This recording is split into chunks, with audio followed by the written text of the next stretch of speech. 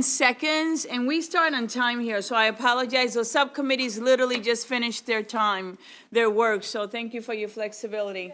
We're good to go? Wonderful. So good afternoon and welcome to bill hearings for the House Health and Government Operations Committee. I'm your chairman, Jocelyn Peña-Melnick. We'll be joined by my vice chair, Bonnie Collison. This is our first session back in person since 2020. So I ask for your patience if we encounter any technical or streaming issues, and trust me, they will happen. So just be patient. Please set your electronic devices, which I did, to vibrate, and don't hold conversations in the committee room while testimony is happening. If you have to talk, just go outside and come later. As a reminder, there's no food or drink allowed in the gallery. Please be mindful because staff then has to clean the committee, and that's not their job. So thank you so much for understanding that. We're going to hear from the bill sponsors and the sponsors panel, followed by an all in-person witnesses. So it will go this way: favorable, favorable with amendment, and unfavorable. Then all virtual witnesses, the same: favorable, favorable with amendment, and unfavorable. The bill sponsor testimony is not limited. I give you 5 minutes, but don't abuse it. While all witnesses will have 2 minutes to provide testimony. A timer is displayed right on the screen to my left, and it sounds when it's done and expire. I'm not gonna be rude and stop you right away, but please be kind and wrap your thoughts up, okay? Please adhere to my wonderful committee that I'm so proud. You did so well on the floor today. Thank you so much. And we have a lot of work, and you're doing a lot of work, so thank you for doing that. And I have a new member that I will be introducing in a minute.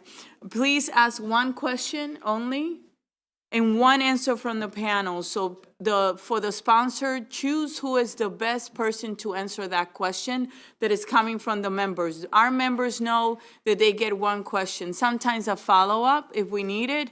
And the reason why we do that is because we don't want to be here all night. And we do our work in subcommittee. Like this committee, everyone is welcome, whether you're for it or against it, like the other committees.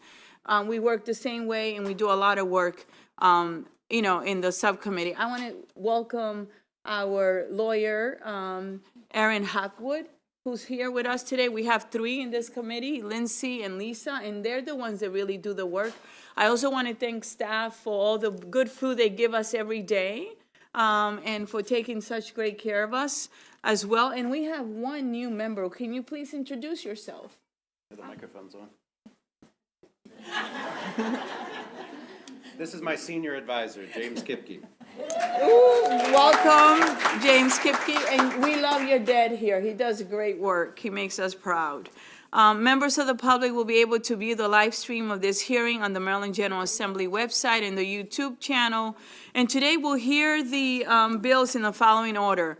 And please keep in mind that I have the discretion to change it if a member is stuck in another committee. This is crossover, is the busiest for us, and some members will have to be in other committees testifying. It doesn't mean they don't care. They'll come back and they can also watch it. We have House Bill 1206.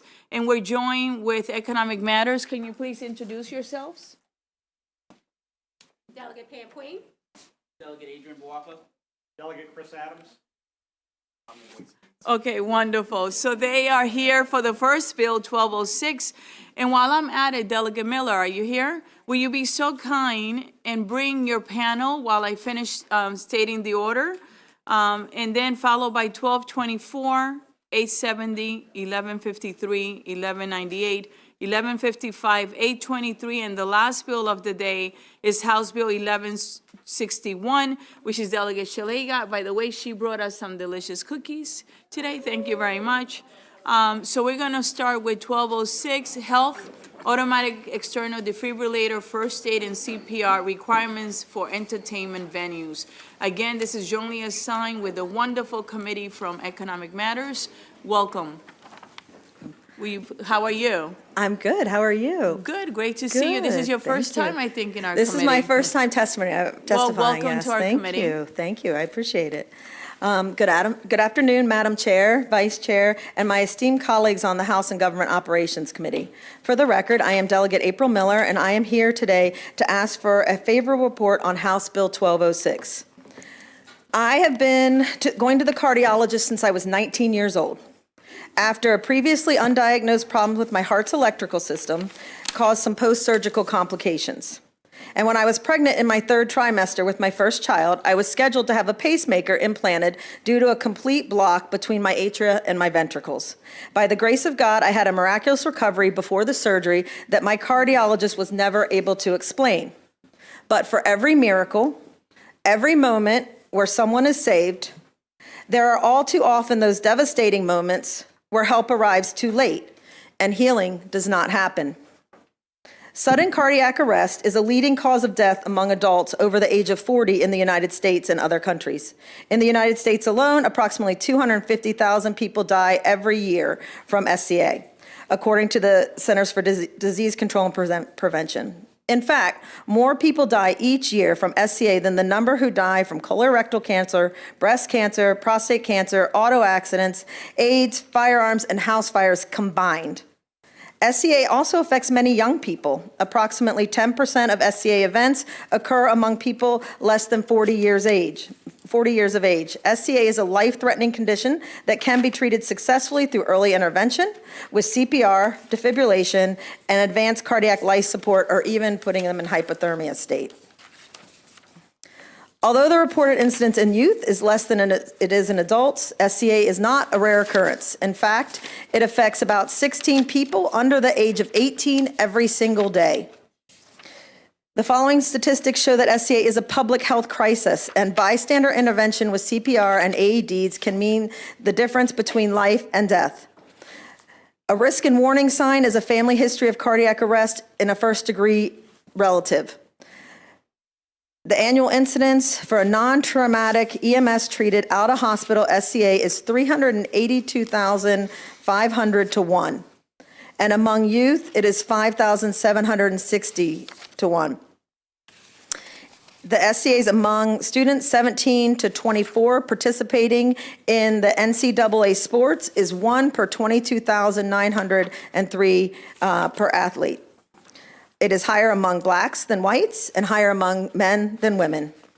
With bystander intervention, the rate of CPR in cases of SCA, it's about 32%, and the rate of bystander use with AEDs is only 2%. But with survival rates with bystander CPR but no AED before EMS arrival is only 9%, and survival with bystander CPR and the application of an AED with the shock delivered before EMS arrival, it goes up to 38%. Most of us watched the Bengal Bills game on January 2nd, and if you didn't, you probably watched the video, where 24-year-old Damar Hamlin suffered a sudden cardiac arrest on the field. For 19 agonizing minutes, medical personnel performed CPR and used an AED to restore his heartbeat. Every minute mattered. So for every minute of delayed care, there is approximately a 10% increase in the likelihood of death. His miraculous recovery was due to fast treatment. Can you imagine the outcome of his treatment if his treatment had been delayed for those critical 19 minutes? This legislative body passes laws that saves lives. Last year, we passed Maryland House Bill 836, the Elijah Gorham Act, requiring Maryland's high schools and middle schools to develop a venue-specific emergency action plan. Elijah suffered an injury on the field that caused sudden cardiac arrest.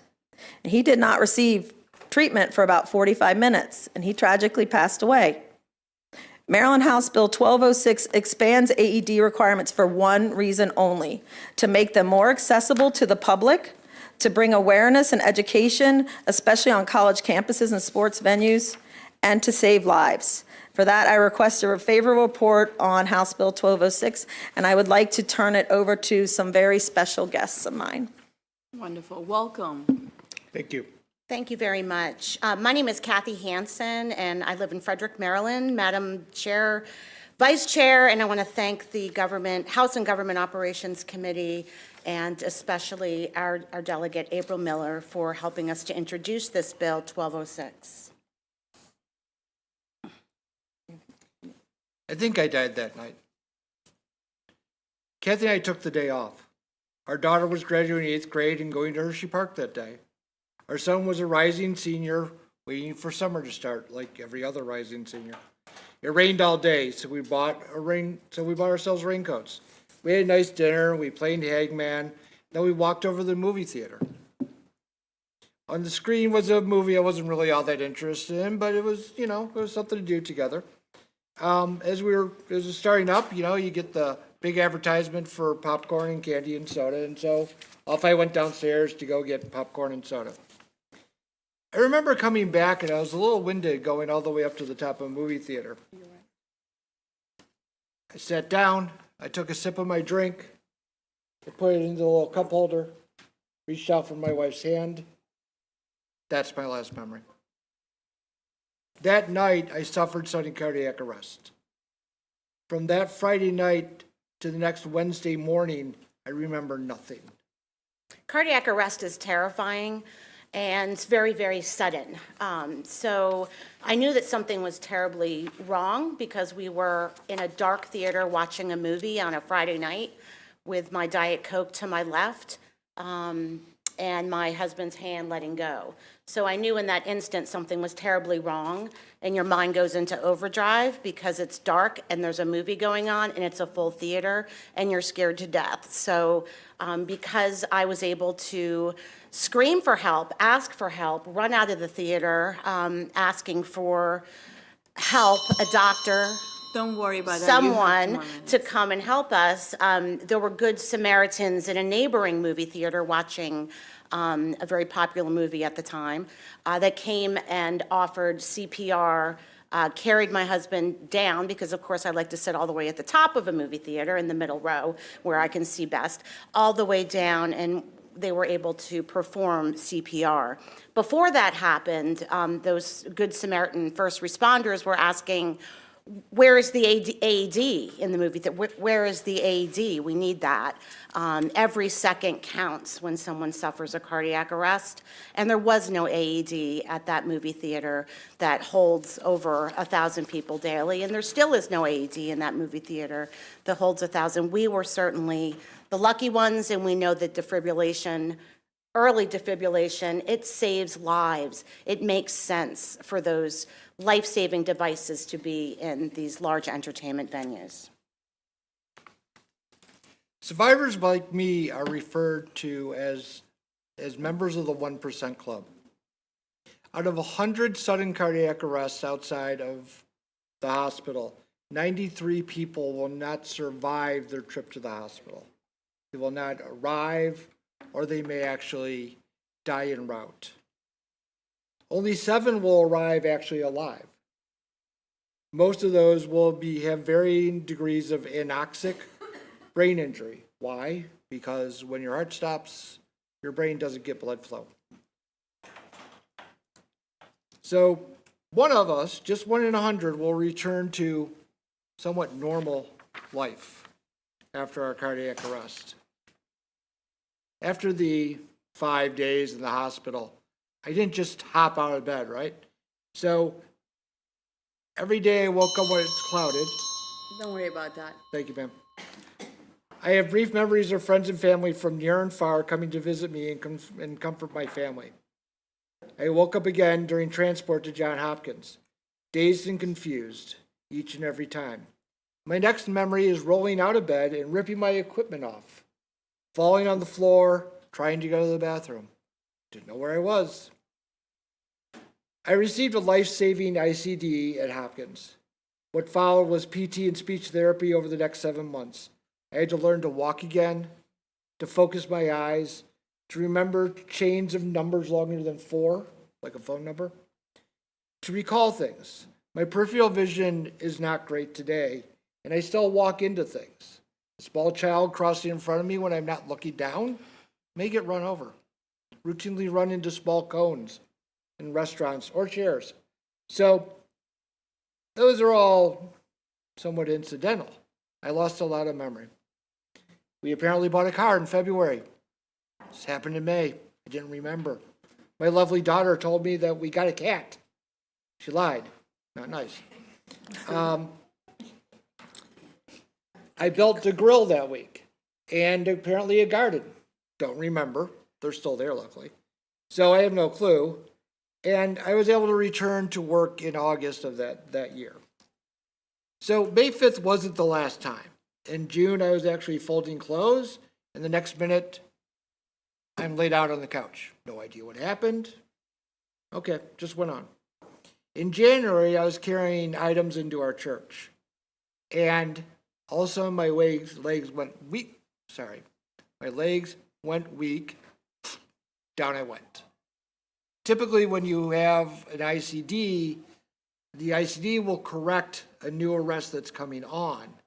However, for me, the experience is I actually pass out. My blood pressure drops. I can't walk anymore. Fortunately, I never cracked my head open, but hopefully it doesn't happen again. So I've been to, I'm going to try and speed up, ma'am, I apologize. I appreciate it. Yeah, I can conclude us if that's Can okay. I just do my last thing? Your last Go ahead. thing. Go ahead. The fact that we had Good Samaritans at the movie theater that night to initiate CPR was marvelous. The fact that movie theaters are large entertainment venues and that public places do not have AEDs is tragic. We need to do more to raise awareness. What happened in our family will happen to another family needlessly if we don't have these devices and access to early interventions to help save lives. We are blessed, we are lucky, and we really appreciate everyone's time in listening to our story. Thank you for sharing your story, and I'm really glad that you're here with us. Thank you. That's a blessing, and we really appreciate it. I'm going to open it up for questions now. Are there any questions from the committee? Okay, seeing none. Oh, Delegate Bagnall, I apologize. Thank you, Madam Chair, and thank you for this bill. I just had a question about definitions, because obviously entertainment venues can change in size and capacity greatly. Is there sort of a standard definition that you are looking at in terms of entertainment venues, such as theaters, which can be anywhere from 20 people to 20,000 people? Yes, when I started this with drafting, I was in the realm of theaters and sports venues, and you all have, a bit more experience with this, so I would appreciate any feedback. If you have any advice on narrowing that down, happy to do an amendment to clarify that, but really looking at it for sports venues. And I know, like, in our committee over in Ways and Means, we have even restaurants as far as getting a tax credit, $500 tax credit, restaurants of a certain size, so I would look for kind of the same thing. Yep, thank you. Thank you for the question. Delegate Hill. Thank you, and thank you, Delegate Miller, and thank you for staying alive. Absolutely. So, We appreciate it. I can't do the dance. so, we've had similar bills with restaurants and all that, and it's interesting, we normally get opposition from small businesses. We're getting no opposition here. And I take it your position is that it is worth the cost for saving at least even one life.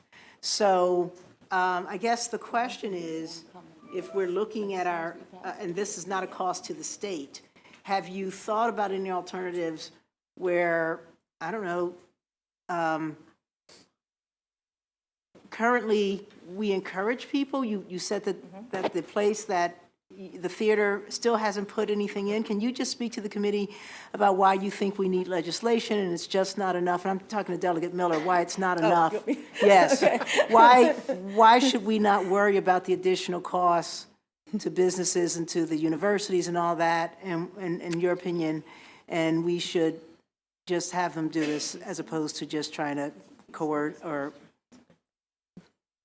carrot them into it? Yeah, and I would, like I said, I'm a big fan of tax credits, and as far as, the carrot aspect of them I love that bill that's over in Ways and Means right now.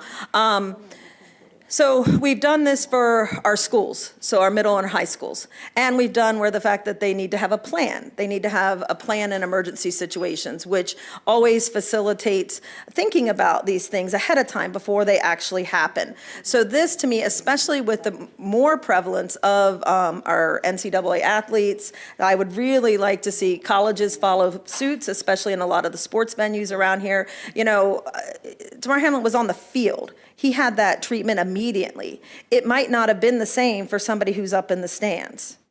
And I feel like they deserve, every life matters, and they deserve to have the same chance of survival as somebody who's a professional athlete. So that's why I think it's imperative that we do this. It also causes awareness. I was recently at our, knowing how to do CPR, knowing how to do first aid. I was recently at our football banquet, and I came back from the buffet, and I'm looking at the table next to me, and our coach is performing the Heimlich maneuver, saving a gentleman's life who literally just choked on the chicken at the football banquet. And he knew exactly what to do. He sprang into action, and he did what he was supposed to do, and he saved the life that night. And it's the same thing here. They were fortunate that they had people that knew what to do, that sprang into action and helped. But those minutes and that long recovery, maybe he could have walked out of the hospital if he would have had that care in minutes, quicker than all of the recovery and all of the things that he had to deal with, if that care would have been administered faster. Every moment counts, every minute counts, and that's why I feel like this is so important. And yes, I am a Republican advocating for more on small businesses. So we have 1 second. No, we're only allowed one person to answer the question from the Yes, ma'am. panel. I'm sorry. We do have a question from one of our wonderful colleagues from Economic Matters. Go ahead. Thank you, Madam Chair. Just a clarifying question about the intent, because I see some information from the fiscal note about higher ed, but so I wanted to ask about local high school entertainment venues, because I have a high school that does plays all the time. Are we expecting, you want them too to have this sort of So equipment? the Or high do they school- already have it? The high schools already have equipment. Okay, so we don't have yes. to worry about them? Yes. So all of our state high schools have it, so that's not an issue? Yes. So it's just the colleges that don't all have it? Yeah, that is my understanding as Okay, well. thank you. Yes. Just wanted to clarify. All right, so any other questions, Delegate Shalega and Delegate Gazzoni? You are popular today, Delegate Miller. Thank you, Madam Chair. I think we all received a letter from the Restaurant Association in the last couple days, because we had your same bill here for restaurants, and they, I think, mentioned the bill that you have in Ways and Means, and so can you tell us, is that bill just very broad and says a $500 tax credit to install one in any public venue? Is that what it was? It's restaurants of a certain size. Oh, it's only restaurants? Yes. But potentially, we could add this. I would love that, This yes. on and be less burdensome. Okay, thank you. Delegate Gazzoni. Yeah, this is sort of a curiosity question. Thank you, Madam Chair. Do you know if there are industry standards for how many you need for, a particular population size or a particular square footage? Like if it's obviously a 40,000 seat, football stadium is going to be different than a 300 seat high school auditorium. So I'm just curious if there's any industry standards that anyone is aware of. Do you want it? You can go ahead, if you know. Yeah. Ma'am, I'm unaware of that, sorry. That's fine. But I am aware that BWI, for instance, has a number of these. It's not just, one for the entire place. So I don't know if there's a driving standard for it. In some ways, if somebody becomes anoxic, which usually if you haven't had oxygen for 10 minutes, they're going to probably write you off. And that's a response time issue, right? So the sooner somebody can be shocked, the better off they are. I was received an EMS team in 7 minutes. That's probably what saved me. Had there been an accident outside the movie theater, probably wouldn't be here. So I think it's important to look at it from that aspect. And so I think it's hard to decide what the proper size is. I wouldn't want like a small nightclub just because they set up a band. They have to do this. I like 500. Thank you. Delegate, were you done with the answer? Yes, ma'am, I'm sorry. Okay, I just want to make sure. Delegate Gazzoni, do you have a follow-up? Yeah, no, because it seems a little bit pushy at this point as to what like the fiscal note might look like. Yeah, it makes sense. Putting it out there. And I Is there a have- square foot thing? Is there a number of people thing? Something Yeah. to help decide what it really looks like. And I have some comments after everyone speaks of, I think, what we need to do, but Delegate Chisholm. Thank you, Madam Chair. Yeah. I promise to be quick. It's more of a, isn't that so? So you brought up BWI, and I looked up when the last bill was in. You are 7 times more likely to have a cardiac arrest in the airport than any other venue in this state. Hence why they have so many. Isn't that so? That is so. And that's because people are nervous, isn't that so?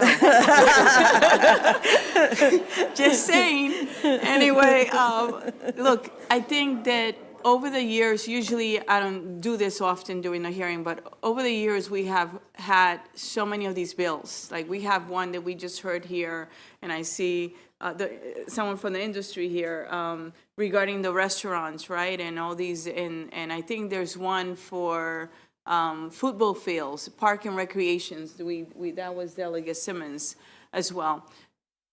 So I think the time has come, seriously, to sit down and try to figure out all the questions that were asked and making it narrow and having some type of either budget allocation or tax credit. And I know there's a bill in Ways and Means as well. Just because we have heard this at least, I think, for the last 15 years. And they do save lives. But as you know, it's a balancing act with the fiscal note. And the fiscal note says that it's high and it will affect people's livelihood. So what I would like to do is to get you together with the other delegates and put together a small group to try to figure something out. And if we are not able to figure something out this session, we will figure something out in the interim. And for my friends in the industry, you're looking at me, I want you to come to the table and bring everyone to the table to try to find a solution, because I know you guys always come and testify against it, but I think you could see that something needs to be done. So might as well you try to figure it out than us imposing on you what we think you should do, right? Wonderful, thank you. Thank you for your testimony. Any other questions? Seeing none, have a blessed day. And thank you for coming. It really makes a difference, okay? And I believe that these were your only witnesses. Actually, no, that's it. Those are the only witnesses. So this actually concludes the testimony on House Bill 1206. Delegate Miller, you're with us again. Yes. House Bill 1224, may I have the following panel for 1224 for Delegate Miller? May I have Jill Capper, and then will you please allow Mark Majorovic in, please? Those are favorable. And good afternoon. You can get started. Thank you. Thank you so much.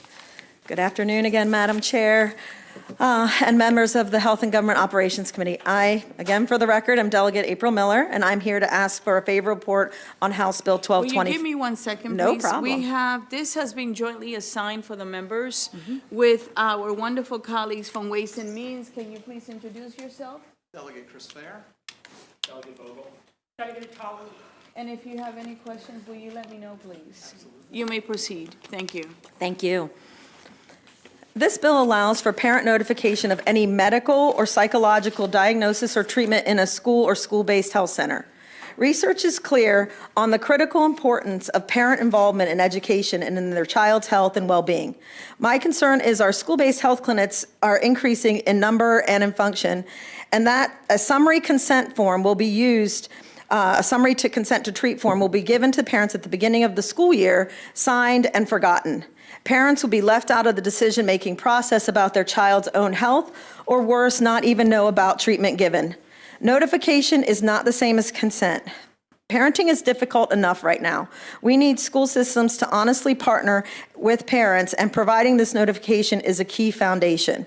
I want to share my friend's story with you. When her daughter was in 5th grade, 10 years old, she was a very happy child at school. She was always willing to befriend a child sitting alone and part of something called the Sunshine Committee. She was always smiling, and no one knew the burden she carried. We, as parents, had no idea just how much she was struggling on the inside. And one day while at school, she confided in a friend that she felt everything every kid told her. She felt their pain, and it was too much for her to bear. She didn't want to live anymore and had even envisioned how she would take her own life. She told her friends she was scared and she might actually hurt herself or worse. Luckily, this friend that my child confided in reported what my daughter had told her to the social worker. The social worker called my daughter down from class, but before my daughter arrived at the counseling office, the social worker also called me. The social worker told me what was going on and what my daughter had said to her friend. She then advised that I come to the school, and I had gotten in my car immediately. Before I got there, the social worker simply gave my daughter a safe place to be monitored and asked if there was anything she wanted to talk about. I had given her the permission to do so. My daughter explained that she was very sad and felt worthless. When I arrived, the social worker, myself, and my daughter sat together, and we gave my daughter a space to talk. After that group discussion, my daughter went on a walk with the social worker's assistant. We spoke privately. I was beside myself. How could I not have known how sad my sunny daughter was? The amount of guilt I had was overwhelming, and I humbly asked the social worker what I should do. Now, she said that as a social worker for the school, she was unable to instruct me how to move forward. But mother to mother, she told me if it was her daughter, she would take her to the emergency room for further care. By partnering with me as a parent, we were able to get my daughter the help she needed. She ended up hospitalized and was forthcoming about the burden she was carrying and the negative thoughts she was harboring. Now, I asked, what if this social worker had not included me and my husband in our daughter's care? We had no idea how sad our little girl was or that she had been thinking of hurting herself. We did not know that her environment at school and at home could have been contributing factors in the weight she felt. She was often complimented for her sunny disposition, and this had even added to the pressure she was feeling. We would not have been able to partner in the care and support in a way that she needed at home without this level of collaboration. And I shuddered to think of a morning that I lovingly went to wake her up to find that she was no longer with us. This is the risk that schools are willing to take in the off chance that the problem is at home. A beautiful soul hiding her pain so well that even those closest to her had no idea. My daughter's care continues to this day. She is almost 15 now. And thanks to the willingness of the schools to involve us as parents, she is open about her feelings, fears, and struggles. We work through each day as it comes, with the relationship of trust that we have built. Do not risk another struggling child's life because parents are deemed guilty before being proven innocent. We are their first protectors and need to be a part of the process to give our children the best possible outcome. According to Harvard Health, we are in the midst of a pediatric mental health crisis, and parents need to take action.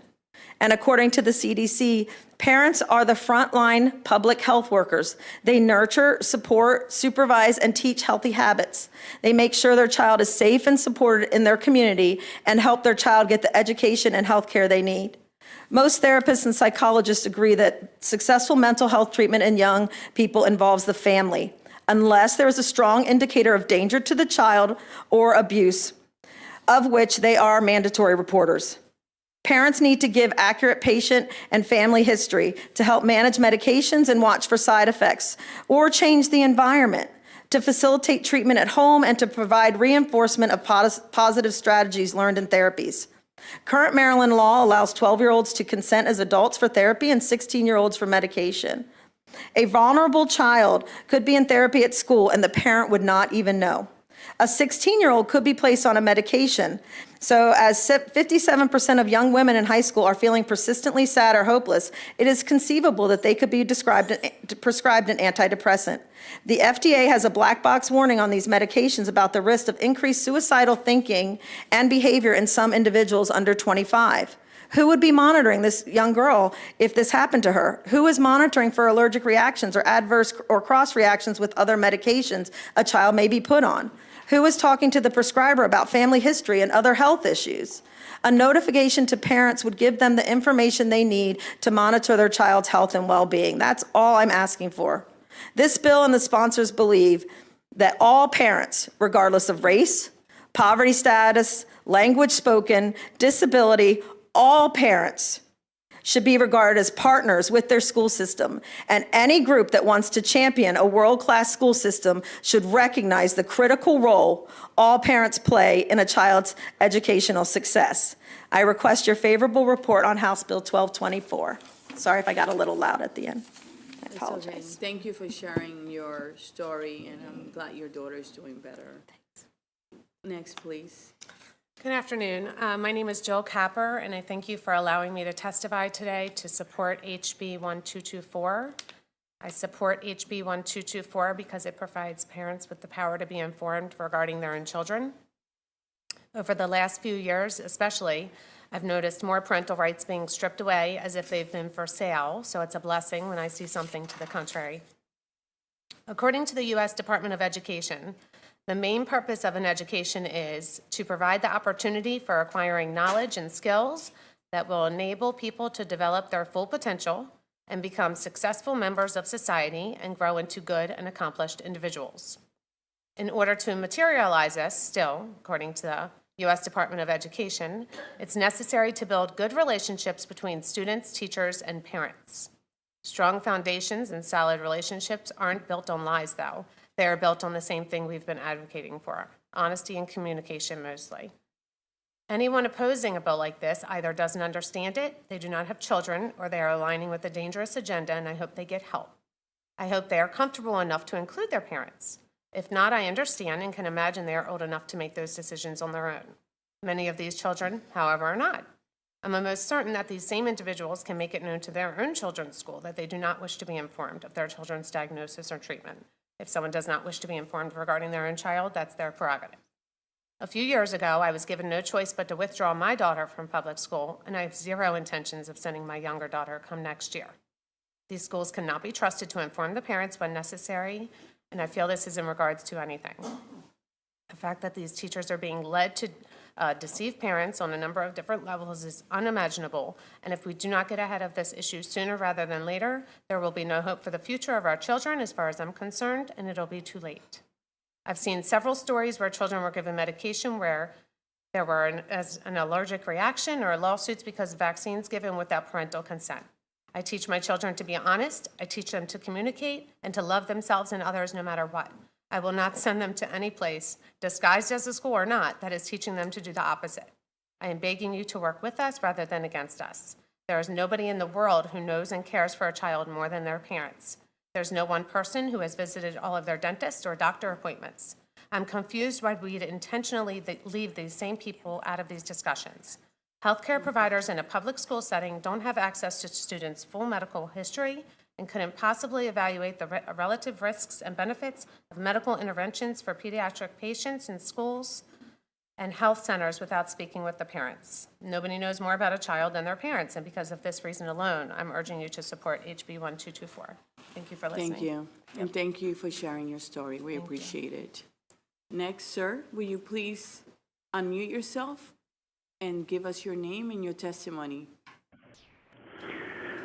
Good afternoon, Madam Chair and members of the committee. My name is Mark Mirovich. I'm a longtime Maryland resident. So thank you for the opportunity for letting me voice my strong support for HB 1224. Parents must be informed of medical diagnoses and treatments administered to their children in public school settings or healthcare centers, because parents and guardians, are basically the primary guardians of their children's health and have their best interests. In most cases, only parents or guardians know the full medical history of a child. Anything concerning a student's health should be fully disclosed to parents or guardians to avoid detrimental effects on child's health. When one of my daughters was of kindergarten age, suddenly a persistent rash appeared on her face and would not go away easily. A doctor suggested that it looked like a chemical burn. We recall that rash appeared shortly after a dental procedure. It was easy to connect the dots for us in that case, since it was us who scheduled it, knew exactly what was done, what settings, and we were clear on the timing. But how would we know what to look for if the treatment was done at school and without any information provided? And if the consequence was serious, such as anaphylactic shock, and we weren't available at the time. A much stronger protection would be to give parents advance notice and obtain their consent before any consultation or treatment. So it's absolutely essential to keep parents informed of any medical treatment available or provided to their children. Please vote favorable for HB 1224. Thank you. And thank you for your testimony, and thank you for sharing your personal story. There are questions from the committee. I'm going to start first with Delegate Morgan. Thank you, Madam My Chair. pleasure. Thank you for the bill, and you presented it very well. To your panel, whoever best suited to answer it. In the fiscal note, three paragraphs from the bottom, it talks about Chapter 734, and that was a law that we changed back in 2021 that allows a minor who is as young as 12 to seek counseling treatment. Interesting, it says it has the same, 12-year-old has the mature and capability of giving informed consent, has the same capacity as adult to consent to counseling. You mentioned about health records. How would a counselor at a school health counselor where the parents weren't involved and spoken to have any idea if the child is also seeking counseling, maybe through another avenue with the parent's knowledge, unless the patient informs them? Right, yes. Go ahead, finish. I'm asking you for elaborate on that. Do you know any other way for that counselor?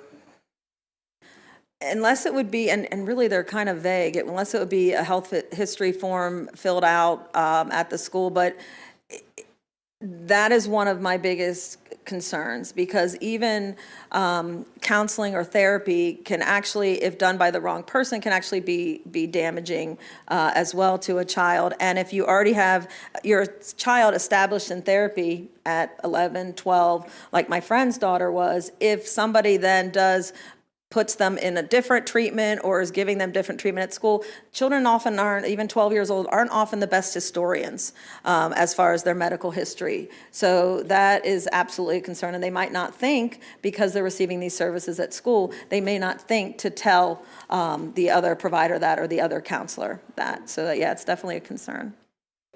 My pleasure. I have next Delegate Kaiser, followed by Delegate Shaliga. Thank you, Madam Chair. My pleasure. Thank you, Delegate Miller. I wanted to ask you a question in terms of the problem that you were describing, and I certainly sympathetic to the story that you were sharing from the letter from that parent. That letter referenced the off chance that the problem is at home, but I would ask, the two parts of the question is, do you know how often the problem is at home? And then the other question being, how often are students under the age of 18 being given this kind of care? I mean, without their parents knowing. Do you have any idea?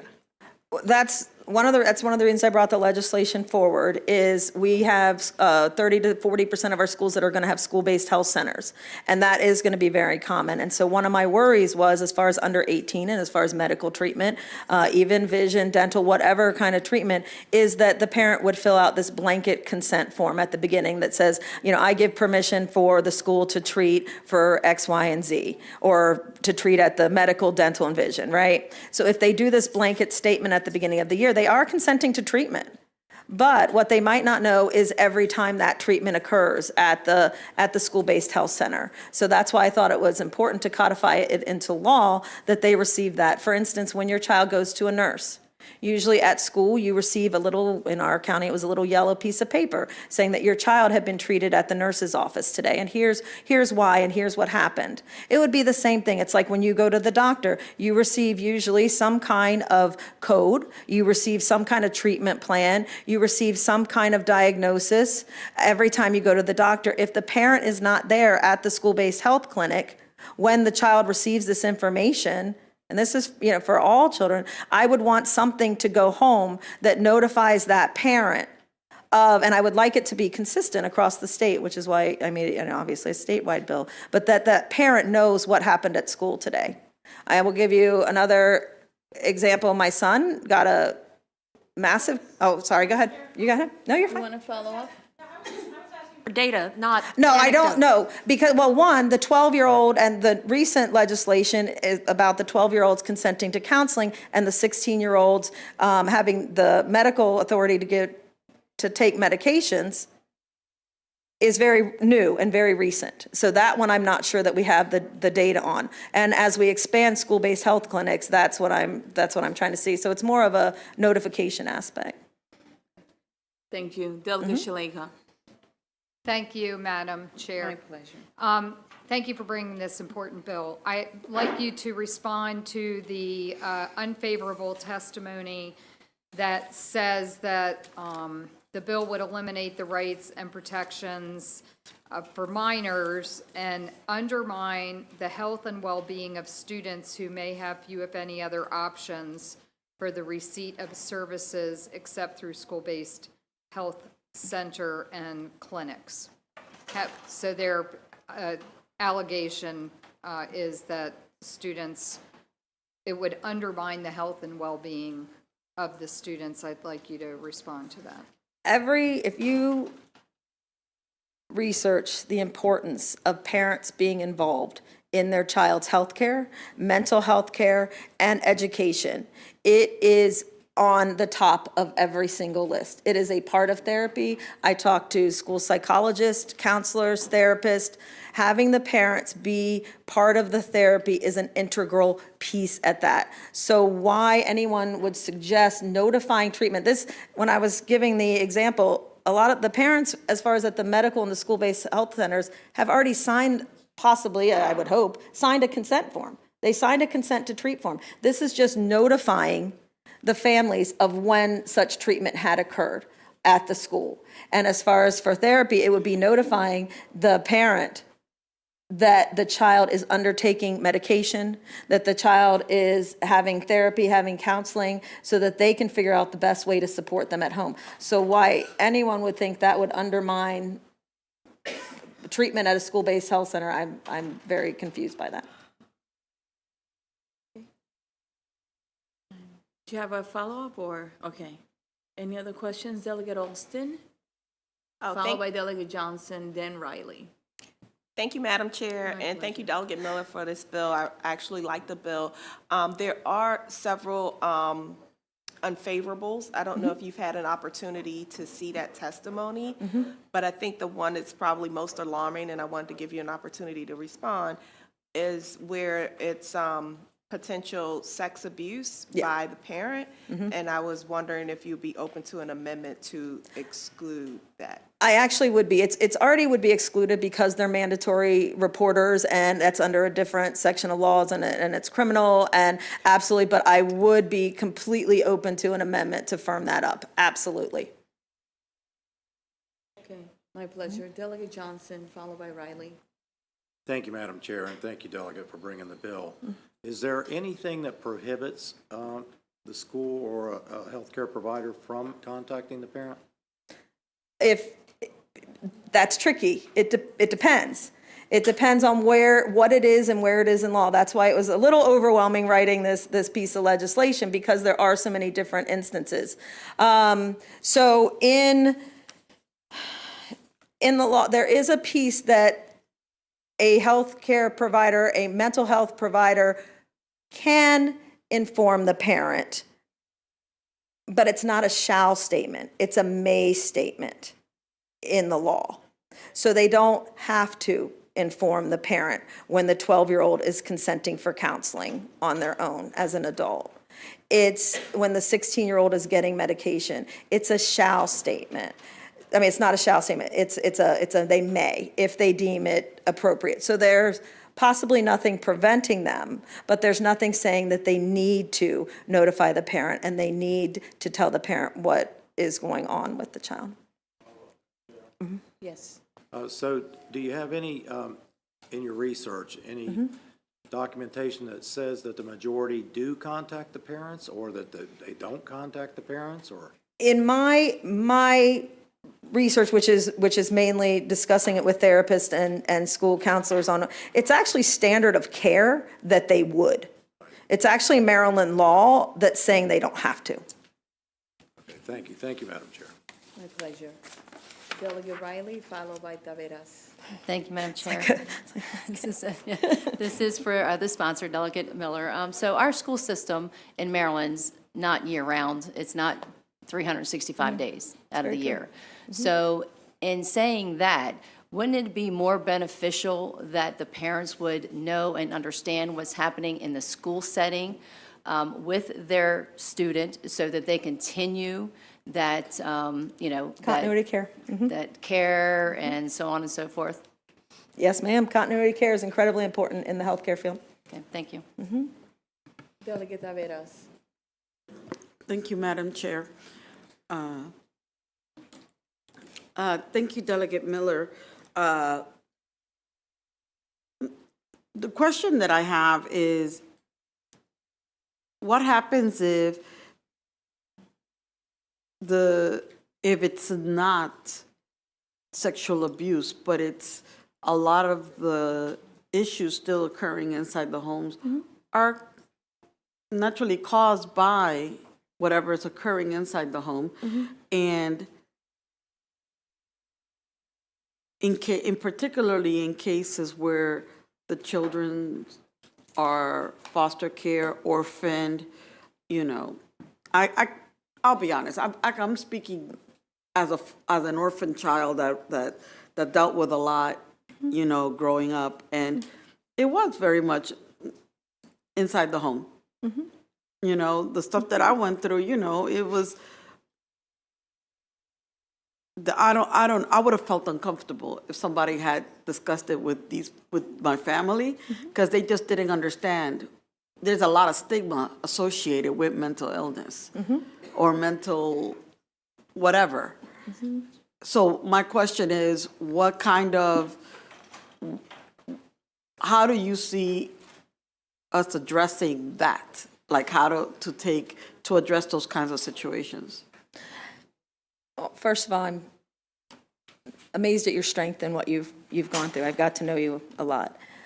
I would say that in talking to counselors and talking to therapists, if there is a clause in their professional, their judgment, where if it is deemed especially a danger to the child, that they do not notify, and there are chains as far as there's legal options to do that, especially if that child needed help getting out of a situation. I would certainly help those people, help whoever that child is speaking to, whether it's a school counselor, guidance counselor, whichever, would absolutely be on the forefront of getting them out of that situation. That's where you become, if it is an abuse, if it is a neglect, if it is any kind of situation.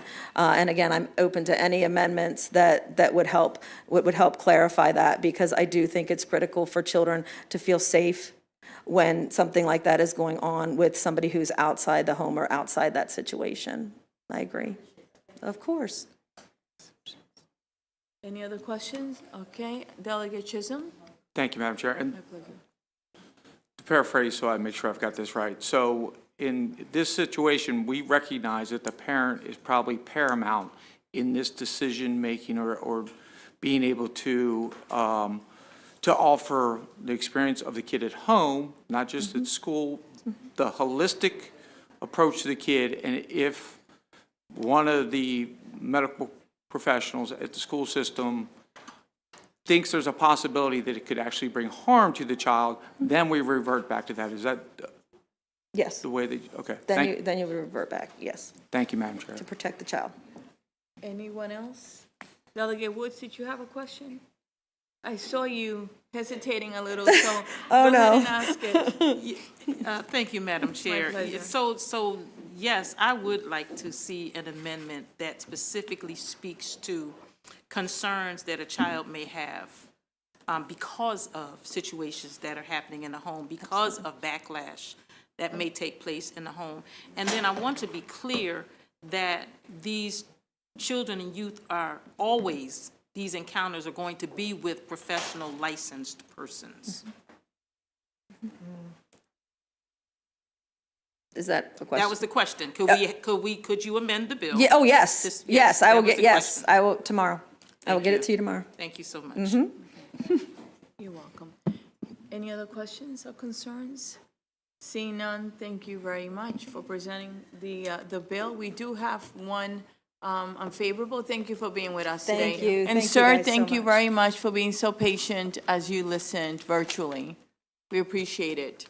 Next, we have Maddie Long. Is Maddie Long here? Okay.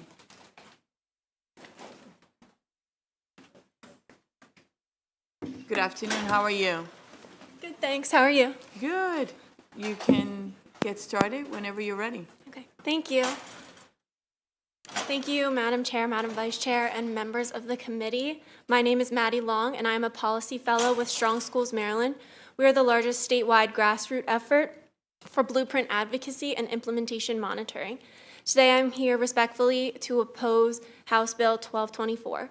The Blueprint for Maryland's Future's fourth pillar, More Resources for Students, sets mental health as a high priority for the state and includes initiatives like the creation of the Consortium on Coordinated Community Supports and investments in school-based mental health centers. With this focus in mind, it is absolutely imperative that students feel safe and secure in their schools to receive the services they need. Left unaddressed, students with mental health challenges can experience multiple negative outcomes, including trouble making friends, learning, concentrating, completing work, as well as poor grades, absences, suspension, expulsion, and suicide. LGBTQ+ students are more likely to experience mental health challenges and less likely to receive help. This may be exacerbated if this bill were to become law, as LGBTQ students may not feel comfortable seeking help if their parents will be privy to every detail. With a national mental health youth crisis and the commitment Maryland has already made to providing mental and behavioral health services, this bill simply does not align with the Blueprint's vision of providing to those who have historically lacked adequate health services. I want to echo what was already mentioned in the fiscal and policy note, that this bill potentially conflicts with current law governing a minor's ability to give informed consent for care. Strong Schools Maryland works to build power with directly impacted Marylanders, including diverse ranges of parents in every corner of the state, to ensure we can collectively shape the educational system we are making record investments in. For these reasons, we request an unfavorable report. Thank you. Thank you for being with us today. Are there any questions? I have Delegate Chisholm, Thank you, Madam Chair. followed by Kaiser.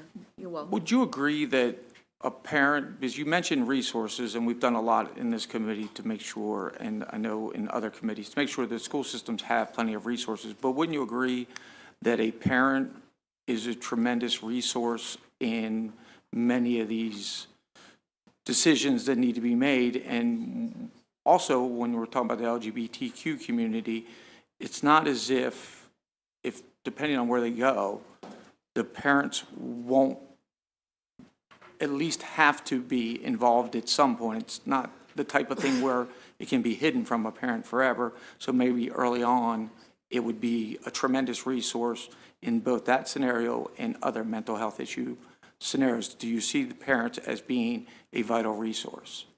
I do, and I agree that parent input is important. I think the community school strategy, for example, includes input from every single aspect of the community, which includes parents, but I don't place that higher than the enfranchisement of students to make a decision for themselves what they want to share with their parents. Thank you. Delegate Kaiser, followed by Shilaga. Thank you, Madam Chair. I don't really have a question, but thank you. Like a proud parent, Madam Chair, Ms. Long was my former student and former intern, so I just wanted to. Thank you, Delegate Kaiser. It's good to see you. You too. Wonderful. We have a lot of young people today. We have a shadow for Delegate Hill as well. They will introduce later today. And she's very proud of you. Welcome. Thank you. Delegate Shilaga. Thank you, Madam Chair, and welcome to our committee, the Thank you. proud former teacher of yours. I would like you to comment about the testimony that you or your group submitted, wherein you say that bills like this that call for, quote, parental notice are about expanding small power sects of parents that are wealthy, well-connected, whose time is unburdened by family-sustaining work and the complications of racism, poverty, xenophobia, and ableism. So are you saying that parents that want to be notified about their children's health and mental health care fall into that they're wealthy, racist, xenophobes, ableists? I would not say that. Thank you for your question. In terms of that, we feel that, these types of issues typically come from groups that care about parental rights. I will admit that that testimony is copied from another one, so perhaps I did not do the right thing in making sure that that followed exactly our point of opposing this, so I do apologize. Thank you. Thank you. You know what? It takes a lot to admit something. Yeah. And you, I mean, I'm really impressed. That's really. Thank you. very And well I done. made a mistake on my oral too. I said that mental health school-based centers, it's just school-based health centers, which you probably already know, but I did make that mistake. But you so. did well. You did well. You know, some Thank of us you. don't even do what you just did, so good for you. So are there any other questions? Seeing none, thank you. Oh, yes, Delegate Riley. And Delegate Lewis. And Johnson, oh my goodness. Oh, no. Go ahead, Riley. I'm not coming back to this committee. No, thank you, Madam Chair, and welcome. We're not bad. We're nice people, but anyway. So you had mentioned something about the blueprint, and obviously, you know, we have here in the legislature, we've worked on it for like, 3-4 years on the blueprint. But I do believe that the blueprint is a little shy. We did a lot for our teachers and so forth, but it's a little shy on the school psychologists, counselors, part of the blueprint. There's still a lot of work there that needs to be done. And currently, our school psychologists in our schools, it's supposed to be, according to the national school psychologist, the ratio is supposed to be 1 to 500 to 1. We currently are at 1,500. So, we're way off that mark. So we need help in that area. And in saying that, we have all these children and these students that are in our schools, and when they seek to go get help, there's not someone there because we are short on school psychologists in our schools. So, so there's no resource for them there. So when they finally are there, maybe 3 days later, and they're notified, wouldn't you think it would be better at that point to let the parents know as well? Because the parents will see them for the next 5 days, 6 days, a month, to where the school psychologist or the counselor is not necessarily in the school. So I think, wouldn't you think that the support from the parents would be better for them to know what was going on with the student in that scenario? I'm going to stick to my original argument that I believe that it's not placed higher than the enfranchisement of students. I will say that the blueprint is seeking to fix that disparity of mental health services in our schools. We just need to be better at that, and then these problems won't happen. Okay, we have, it was Delegate Lewis and then Johnson, right? Johnson, go ahead. Oh, look, he's letting you go. Go ahead, take it. Thank you, Madam Chair. You're welcome. And you see, we are nice people. Thank you for your testimony. I was struck by your use of the term enfranchisement when you referred to the rights of young people. And I just wanted to make sure I understand what you mean. So for young people who have parents that they can turn to, who are supportive, and I think that's most parents who care, who listen. My understanding is that young people with parents like that will turn to them without the intervention of the state, without some law on the books.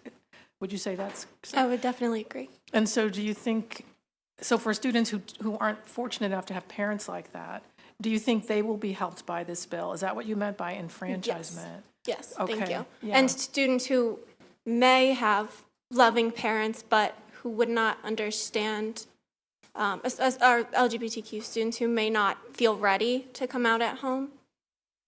This school is a safe place for them if they feel that, and this should not, parents should not be privy to the information that their children don't want them to know yet. My pleasure. Before I call on Delegate Johnson, I have to step for a minute to see one of the secretaries. My vice chair is going to take over, and then she'll call the next bills. You're the last witness for this bill, so you're gonna be relaxed, okay? Okay. And then we'll have Delegate Guyton and Delegate Adams, who has been very patient, all right? Thank you. You can continue. Go ahead. Thank you, Madam Chair, and thank you for testifying today. Do you think there may be situations where a call to a parent at home may make it worse for an individual? And do you think that the health practitioners should, after listening to the young person, make that call, be the one to make the call, whether to call home or not? I believe health practitioners are trained in knowing what the situation calls for. Does that answer your question? I was asking if a call to home may make it worse on an individual. Yes. Don't you think a trained health practitioner should decide whether it's best to call home or not? Yes, absolutely. Okay, thank you. Thank you, Madam. Thank you. Delegate Martinez. Thank you so much, Madam Vice Chair.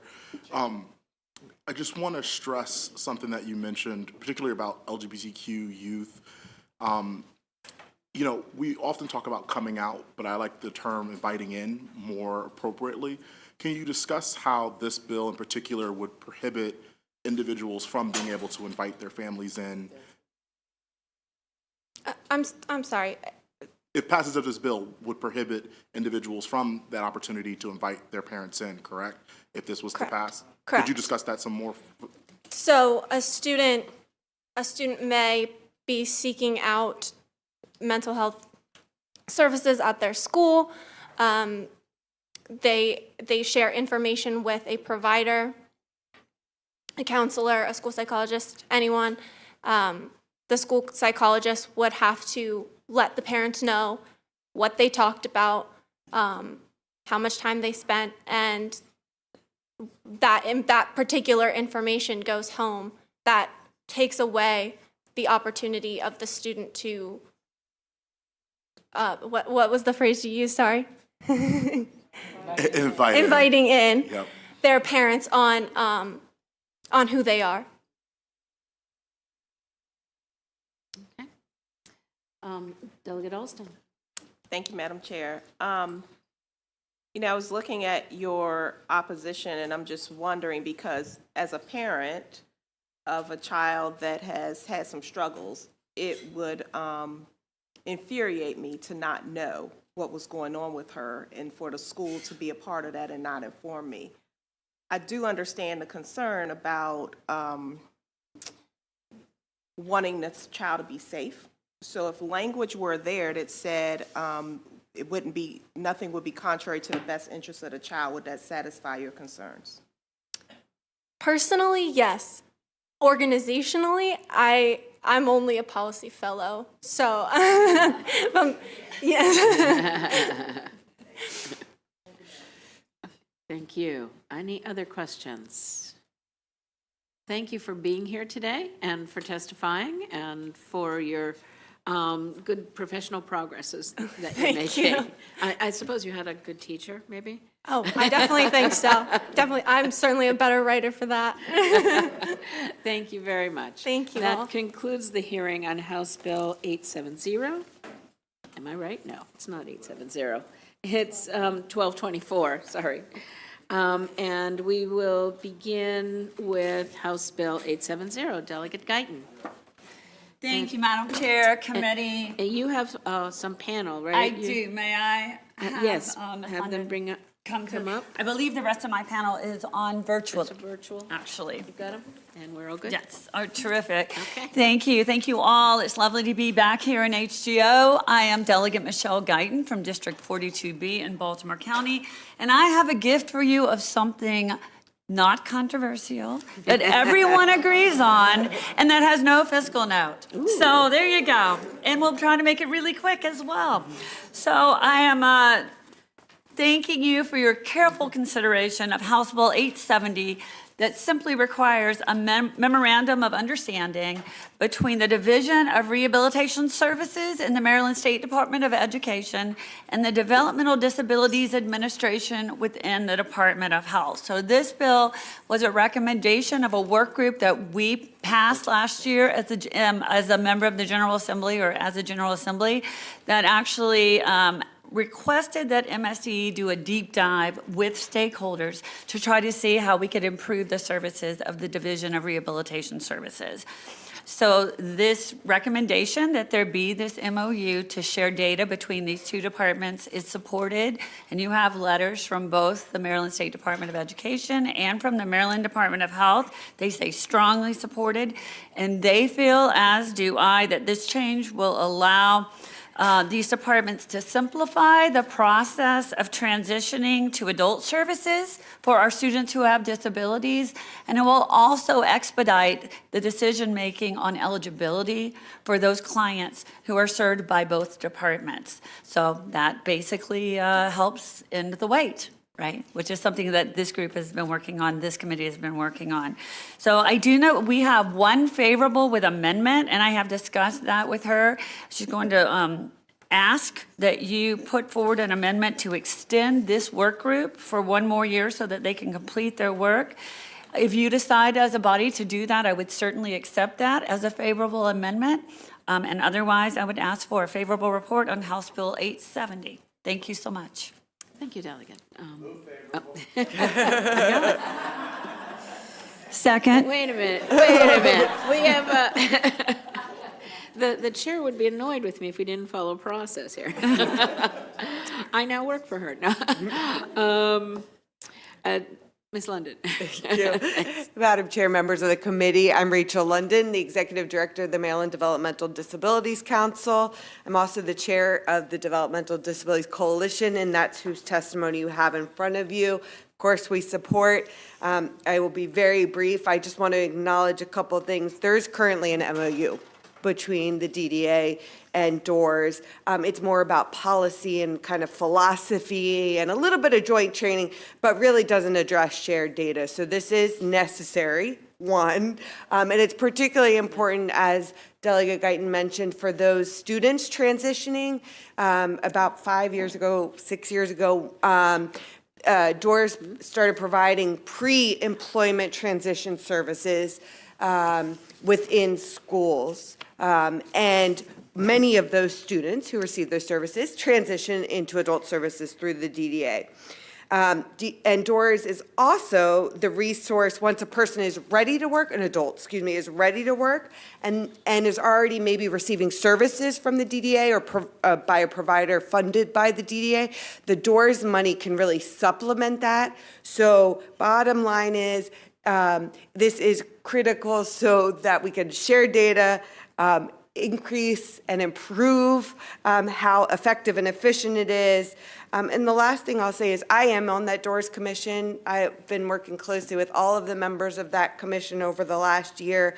And we've really focused and talked a lot about improved communications and relationships between state agencies, so many of whom do serve the same group of people with disabilities. This recommendation explicitly written like that. So just to add that as another layer of support, not that it was needed, but thank you, Madam Chair. Thank you. We're going to take the virtual witnesses before I open it to questions. And actually, one of the witnesses is not able to be here today, but we do have Megan Jones and Lisa Widerlight. And so, Megan, if you want to go first. Thank you. Good afternoon, Madam Chair and members of the committee. I am Megan Jones. I am a senior attorney with Disability Rights Maryland. We are the state's protection and advocacy agency.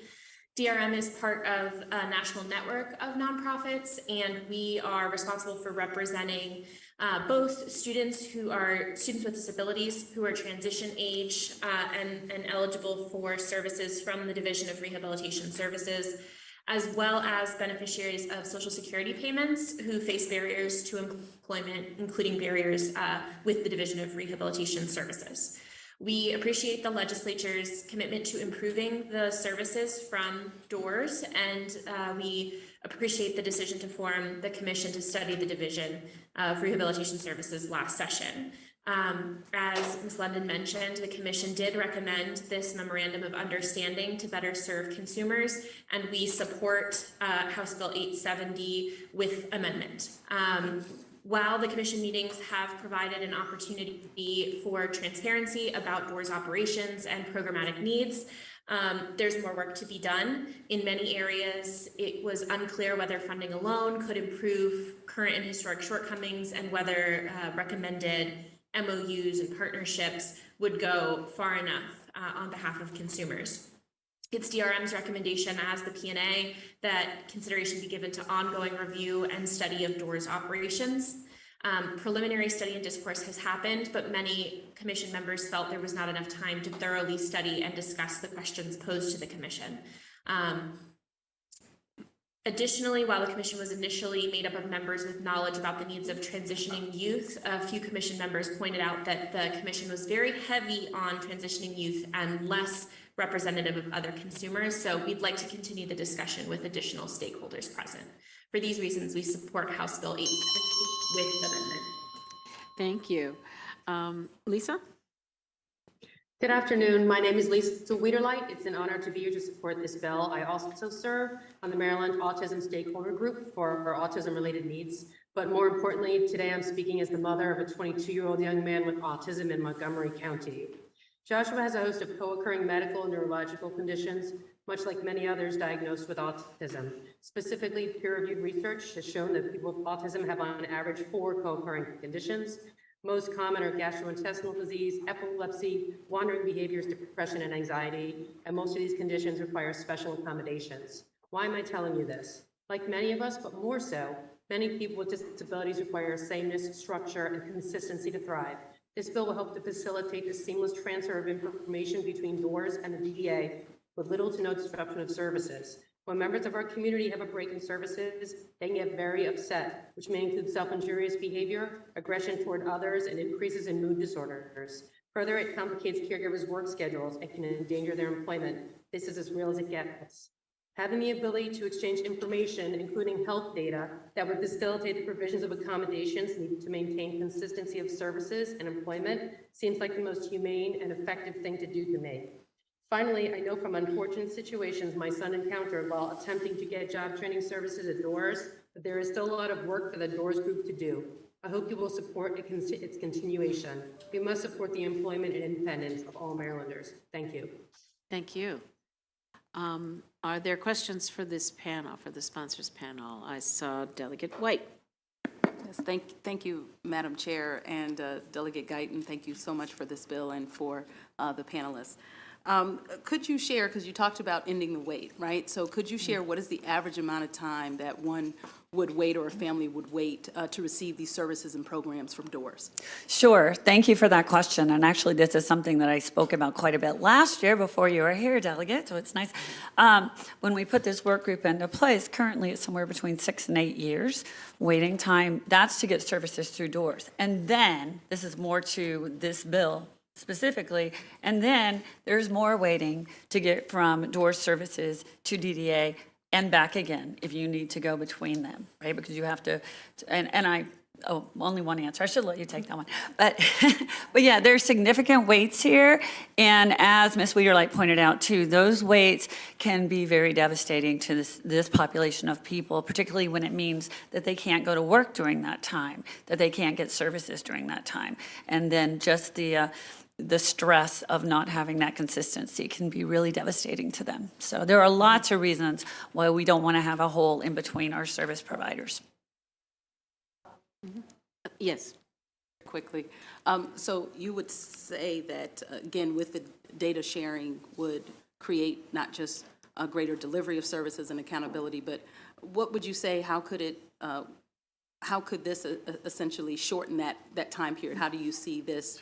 Do you want to take it this time? You know, You got it. how do you see this shortening the process based on the wait time that you just? Sure, because a lot of my understanding is a lot of times folks have to basically go through a reapplication process, and this would get rid of that, right? And that can also be extended depending on the situation. So, definitely, again, this wasn't my brilliant idea. I wish it had been. I wish I had all this information, but this was the work group and the different divisions coming together saying, how can we improve our services? And this was one of 3 bills I'm bringing this year to address it. Thank you so much. Thank you. Delegate Bandari. Thank you, Delegate Guyton, for this wonderful bill. I see that the MOU will follow a collaboration model, which is already present in some other state. Could you let the committee know that what specific challenges have come in the past that have hindered efficient data sharing between DORS in DDA? Or I think Leisha could answer that question. I'm happy to. Sure, I'm happy to. And we have had a lot of these discussions within the Doors Commission, right? A couple of the big issues are, there are huge application processes for both services, for all the services, right? And it takes a long time to complete those for a person, for a family. And then it takes a long time to review those, right? And they include all of the things included in this bill. So the documentation, the medical documentation, the psychological records. So if we share that information between two agencies who are supporting mutual people, right, for the same people, providing similar services that supplement each other, they don't supplant each other, to be clear, it really does streamline the process before, right? So that the eligibility piece, the eligibility determination piece, but also then gets people into services faster, right? There is less back and forth between what information is needed, how are they, who's going to provide it to whom, and so it really does expedite. And look, I think we all know better communication, better partnership always leads to more and better and easier things, and that's critical for people who are relying on these services and supports for their daily lives. Okay. Quickly, yes. Yeah, does that include the data sharing, the medical and psychological records both? If they're serving mutual people, right? So so that could be someone who's in school receiving those transition services from DOORS, who's then applying to the DDA. That information, yes, would be shared. Mm-hmm. Okay, seeing no further questions, that concludes the hearing on House Bill 870. Thank you very much, Thank you so Delegate, much, committee, and your thank you, Madam panel. Chair.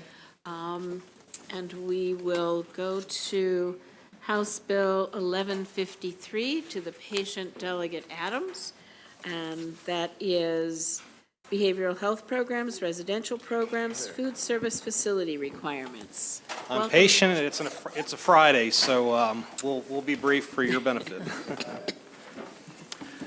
Friday? I'm sorry. It's going to... I'm going home after this, so it's Friday. Oh. It's also Pie Day. It is Pie Day. Oh. So good afternoon, Chair and committee members. For the record, Delegate Chris Adams on a Friday.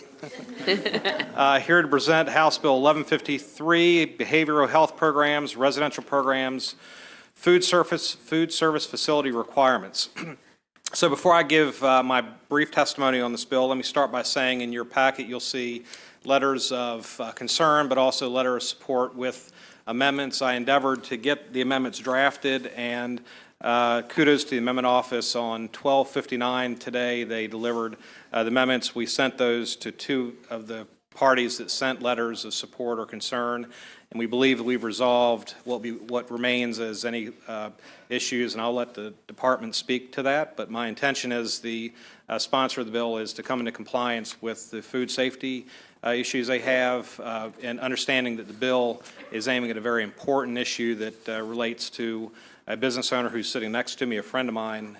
So with that being said, last June I toured Rick Renshaw's facility as a business owner. I sensed his concerns. I asked him to wait till after I got elected, and then I would work on the issue for him. And once we started talking about this, I found it to be somewhat difficult in that his business model was being put in place where his residential setting for behavioral health, substance abuse was being asked to put in a commercial kitchen. So we're a residential setting. It's in a rural part of the state. It's an informal setting. I toured and viewed this as being very good and effective for those patients he's treating. But a commercial kitchen would have been practically impossible to install. Think quarry tile floors that can be power washed, stainless steel appliances, a big range hood, which I'm a builder by trade. How do you get the exhaust to go? And the kitchen was in the middle of the house, so I don't think he could have even gotten an exhaust fan of that variety to work. The commercial style refrigerators and the cooking stoves, this would have ended his business model as we understood it. So in working with the local health departments and then ultimately during session with Maryland Department of Health, we helped them understand the imposition that this business owner was put in, and likely other businesses that are like his, under 17 patients or beds, and having it such that they still have a residential place to be where there's a community, and avoid the commercial institutional aspects that I think the original laws are compelling. So with all that being said, we do believe that there are food safety requirements. You know, that the Department of Health will promulgate regulations that speak to that, and will work with the smaller businesses to match those needs against the relief that we hope to get from your committee on this. And with that, I'm asking for your favorable report, and I'll pass it to the business owner, my good friend Rick Renshaw, to deliver some remarks. Thank you, Delegate. Thank you. Mr. Renshaw. Good afternoon. My name is Richard Renshaw, and I own 2 small boarding care homes. The kitchens look very much like what you would see in a typical house. Assisted living is one example type of boarding care home, and residential treatment of substance use disorder is another. According to current state regulations, one of these 2 examples is allowed to have a typical residential kitchen, and all other types are required to have an elaborate and expensive commercial kitchen. I know what you're thinking. Assisted living has a more vulnerable elderly population, so it must have the more stringent requirement, right? Not so. Assisted living is the only type that is currently exempted from commercial kitchen requirements, but it didn't used to be that way. Up until a few years ago, all boarding care homes were under the Office of Healthcare Quality, but then MDH reorganized and created the Behavioral Health Administration. Residential SUD treatment went under the BHA, and the kitchen exemption failed to be copied over in the new regulations. And that's an inconsistency that needs to be fixed. You see, my 2 homes were perfectly acceptable when they were used for assisted living. However, the same buildings, licensed for the same number of beds, are suddenly not acceptable for residential SUD. As you can imagine, the cost of a commercial kitchen in a small home would be exorbitant. It's even worse when considering it as a retrofit. The existing residential kitchen would need to be gutted and replaced, including appliances, countertops, flooring, plumbing, possibly structural framing, etc. This situation would severely disrupt the treatment program. It would be a waste of resources that could otherwise be applied to other aspects of the program. Furthermore, it could even become cost prohibitive. At the very least, it would destroy the extra comforting environment of a small home, which is desperately needed by so many people suffering from addiction. As the owner of Palmetto Corner Residential Treatment, I urge you to vote yes to this bill. Thank you. Thank you. Ms. Grant, welcome. Thank you. It's great to be here, Madam Chair, committee members. My name is Marie Grant. I'm Assistant Secretary for Health Policy for the Maryland Department of Health. Day 2 on the job and hitting the ground running, but just really appreciate the sponsors' willingness to work with us, and the amendments have us in a great place where we're balancing the safety concerns as well as the concerns identified that we agree with. So we support this bill with amendments, and happy to answer any questions. Thank you. Are there questions for the sponsors panel? Delegate Hutchinson. Thank you, Madam Co-Chair. And, you know, we've seen a lot of bills here this session. I'm going to put this at one of the top 5 best that I've seen. The dual sponsors on this are 2 of the finest delegates from District 37B. Well done, Delegate Adams. But just to make sure we're clear, I know we also had a letter of complete opposition from the county health officers. I think you put out a letter to the committee today. Yeah. Just make sure that we're all clear. We probably all didn't see that letter.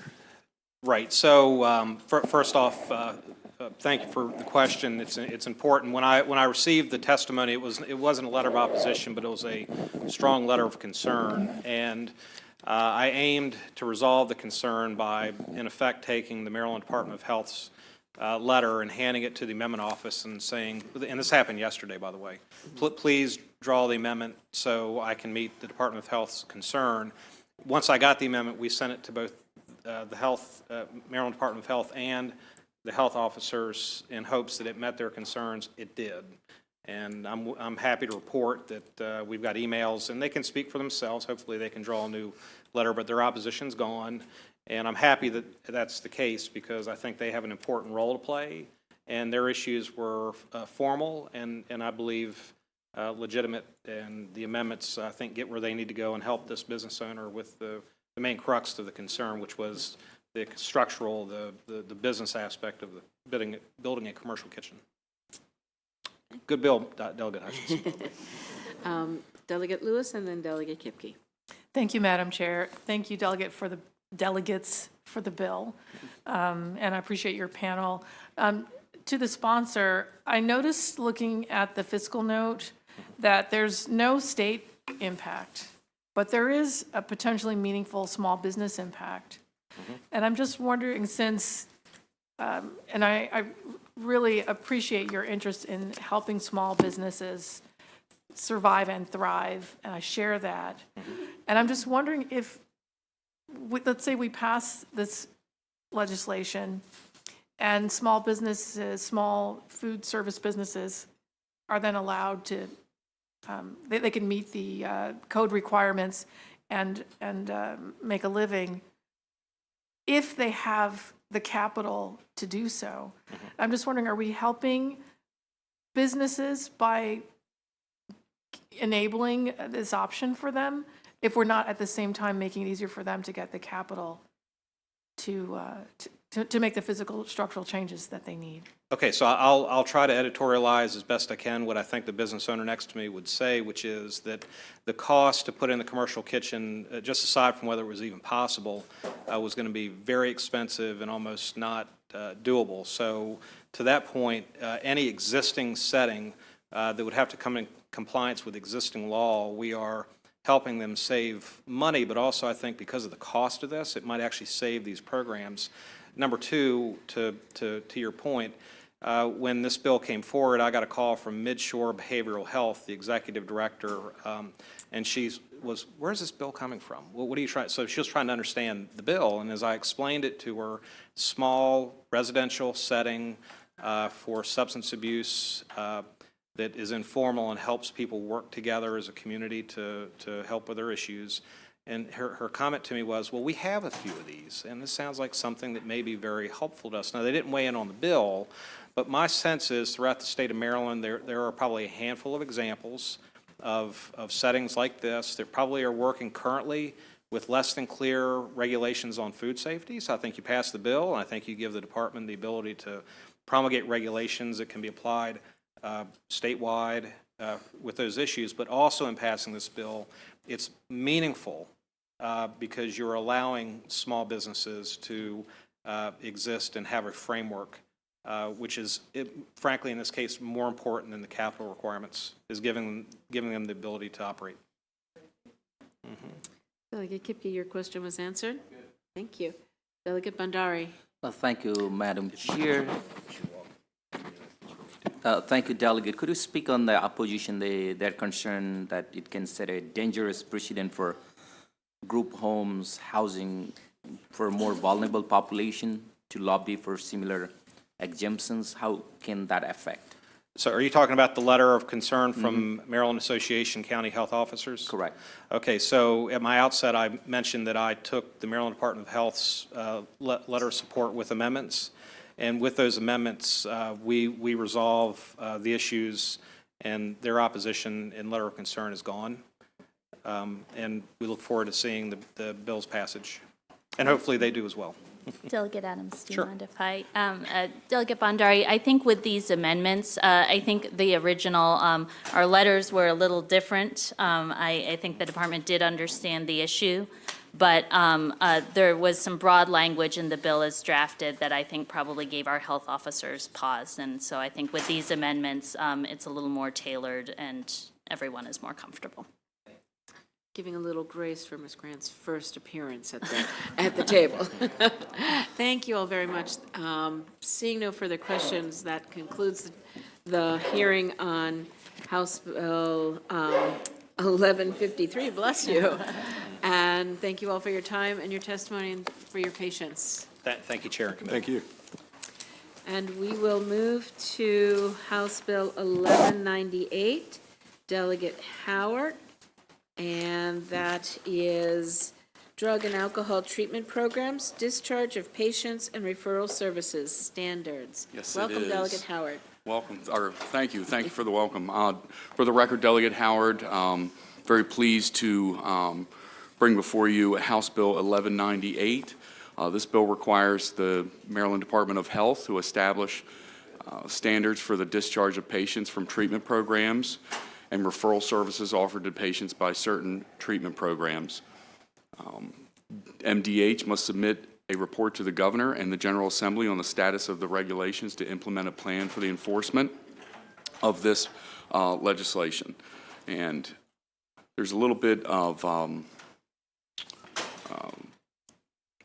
basically what we're trying to do is link people with services that they need as they're discharged. And one of my concerns is that there's been some discharging from people from a treatment program into homeless shelters. And, you know, that's really where the nexus of this bill came from. And I'd just like to call your attention to some of the favorable testimony from Carrington and Associates, and I know that there's an unfavorable from Maryland Department of Health, but, you know, when I'm reading this testimony, I'm looking, it says, under this Carrington and Associates, it says, patients may be administratively discharged with little nexus to addiction recovery resources, and while continuing to exhibit symptoms that demonstrate continued need for treatment. And that's really where the nexus of this bill comes from. And I understand MDH's concerns about state dollars and federal pull-down money, but at the end of the day, these folks are our Maryland family, and we just want to get them the services and the treatment they deserve. And with that, I'd ask for a favorable report. Thank you, Delegate. Ms. Lowe. Hi, my name is Lisa Lowe, and under Maryland COMAR, these clinical services are already listed in higher levels of residential and inpatient behavioral health programs, and they're identified as necessary in their assessment and treatment plan, and they can, you know, have a wide variety of different services that are deemed necessary for their recovery, and so hence the necessity of a robust discharge plan. And according to COMAR, which is guided by the ACAM continuum, the level of care should increase or decrease along a continuum depending on the needs of the patient. And our behavioral health continuum of care is written that way too. And there's 400 plus recovery residences in operation across the state that were basically founded to fill these gaps in our continuum of care. And entrance into these 3.1 state-regulated residential programs or halfway houses requires a formal official referral from the higher level of care, as well as a bed-to-bed transfer. But instead, some of these higher levels of care are simply discharging to the streets. And if we say we have a continuum of care and write guidelines for this continuum, but no one is actually checking up to see whether the patients are moving along this continuum, then we don't really have a continuum. This is a sham. And to make a case that patients can go from a 3.5 or 4.0 to a 2.1 outpatient, skipping over the 3.1 recovery residents is not based on what the patient needs or what the patient wants. It's based on a program that has failed to hire a competent discharge planner. In final ending, you know, show me the measurable outcomes. Show me the data that shows that these patients are recovering when you skip over this level of care. And here's one data point. 30 to 75% of all people in methadone clinics use other drugs, most notably heroin, according to 20-plus studies. And so you're sending these people to outpatient providers, and they're not working. So we need to enforce this provision of discharge into a step-down program, like our continuum under COMAR says. Thank you for your testimony. Your virtual witness, unfortunately, is not available. So this is the sponsors panel. Questions for the sponsor or his witness? Rosina Adhaman from Montgomery County she was in another meeting, and she would like you to look at her testimony. She's recorded the, 19 to 30% of residents in homeless shelters, vulnerable residents that were discharged from a higher level of care. Thank you. Thanks. And we will definitely read the testimony. Thank you. Okay, Delegate Hill. Thank you, Madam Chair. And thank you, Ms. Lowe, and thank you, Delegate Howard.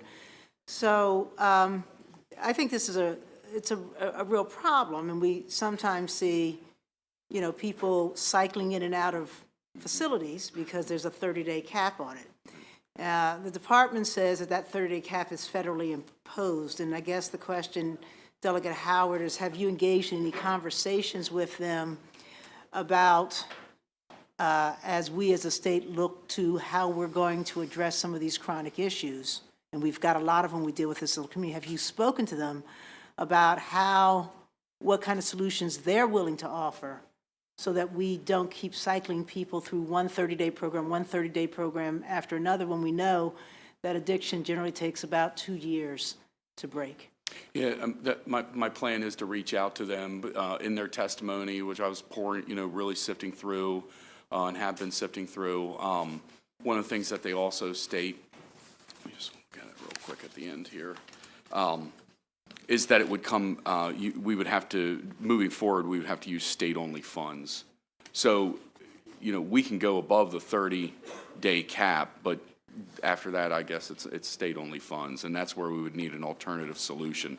I don't even know, and this is one of the conversations I want to have with them, what does that look like as far as dollars is concerned? And, is there a solution beyond that? Beyond the 30-day that, they would be willing to work with me on. Okay. Yes. Thank you. So I guess the question is, if you haven't discussed, would you consider discussing with them a possible use of our opioid restitution funds, since this seems like it would be a good nexus in terms of what we're trying to do to fix some of the damage that we've seen here in the state. It's very interesting. Thank you very much for bringing that to my attention, and absolutely I would, Delegate Hill. Thank you. Okay, thank you. Seeing no further questions, we do have an unfavorable witness, Marie Grant. If you'd come up. Thank you, Delegate, and Ms. Lowe. Thank you. Thank you, colleagues.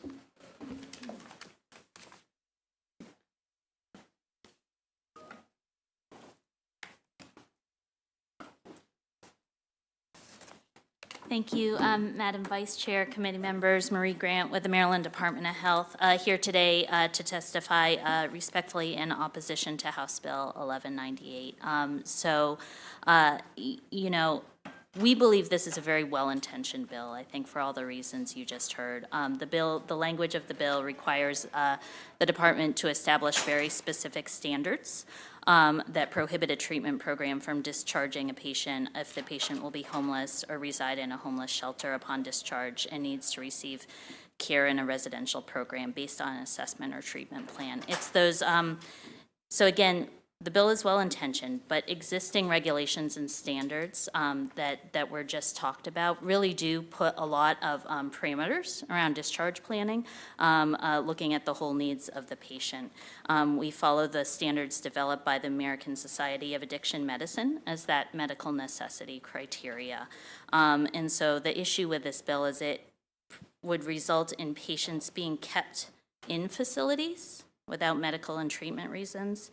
And so that would end up furthering a delay in treatment and limiting bed capacity for Marylanders who really do need this important high acuity treatment. So that all being said, again, appreciate the concerns. Happy to talk to the sponsor further about possible solutions longer term, but I think our position is that current guidelines do help to address this issue of discharge planning, and we're concerned that the standards in the bill would really go too far and end up limiting capacity at a time when we really need it. So. Okay, thank you. Questions for Ms. Grant? Delegate Hill. Thank you, Madam Chair. Ms. Grant, thank you. So following up on what you just said, are we to understand that the department's position is that when people finish their 30 days, that from a medical standpoint, I mean, I understand that the bill's saying that we were supposed to house them because of a homeless issue and that the regulations don't allow that.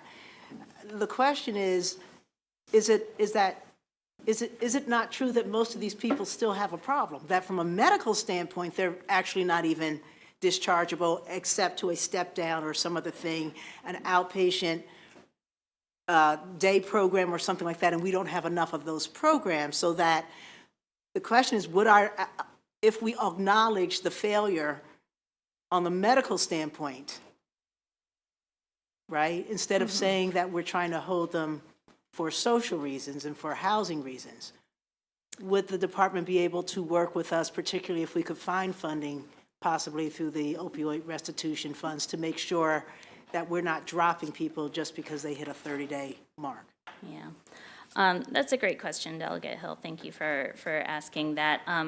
I view in testimony, we talk about the need to retain a statewide 30-day average length of stay. So that's not to say that people can't stay longer if they need it and we can't draw down the federal match. It's that statewide 30-day average that if we go beyond that, that's when we turn to state-only dollars. So I think that was a question I asked about. It is a fiscal concern, but I think the big reason driving our position is that we think current standards are already helping with discharge planning, and there's just concern about, again, limiting that capacity. So, but always happy to work with you all on, use of that fund to make sure that we have capacity in treating behavioral health needs well. Okay. Seeing no further questions, thank you very much for your time and for being here with us today. That concludes the hearing on House Bill 1198. And we will move to House Bill 1155. And that is Delegate Bridges, whom I just saw walk in. Welcome, Delegate. Thank you. Can I bring my panel up as well? Yes, please. And this bill is Work Group on Establishing a Youth Co-signed Integrated Behavioral Health Model. All right. Co-designed. Co-designed. Yes. It's like I had the word code and signed, and I just co-designed. Thank you. Co-designed. Somebody missed out a little dash there. Thank you, Delegate Bridges. Go ahead. Thank you, Madam Chair, members of this committee. I appreciate the opportunity to bring this bill before you. This is actually my first time being in HGO live and not on a virtual setting. So I'm looking forward to this. Again, Delegate Tony Bridges here for House Bill 1155. This is an opportunity for establishing a work group that can advise Maryland on how to effectively establish the Youth Co-Design Integrated Behavioral Health Model. It's a lot of words to talk about right there. So this model actually constitutes a new approach to helping youth who suffer from mental health issues. Young people routinely have difficulty finding timely mental health support and services that respond to their needs, and as a result, they don't receive appropriate care until their mental health challenges become more severe, difficult, and costly to treat. Early intervention programs that are integrated and co-designed with youth in mind can provide accessible, comprehensive, user-centered mental health care. In the field of youth mental health, we recognize that young people are experts in their own lives, and we should take action to maximize their participation in the decisions that affect them, whether that be in their direct care, service design, quality improvement, or evaluation. So this model, in which youth are not only the recipients of services, but also partners in all elements of that service, include implementation, evaluation, and the evolution of services.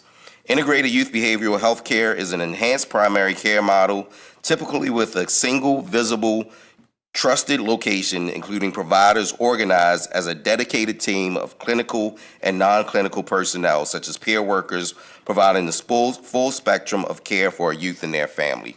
The most prominent example that we have is the youth-centered youth co-design model is Alcove. It's a pilot program that's in California that was launched in 2021.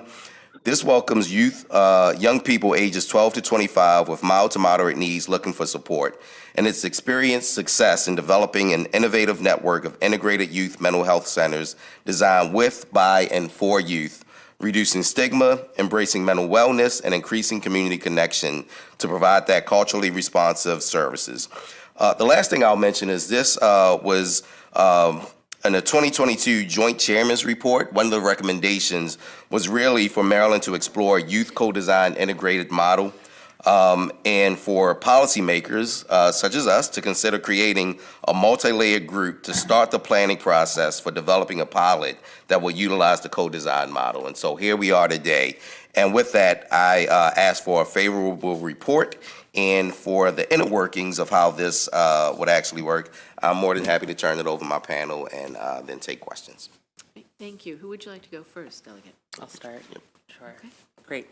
Thank you, Chair, members of the committee. My name is Margot Quinlan with the Mental Health Association of Maryland. We're grateful to be here today and appreciate you hearing us sort of, late in the day, though not as late as some of the days for y'all have been.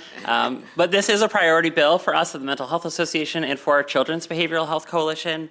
As was mentioned, this is a recommendation that has come out of this Joint Chairman's Report that was really authored by the Department of Health, by DJS, by the Governor's Office for Crime Control, Youth and Victim Services, and so this really collaborative process.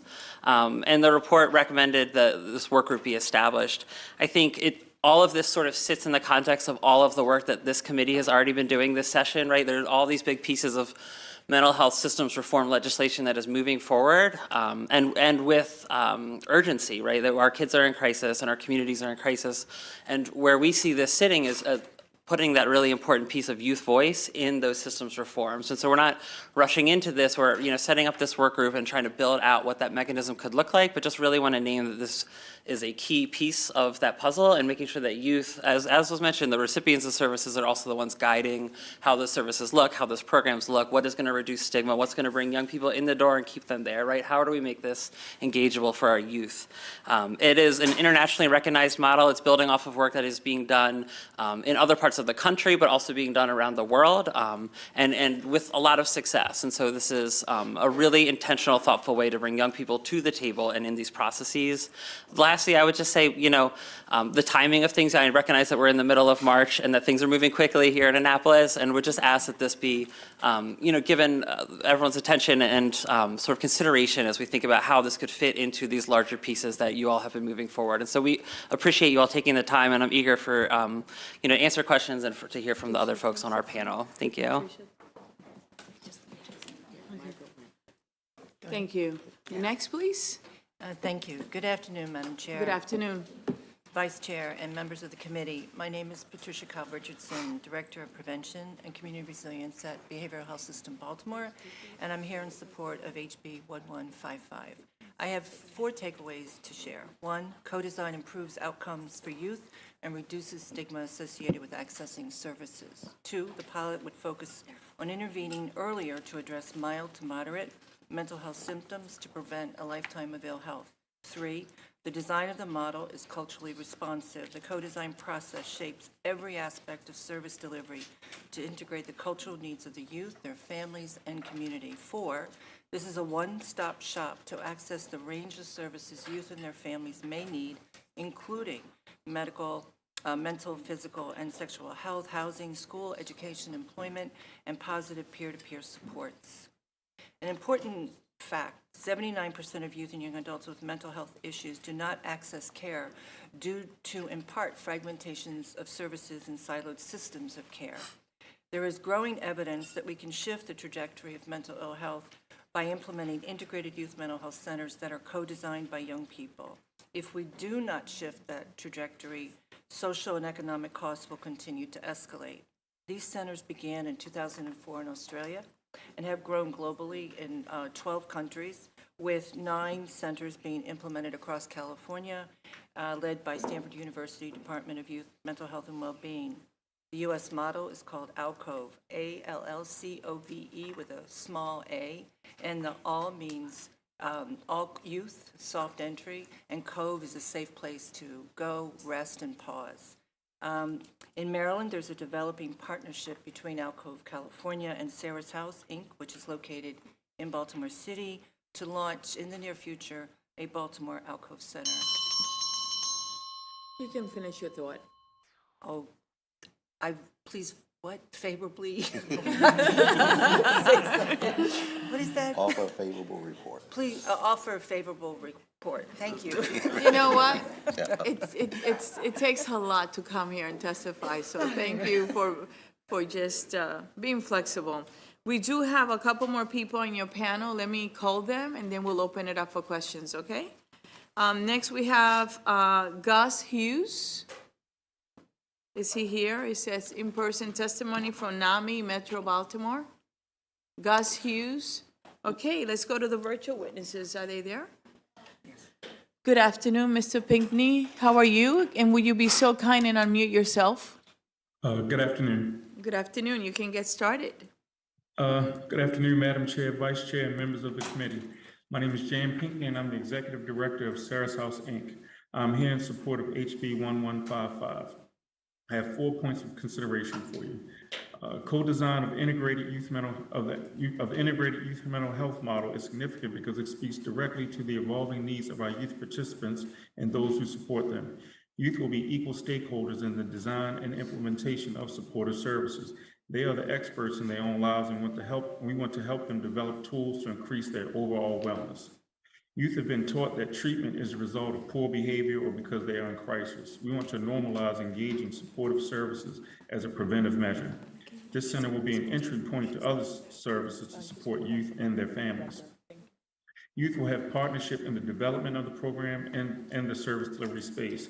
They will refer other youth to the program as they learn to identify it as a safe space where the adults involved nurture and protect their racial, cultural, emotional, and gender identities. Sarah's House, Inc. is developed in a partnership with Alcove, California. Alcove has partnered with Stanford University Department of Youth and Mental Wellbeing, where 25 integrated youth mental health centers have been implemented across California. Our goal is to run a pilot with technical assistance from Alcove that tracks engagement and outcomes of youth participants. We believe the implementation of such a program in Baltimore will yield positive results that impact crime, education, mental health, physical health, sexual health, and overall wellness. And I'll be happy to join with any work group that wishes to explore this further. And I believe the language is I offer a favorable report. Is that correct? Yes, and you did really well. Yes. Thank We you. have, our pleasure. Thank you for being with us. We have next Michaela Jones, but I was told from Sarah's House that she's not in the wait room. So we're going to open it for questions now. Are there any questions? We have first Delegate Lewis. Thank you, Madam Chair. Thank you, Delegate Bridges, and welcome in person. And thanks very much to your panel. This is so interesting. So I was quickly scanning this joint chairman's report. It catalogs all of the various sort of youth interventions that are available across the state. There are programs in Cecil County, Charles County, everywhere. It's not like all of the children with needs are in one place. They're everywhere. And I'm wondering if your proposal for this youth engaged planning, if it overlaps with things that are already happening. I'm thinking about ACEs, the concept that children have, or that we all experience adverse childhood events. And there are interventions, for example, at the state education, the Department of Education, they're required to develop ACEs interventions. We have statewide trauma-informed care commission and a local one back in Baltimore City. And I'm just wondering, it seems like there's a place for youth voices in all of these, and if there's an opportunity to make a more holistic approach, is that what your bill will do? So if I may, Delegate, I appreciate that question. So we worked, a lot of the advocates and other professionals worked really closely with the departments in that JCR and provided some of the recommendations, and really appreciated the way that they lifted up a lot of those youth serving programs across the state. I think there's sort of two pieces to your question. One, I think, how does this address ACEs, right? And how does this address some of the work that's being done very explicitly to address trauma and other needs for our youth? This is, again, the research is showing that this is like a really useful intervention, bringing young people into those conversations and the design process. But I would also say the idea of youth co-design and co-design itself is a model. It's like sort of capital letter, proper noun, co-design model. And Patricia could probably talk more about that. But really, what we think would come out of this work group and out of this study would be, how do we implement this statewide and have some processes to begin to integrate youth more holistically into all of these other settings? So I would argue that it doesn't duplicate or take away from any of the work that is ongoing, but like would further serve and support that as things are built out. And if you want to, yeah. May I? Okay. You can Oh, only yeah. allow one person. Okay. Thank you very much. Thank you, Madam Chair. Any other questions or concerns? Okay. Thank you so much. Thank you for your testimony. We really appreciate it. Next, we have Carrie Graves.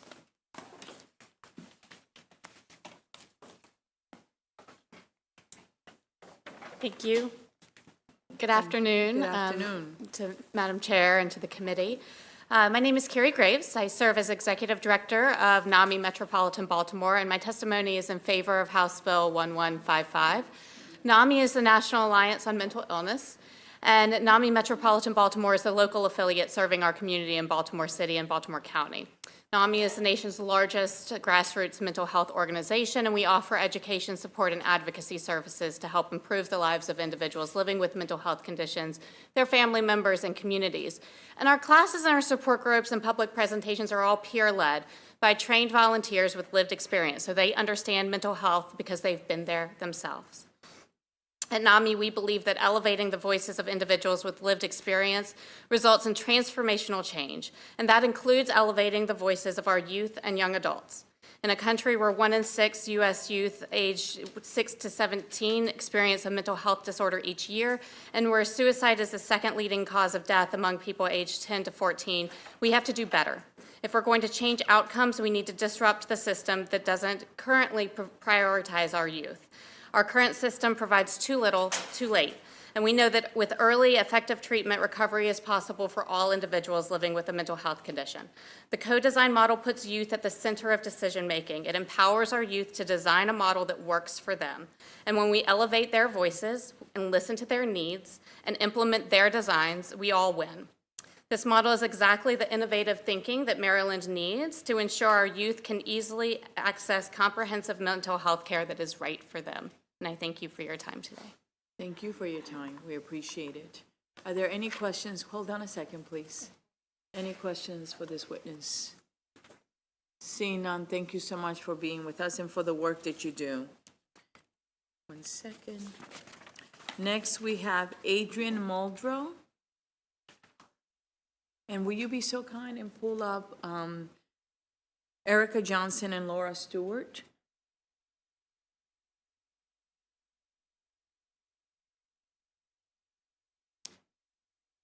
Adrian Muldrow from TAME Advocacy. I don't see her here. So if we may just go to the virtual witnesses, there are two. Erica Johnson and Laura Stewart? Are they in the waiting room?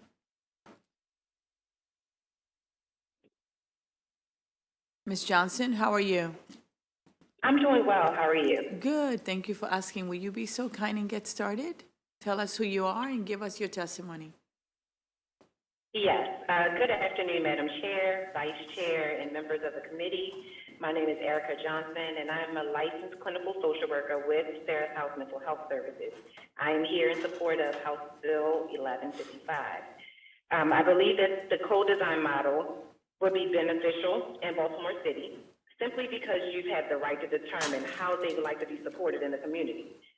This culturally responsive model will give them the level of autonomy that empowers them to be involved from the conception of a program, and that allows them to integrate the cultural needs of other youth, their families, and the community. It is a supportive method, not just to get them involved in logistics, but also to increase their self-esteem, provide them with a safe space to congregate, meet some of their immediate needs. It also helps to decrease the stigma associated with accessing services, as well as providing early intervention, which in hopes will reduce the risk of higher levels of care and a lifetime of mental health illness. This model allows for different and unique perspectives to be shared by those who the program is designed for. Considering the increasing rise in violence and criminal activity amongst youth in Baltimore City, I would say that they're screaming loud and clear that there's a disconnect between them and the community, and that the support is needed as soon as possible.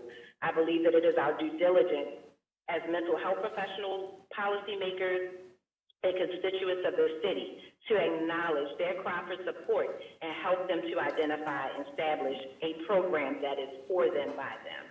So I want to thank you so much for allowing me to speak. Thank you, and I ask for a favorable report on House Bill 1155.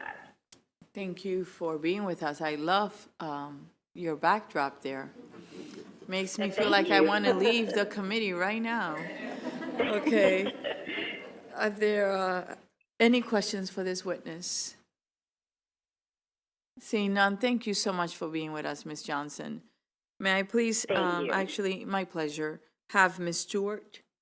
Is she here? Not here. So Ms. Stewart's not here. So the last question, the last witness that I have is Marie Grant, favorable with amendment from the Maryland Department of Health. How are you? Wow, great to see you, and congratulations on your new position. Much, Madam Chair, committee members, Marie Grant again. Day 2, Madam Chair, so. And you're here already. Hitting the ground running on a busy week for you all. Again, Marie Grant here on behalf of the Maryland Department of Health to support this bill with amendments. I think you've heard from several folks already about what a great model and exciting opportunity this is. The bill as drafted does charge the Behavioral Health Administration within the department with convening this work group.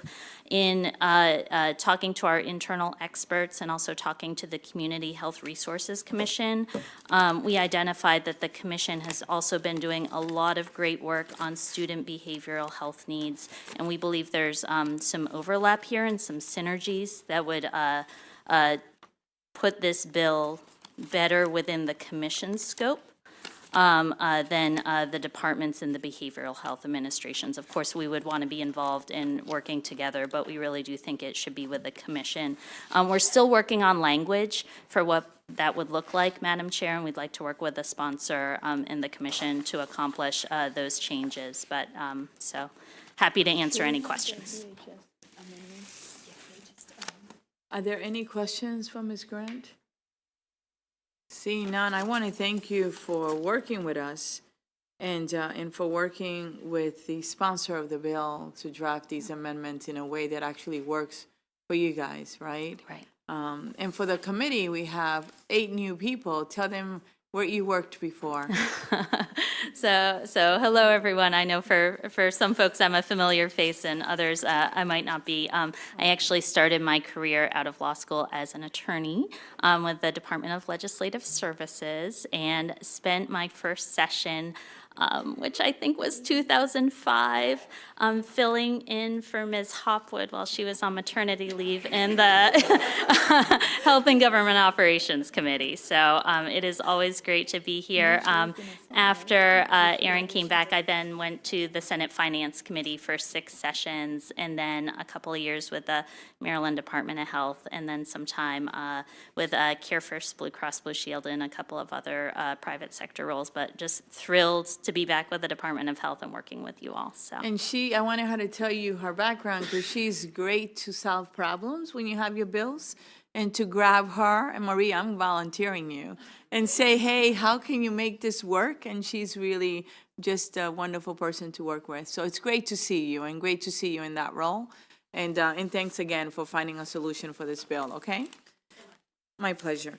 I think and I believe that this is actually the last, and she was the last witness, so this will conclude House Bill 1155. And for the Delegate Bridges, the ball is in your court to sit down and make sure that you get it done, okay? And give it to us. And I know you always do, so you got it. So this concludes the bill hearing on 1155. We're going next to 823, Delegate Johnson, Mental Health Law Assisted Outpatient Treatment Programs. And Delegate Johnson, will you please, if you're with the wonderful delegate, Ms. Evelyn Burton, come up, please. Morgan Mills, Sarah Sample, Bradley Tarr, Sabat Mohammed, and if you will be, that's your panel. If you can come up and sit next to him, just pull up a chair. And trust me, when we're testifying up there, we love it when we have company, especially when we can pass the questions to them. Dr. Lewis. Okay, well, whoever's on our panel, tell them come on up. Yeah, oh, all right, anyone who's on the panel, the first panel, come up. All right, you can get started, Let me Delegate. get started, Madam Chair, while they're coming up. Absolutely. Good afternoon, Madam Chairman, Vice Chair, and members of the HGO Committee. For the record, my name is Steve Johnson. I'm here to present House Bill 823, Mental Health Law Assisted Outpatient Treatment Programs. Assisted Outpatient Treatment, or AOT, is a way to access mental health care services for people with severe mental illnesses who have cycled through a revolving door of involuntary hospitalization, jail, and homelessness, and other needless suffering. Their suffering is needless because an approach used in the majority of states in this country could keep them on a treatment plan with mutual accountability to adhere to the plan among the persons with severe mental illness. The mental health care system and courts, that approach to treatment is called AOT. This is not an approach for everyone with mental illnesses. Far from that. It only applies to the people who have a history of hospitalization or incarceration due to the symptoms of severe mental illness and intends to prevent the future involuntary hospitalizations and criminal justice involvement. Schizophrenia, severe bipolar disorder, and schizoaffective disorders include symptoms of psychosis. When a person has lost touch with reality, lost the ability to make rational decisions to take care of their physical health needs without medication and treatment, and no longer resemble the person they were, and can be again through compassionate intervention from mental health care systems and civil, not criminal. I want to make sure you understand that. Civil, not criminal courts. How does AOT work? A petition is filed with the court alleging a person meets AOT criteria along with the psychiatrist's statement corroborating the petition for a treatment plan. The courts review the petition and schedule a hearing. The person with severe mental illness must be represented by an attorney. As with most legal proceedings, the person must have the opportunity to present the evidence, call witnesses, cross-examine adverse witnesses. A psychiatrist explains the clinical basis for their determination that AOT is necessary for the respondent's health and safety. The court finds by clear and convincing evidence that the respondent does meet AOT criteria. Then the court orders AOT for the period of up to 1 year. The treatment plan may be renewed for an additional periods of up to 1 year if the respondent still meets the criteria. 47 states and D.C. have enabled AOT. 47 states and D.C. Stakeholders in opposition expressed the following objections.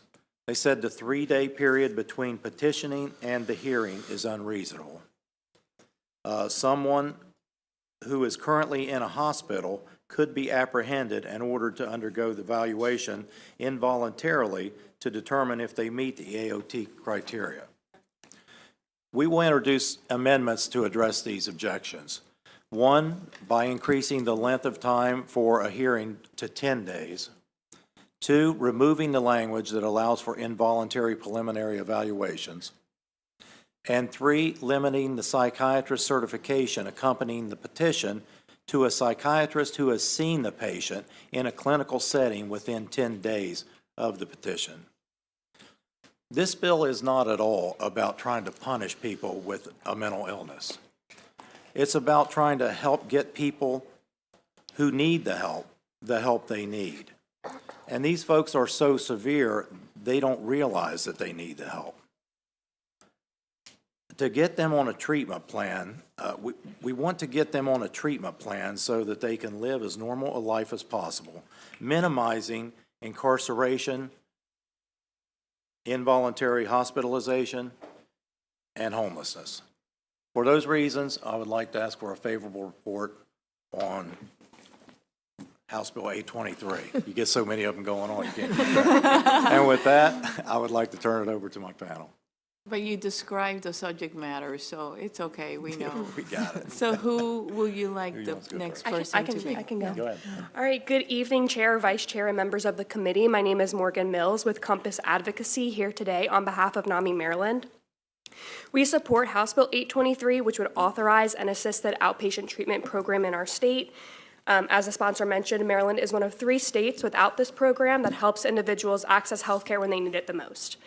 NAMI believes that all people have a right to make their own decisions about medical treatment. However, we are also aware that there are individuals with severe mental illness who, at times due to that illness, lack the insight or good judgment about their need for medical treatment. Relying solely on voluntary engagement leaves out a small percentage of people that refuse to engage on their own volition. This is a very specific subset of individuals we're talking about. They're suffering from serious mental illness. They're caught in a cycle of recurring hospitalizations, incarcerations, and homelessness. And people need treatment to be supplied when they cannot choose it for themselves. It's important to note that this is not coercive, forced treatment like opponents will say. That's not the case. The reason to involve the court system is to get the individual's attention through the seriousness of the court process. They cannot be held in contempt of court if they don't engage with their treatment plan. The consequences of non-adherence include appearing in court for a status review, modifying your treatment plan, or ordering an evaluation for a potential hospitalization. Opponents also say that this is unconstitutional. However, it's only actually been tried in court once before in the New York Court of Appeals, and they ruled unanimously that AOT did not violate anyone's constitutional rights.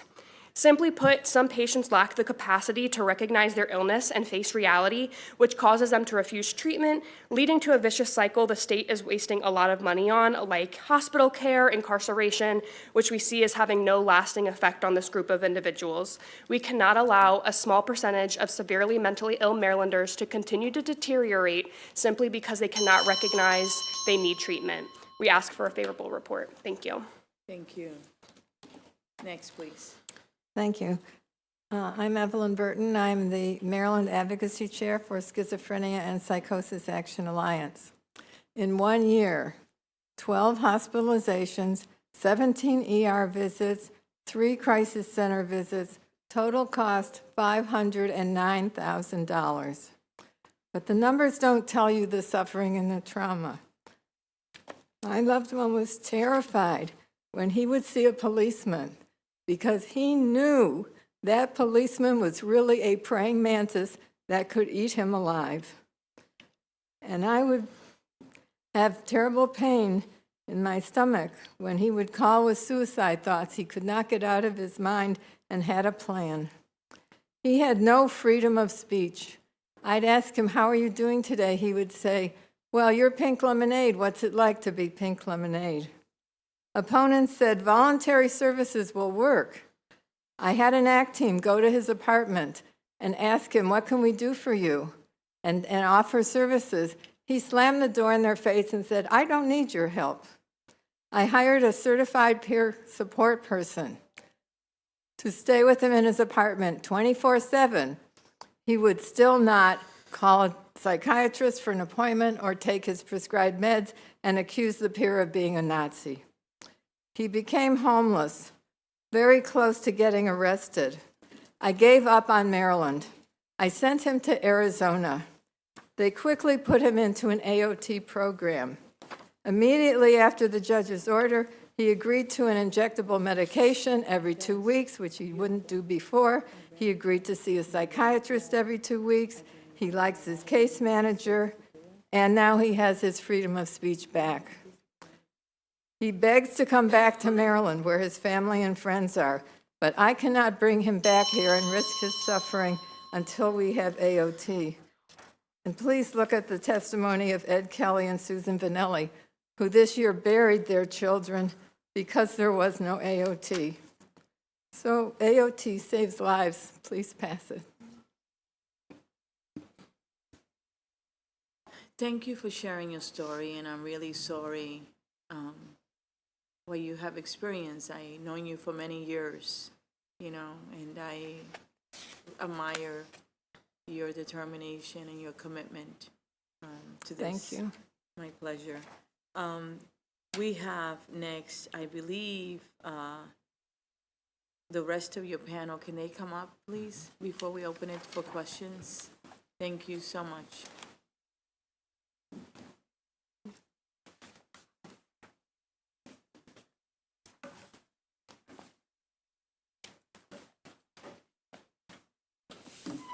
Good afternoon. Thank you to the chair. Thank you to members of the committee for having me. My name is Sarah Sample, and I'm here on behalf of the Maryland Association of Counties, and we are here in support of House Bill 823.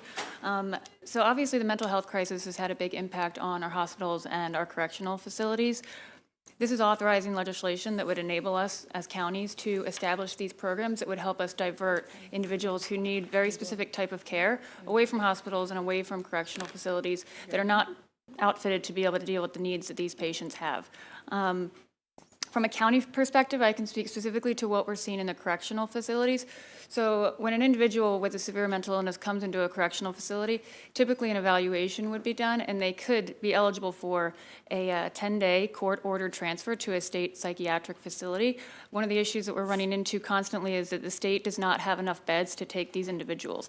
And so then they are staying in our jails for sometimes a month, sometimes 2 months. And I can certainly say that 30 to 60 days in a correctional facility when you need to be in mental health care in a hospital-type psychiatric center, it can seriously exacerbate your symptoms. And there's also the stress that puts on the workforce that's in our correctional facilities.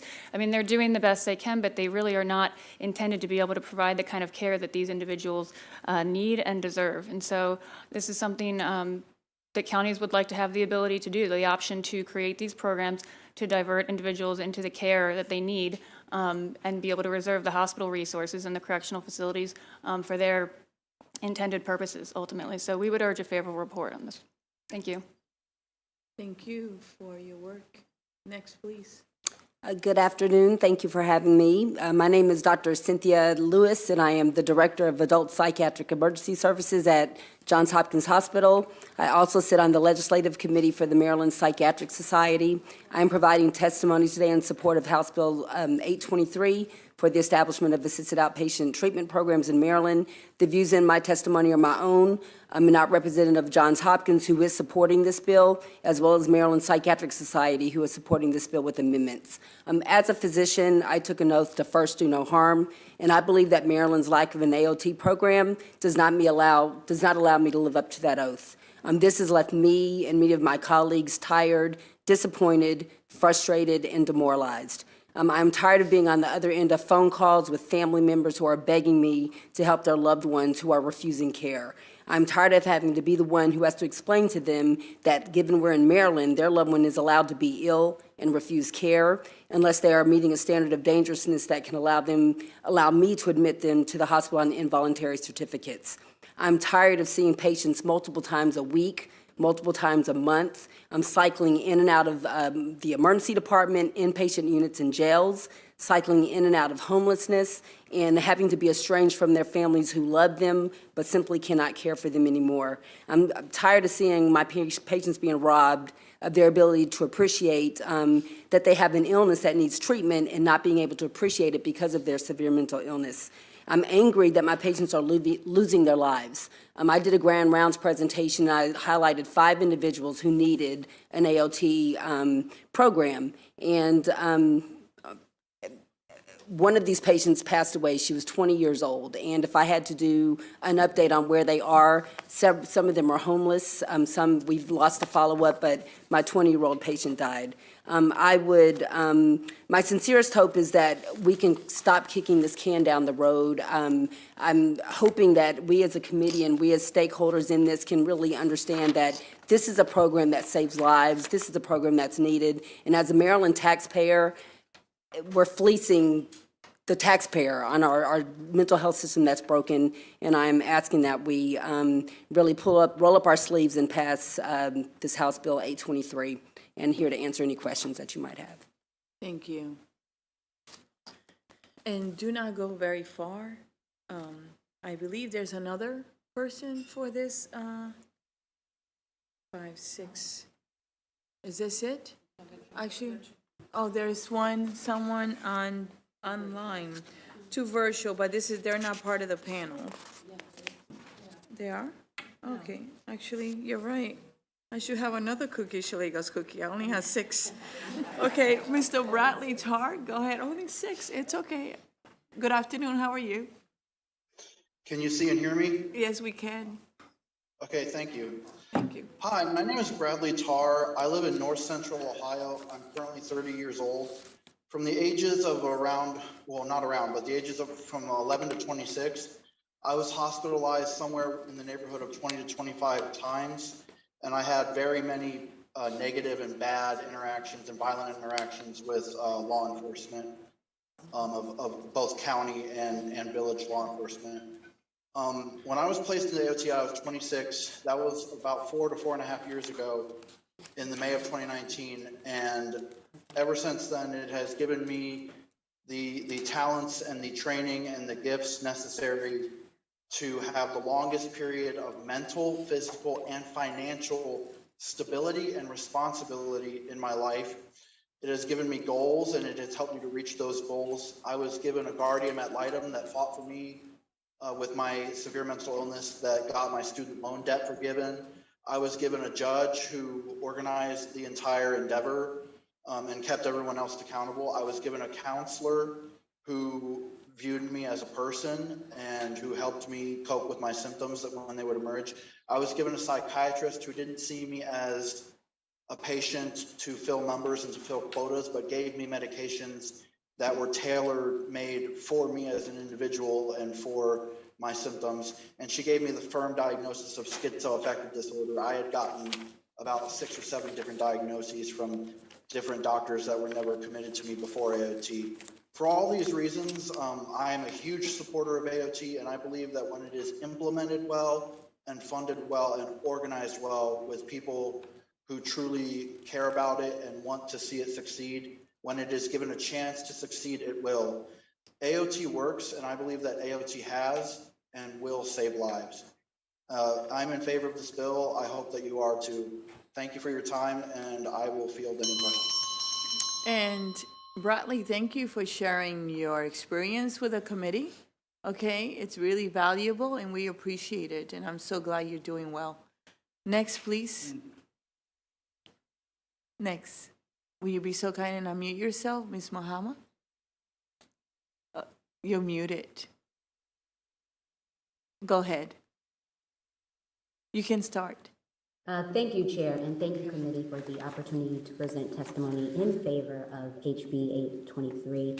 My name is Sabah Muhammad. I serve as Senior Legislative and Policy Counsel for the Treatment Advocacy Center. I also do this work because I have a loved one with a diagnosis of paranoid schizophrenia who has gone untreated and continues to languish incarcerated for the past 2 decades. Opponents will say and have said in Maryland that AOT is racist. It is not. It's treatment. Indeed, racism sits over all of us in our country like a smog, and it affects all of us. AOT, however, is not responsible for the overrepresentation of Black and brown individuals too sick to volunteer for treatment who fill our carceral systems and experience a disparity of the involuntary commitments. When AOT has a thriving program, it can be responsible for reducing police encounters, psychosis experiences, homelessness, and recidivism. I'm also a former public defender. I have had the great honor to serve on DUI, mental health, and veterans in all types of diversion courts. Our clients and loved ones are already cycling in and out of this system for specific and various reasons. AOT is a way to break that cycle for anyone too sick to volunteer. I know the true power of the court is not the bang of the gavel, but when it acts as a community partner. When the carceral system is able to look beyond a law and order framework and empower participants to stay involved in their own continuum of care, that's when the court expresses its true power. AOT is the court's way of mending the upstream failures of a broken system that consistently fails to catch our loved ones. The court's true power is when that happens, and AOT is an example of that. AOT is a resource that I would have wanted for my loved one, and it's too late to give them their life back, but I ask you to vote favorably for this bill so that others in your community can get their lives back and are too sick to try for themselves. Thank you for being with us today. We really appreciate it. And we are now going to open it. Delegate, will you be so kind and come up with your panel? And we're going to open it up for the committee to have a discussion, to have questions. I'm going to start. I don't see anyone on my left. Oh, yes, Delegate Alston. And who was first? Kipke? You're patient, but go ahead, you're first. Go ahead. Thank you, Madam Thank Chairman. you. To Evelyn, I second the chairman's comments. We're all very fond of you, and you've made a great difference for people in the state of Maryland through your advocacy, so thank you. I heard testimony from the MACO earlier that many of these people end up incarcerated because of the lack of access to treatment. But then I also hear people saying that by implementing this type of court-based system, you're also sending someone in the direction of incarceration. So could you explain, with your son, for example, he's having success currently, but if he were to not have success, what would, I guess, the consequences be? And more broadly, why do you believe that this court-based system is working more effectively for people than the current situation that we find ourselves in Maryland? Thank you for the question. First of all, let me clarify that there is no path to jail in AOT. The court cannot hold anyone in contempt of court and send them to jail for not cooperating or not following the treatment plan. The basic options the court have is to talk to the treatment team, and they try and work with the patient to maybe adjust the treatment plan so that they're more willing to go along with it. That doesn't work, he can call not a hearing, but a conference, I'm not sure what the term is, where everybody comes into the court and the judge helps them sort of negotiate, what can we do to make things better for you, and remind the person that they need to comply if they're going to avoid going back to the hospital or having bad things happen. And even then, the person can refuse. They have the right to refuse the medication or the treatment.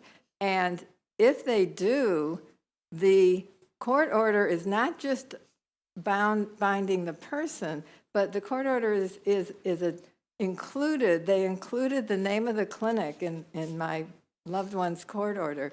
And that clinic is responsible for providing the services that are in the treatment plan, and they will follow the person even if they're not complying, so that they will catch them before, hopefully, anything terrible happens, and then they could once they get to the point where they do feel they meet the inpatient criteria, then they could at least be aware of it and petition them and get them to an ER for an evaluation.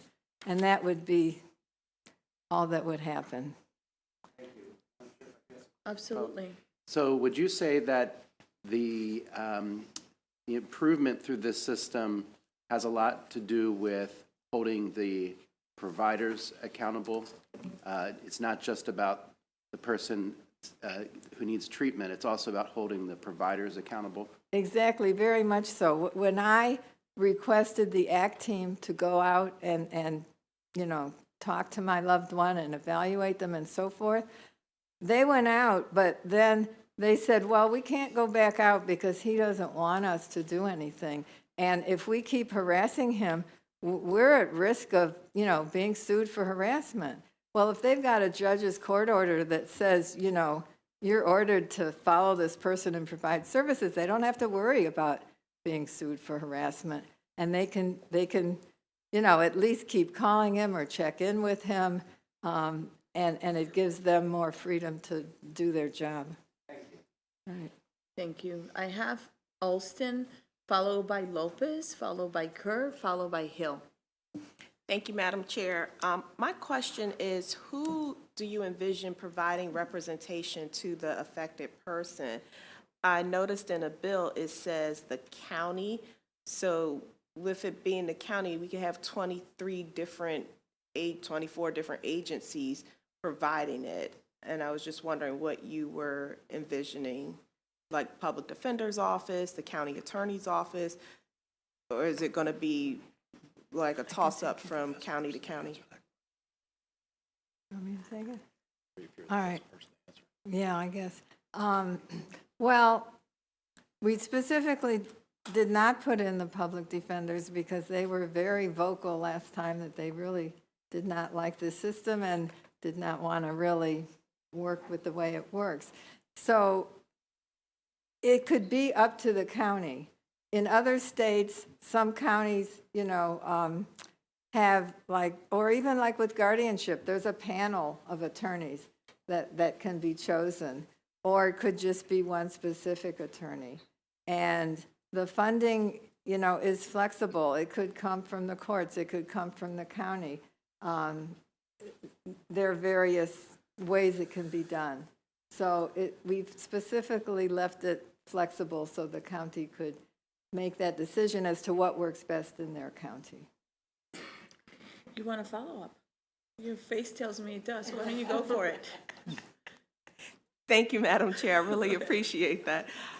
I think we should work more on who will do it because we're looking at some real fundamental rights that people could potentially be deprived, and we want to make sure that they have representation. I think the program is good. I get what we're trying to do, but if we don't have the right type of representation, we're going to run afoul of the Constitution. And I'm just wondering if your panelist that was previously with the Public Defender's Office, if she had any experience dealing with that, because the public defender represents folks who are going to be deprived these kind of rights.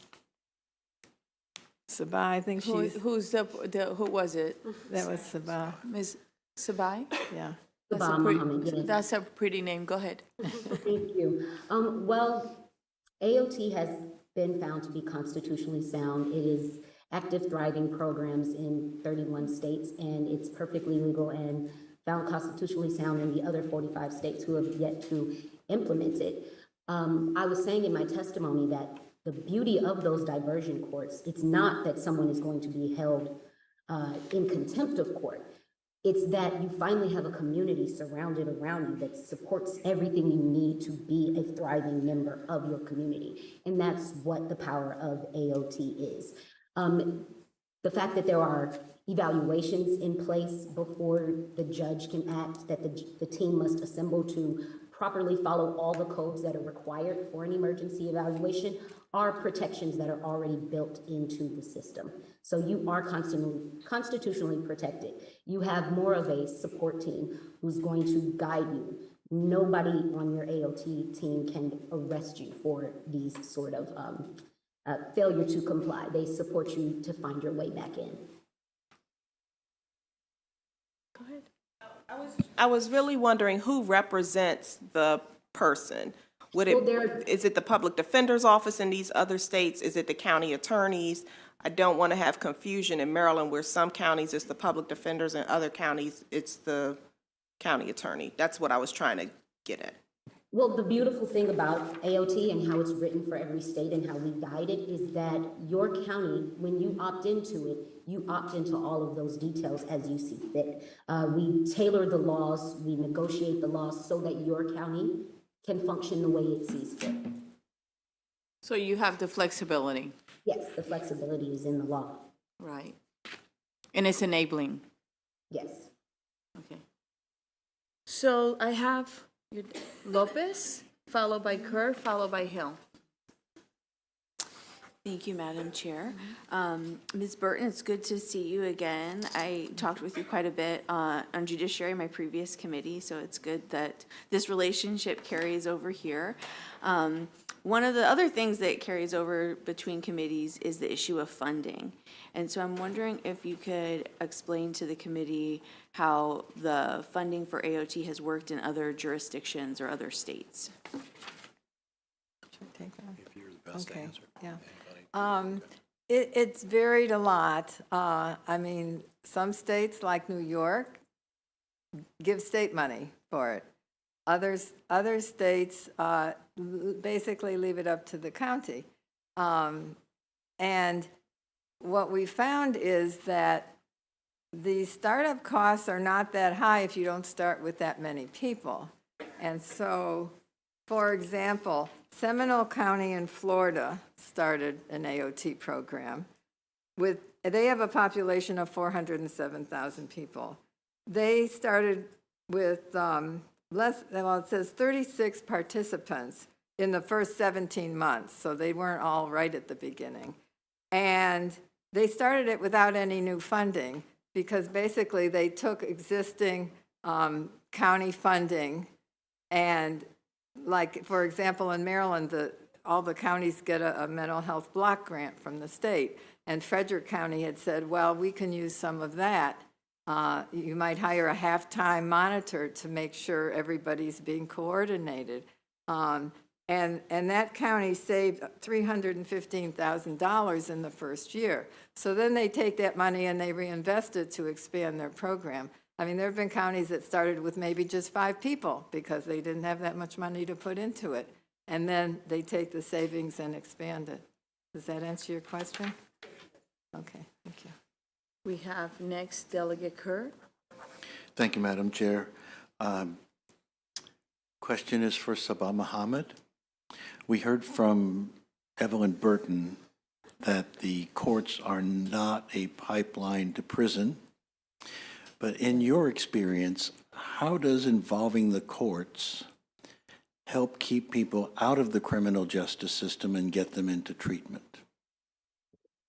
Well, can I just answer one thing? I think Evelyn didn't mention that Treatment Advocacy Center also facilitates a grant for AOT through SAMHSA. I just wanted to make sure that was out there as well. It's like I was saying, when I was a part of the other diversion courts, what struck me the most was that the judge they would take off that road sometime and become a participating partner. And you found value in the community and the judge's role in following the treatment plan of the medical professionals. I think it's a matter of looking at court differently because it starts from a civil process and it remains a civil process. So you take those elements of the court that are community-based, that are empowering, that are affirmative, and you use that to encourage and empower someone to take part in their continuum of care. The court does not always have to be this gavel-banging system. It can encourage and lead to recovery. And that's what AOT has found that really works well for this sort of treatment for our population who is too sick to volunteer otherwise. Thank you, and thank you, Madam Chair. My pleasure. I have Delegate Hill, followed by Taveras, and then Gazzoni. Thank you very much, Madam Chair, and I want to pre-plan a follow-up if you would graciously consider before I come back to it. Okay, you know what? Since I have been so generous to everyone else, you have the same Thank you very generosity. much. All right, so it was stated that this is really for people who are recently hospitalized and incarcerated, even though the language of the bill speaks to being able to refer people in who are just living in the community without that. OCC speaks and has always spoken when this bill has been before us as if this is in competition with them. So can somebody speak to, is this an alternative to OCC or a competitor with OCC, or does it apply to patients for whom OCC has either failed or is inappropriate? Who's the best Outpatient person civil commitment. to answer that? Is it the public defender? Is it the doctor? Who would be the best person? Who's the best person? Probably me. Okay. OCC has evolved into really serving a very different population than this would serve. The first year OCC reported to the legislature, they reported serving 3 involuntary patients, which would be, maybe comparable to AOT, and the rest voluntary. Ever since then, all they've reported is serving voluntary patients. And they have requested regulations to help expand their population of people they serve, but the regulations they've requested only apply to expanding criteria for voluntary people. So they only want to serve involuntary people who, don't agree to services if they have been involuntarily committed to a hospital, which means they have gone through an ALJ hearing and been committed to the hospital. Well, an AOT would apply to a lot more people, like my loved one, who cycled into 12 hospitalizations, was never once committed at an ALJ hearing. His hospitalizations were mainly voluntary. They were all voluntary. So he would not be helped by OCC, and they are not interested, at least so far, in changing their model. But the other thing is they use an ALJ, administrative law judge, at the hospital hearing. And so if that hearing doesn't happen while the person's in the hospital, then there's no access to OCC. And they've had to release several people that were referred to their program because the hospital discharged them before they could even get them to an OCC hearing. And so it's a very different model. An ALJ cannot reconvene to discuss the treatment plan. And they travel all around the state. You wouldn't even get the same person, which is very important to have consistent team. So it's a very different model, and it may work well for voluntary patients. I'm not saying it doesn't, but it's in no way comparable to what an AOT program would do. Does that answer your question? Okay. Recognizing that it doesn't have to be, one size fits all, and we can offer different programs. Would you be open at all to maybe for the first 2 or 3 years limiting AOC to patients who have been recently hospitalized or incarcerated as either something that they can be offered, would you like to go into this program, or any way, and then expanding it later, as opposed to including people who can be committed by petition of someone in the community who cares about them, is concerned that they're spiraling out, or would that kind of limitation be counter to what you're really trying to do? Well, that's something we could definitely be open to talk about, Delegate. The primary goal was to help as many people as possible. My pleasure. We have next Delegate Taveras, followed by Guzzoni. Thank you, Madam Chair. My pleasure. My question is, in Prince George's County, we really just do not have the numbers in terms of the numbers of psychiatrists, therapists, nurse practitioners, et cetera, to serve with cultural competency the needs of the community that exist. So how will this bill be able to close that gap in areas such as Prince George's? Yeah, go Hi, I think I'd like to take that. As an emergency room psychiatrist, I worked in a community clinic for like 15 years. And in that clinic, I saw patients who actually wanted help, patients with severe mental illness, but we had therapists, counselors, mental health professionals.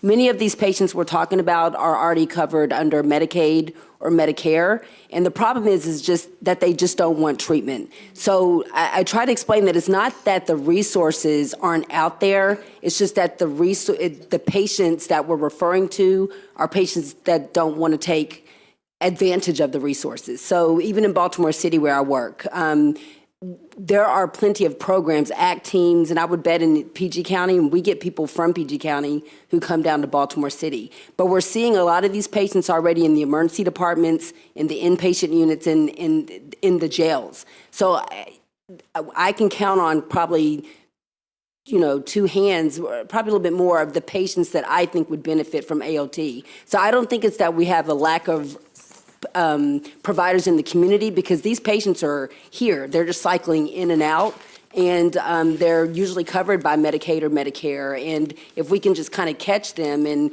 allow us have a tool so that we can say, now that I've seen you for now the 15th time in a month, I now have the ability to say, instead of me releasing you knowing that there's going to be no mechanism to try to help you comply with treatment, now we do have a mechanism, and so we're already seeing them. And we have plenty of ACT teams, capitation programs, mental health communities. In PG County, I don't know as much, but what I see from a first responder from treating these patients is that we have the resources. It's the concern that the patients don't want those resources. So I think they would be caught, honestly, but it's just that we don't have a mechanism to treat them because they don't want the treatment, and we can't help them comply with treatment.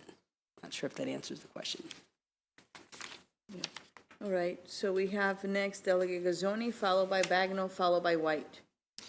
Thank you, Madam Chair. I think this is probably for Ms. Burton, but let me know if otherwise. Can you tell us why you think your child was more willing to follow through with the AOT program compared to the seemingly several other programs that were sort of tried and failed? What made that difference? I think what made the difference completely was the judge. And even though he has an illness, most people just have more respect for a judge than a mother or a relative or even a guardian, because from the day the judge told him this is what you need to do and work with them and work on the treatment plan, and he had input into the treatment plan, he just didn't even think that he shouldn't do it. It was strictly the judge. Absolutely. Possibly for the doctor. Is that sort of something that is seen often with these types of patients? I would say yes, and I think it's that there is the judge has an order that has to be followed. I see a lot of patients. I see patients every day that I know that it's useless hospitalizing them, because I know once they're admitted, they're going to get better. But once they get better within a week, they're going to get discharged. They're going to stop taking their medicines. They're going to not comply, and then they're going to come back again just to repeat the cycle. If I had AOT, then I could say it's worthwhile admitting them because they're going to meet criteria for AOT. They're going to go before a judge, and there's going to be the ability that they can either be hospitalized for longer, or that there's going to be a consequence for this repeated, cycling. So I don't know if it's kind of the black robe effect that people talk about, or just the fact that there is a mechanism that's going to allow us to have a tool that can help keep someone in compliance, where right now we have nothing. And it's and I know Evelyn cited $500,000 that it took to take care of her son for a year. I've been able to reach out to the mental health carve-out who takes care of mental health for Maryland, just to get an idea of these patients that I'm seeing 15 and 20 times a month in the emergency department, which is a lot of money trying to treat these chronic illnesses in an acute fashion. I said, I just cannot understand that there's not a red flag, or maybe we're not billing for them. No, we are billing for them to the tune of hundreds of thousands of dollars for just this repeated failing system. So, again, it's just, my eyes were not opened until I was embedded in the emergency department and seeing this. And I've just been amazed at how there is an answer. And I know the opposition last year when I watched the hearing, and that's why I'm here today, because when I watched it online, I said, what happens next? I felt like we needed more people at the table who were actually treating, and I felt like, Hopkins, I said, we have to support this. They're supporting, the Maryland Psychiatric Society is supporting with amendments because something needs to be done, and I think we just all need to come together and make this work, because it's not working right now, and people are dying, and people are failing. Okay, next I have Bagnell. Thank you, Madam Chair, and thank you to the bill sponsor and Ms. Burton. We've spoken often. And we hear about assisted outpatient treatment, and we also hear about the mental health diversion courts. And what I'm not understanding is does this require a diversion court? Does this create a diversion court? Or does this work within the existing court system? Because I want to make sure that we have the expertise if we are implementing, that we have the expertise to make those decisions in a court setting. So if anyone who can speak to that, just one panelist. Thank you. Sabah, why don't you take that one? Okay, it works like a diversion court. It is within a court system. It is not connected to any carceral process. It starts from a civil commitment and it continues and remains that way. It has the element of a judge, and the judge can convene everyone, and it has that feeling of authority of a diversion program. However, it is a community support system that just looks like a court model because we have found the black robe effect to be so compelling for treatment for the people that we serve. It creates a resource in a resource desert for our community who are always too sick to volunteer for their own treatment. So it is this players of a courtroom within a civil service, a civil resource that is in the community. So it does not, you cannot be held in contempt, you cannot be arrested. There's no sort of record of arrest or anything that comes along with AOT. There is a judge who is not even leading. The judge is a part of the team and is led by the medical professionals that support the participant. The judge is there for the black robe effect and those connective fibers of authority that work for our community. Thank you. Thank you, Madam Chair. My pleasure. Delegate White, did you have a question? No, okay. So I see no other question for the sponsors panel. And what I'm gonna do, to be fair, and I have to go vote in Prince George's, those Prince George's County members, we have to go vote, and we'll be back on a emergency bill. Delegate Collison, there's one witness left. We're not gonna call that person yet, and these are left, but let's do an unfavorable panel, just to be balanced, and we'll come back. But before I leave, can you sit for a second? This bill, in some form or another, has been in this committee. I've been on this committee 17 years. And the opposition, you know that I have always been with you, and we fight hard for behavioral health. Everything we do here to have access to behavioral health, and we're constantly saying this is a tool in the toolbox. 47 states in the District of Columbia do it. The time has come. It has truly come. And I'm gonna, of course, the committee will vote it up or down, but I have to tell you, this is what I like to do before I leave, because I don't know if I'll come back. And I know there's another house, and you could go over there and do what you want, but it's gonna keep coming. And it's gonna happen eventually. I know it will. And this is what I like to do, because we're fair in this committee. And we try to pass things that are fair and everyone's voice is heard. Is that I like Delegate Bagnell and Delegate Kipke to lead the following group of legislators to start meeting next Tuesday with both the opposition and people in favor with Delegate Johnson. I like, if you can make a note, please. I like Aaron to be in the room. I like Delegate Johnson, Hill, Alston, Bagnall, Martinez, and Hutchinson, led by Kipke and Bagnall. And I like you to bring the opposition and those that are for it. It is, I want you to meet in the conference room. It is right now drafted in a way that is actually not mandatory, right? It is enabling for the different jurisdictions, and try to come up with something. And I hope and pray that everyone comes together and that you try to work on something that works for you. It would be different if this was the first or the second. There's 47 jurisdictions, and I know I usually don't do this, but I'm doing it because I have to leave, and you're all here. This is, I'm reading the fiscal note, and the fiscal note shows that in the state where it has been done, they have saved money in hospitalization. There's no homelessness. It works. So let's try to find a balance where people's rights are not abused and they're respected, but where we have a tool. And I'm inviting you to the table. And you know that in this committee, you're always at the table. And you're really at the table because many of us are your voices on both sides because we believe in it. And I'm talking from the heart. And I hope you sit down to try to work it. Okay? Erin, did you take those names? Yeah. Thank you. Delegate Collison, please take over. We're going to call a panel of unfavorable. Thank you so much. There are no other questions, right?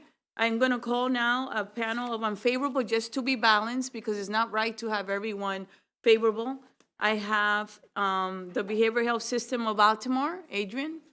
I have Jane Platpinger, Dan Martin, and I'm going to mispronounce this name, and I really apologize. Esobalana, Carol McVie, and Michelle Leschen. Can you come up, please?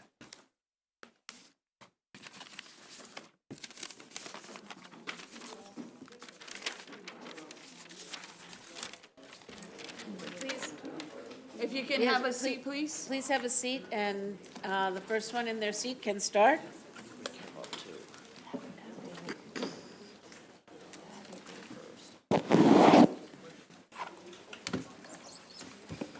Okay.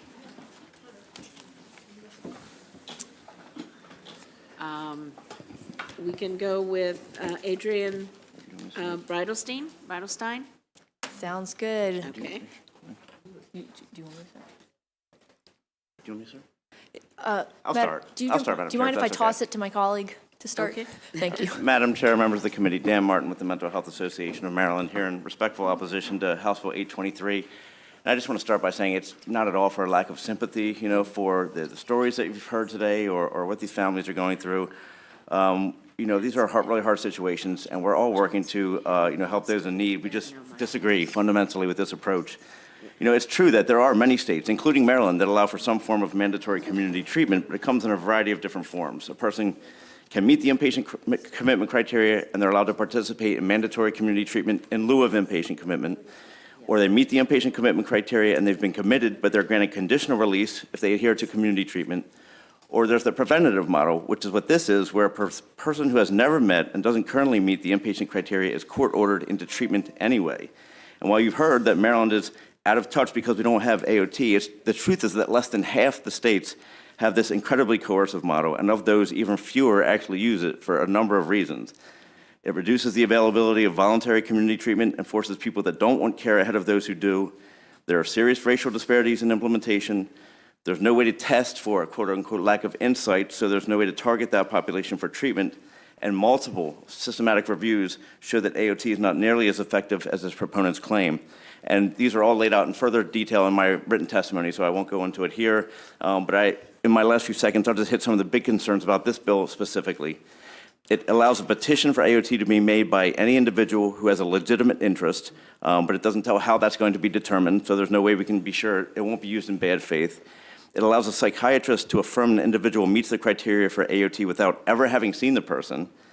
Even if the individual has executed a mental health advance directive outlining their treatment wishes, those directions don't need to be honored if the psychiatrist considers them, quote, contrary to the person's best interest.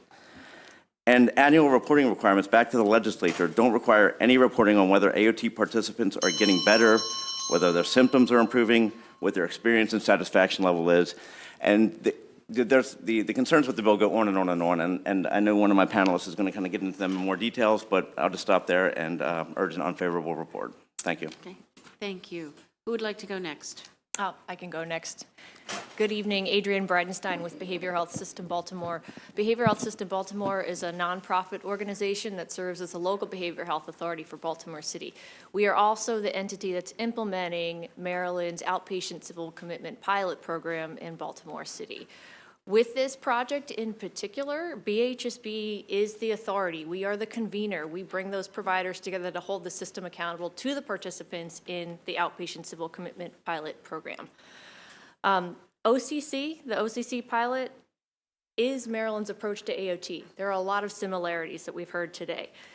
The OCC approach that we've chosen to implement in Maryland, that many of the stakeholders on this panel have been supporting for years, is a unique approach and commits the services to the person in the program rather than placing all the responsibility on the person in the program or the courts to hold them accountable for adhering to a treatment plan.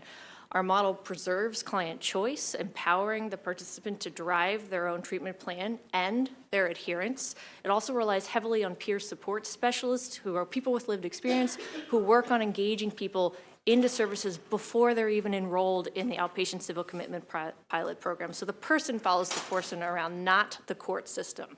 We intentionally designed our pilot program that way in Maryland.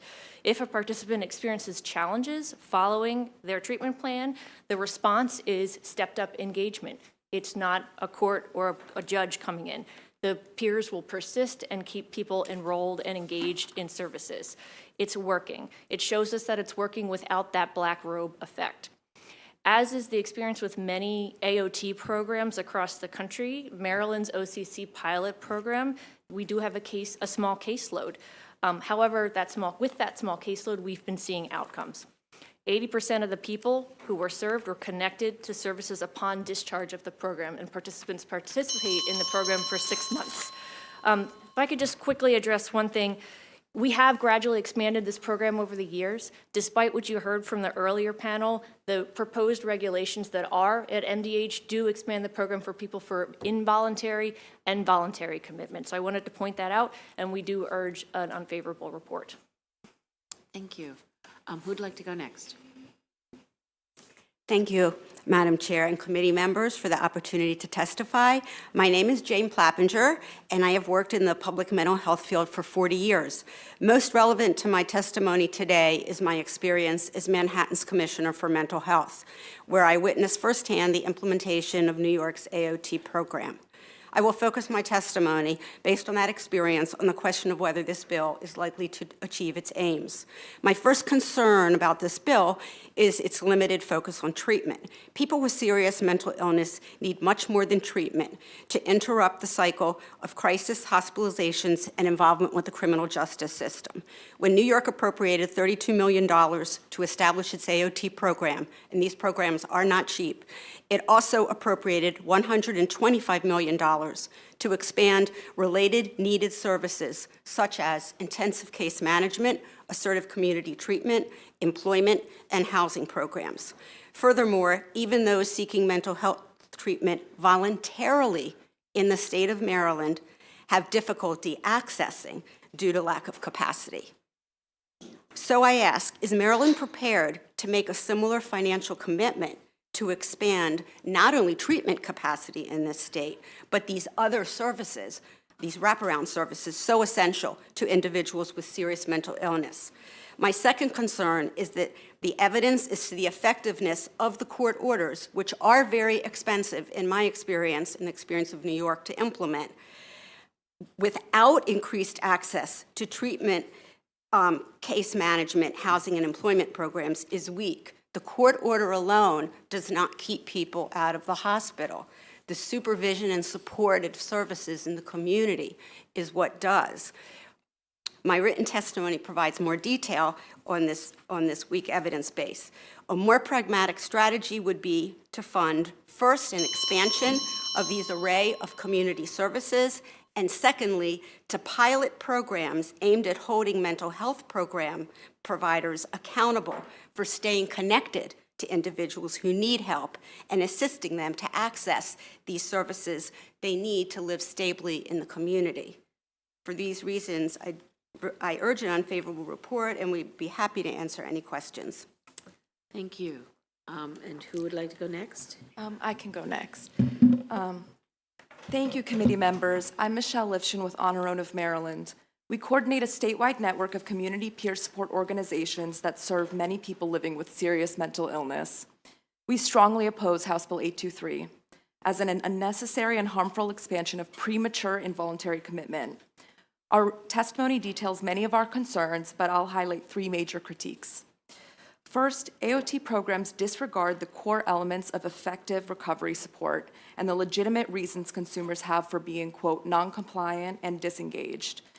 Setting aside obvious barriers related to stigma, insurance status, and well-documented service shortages, we need to remember that for many people living with serious mental illness, the lifelong experience with healthcare has been incredibly traumatizing.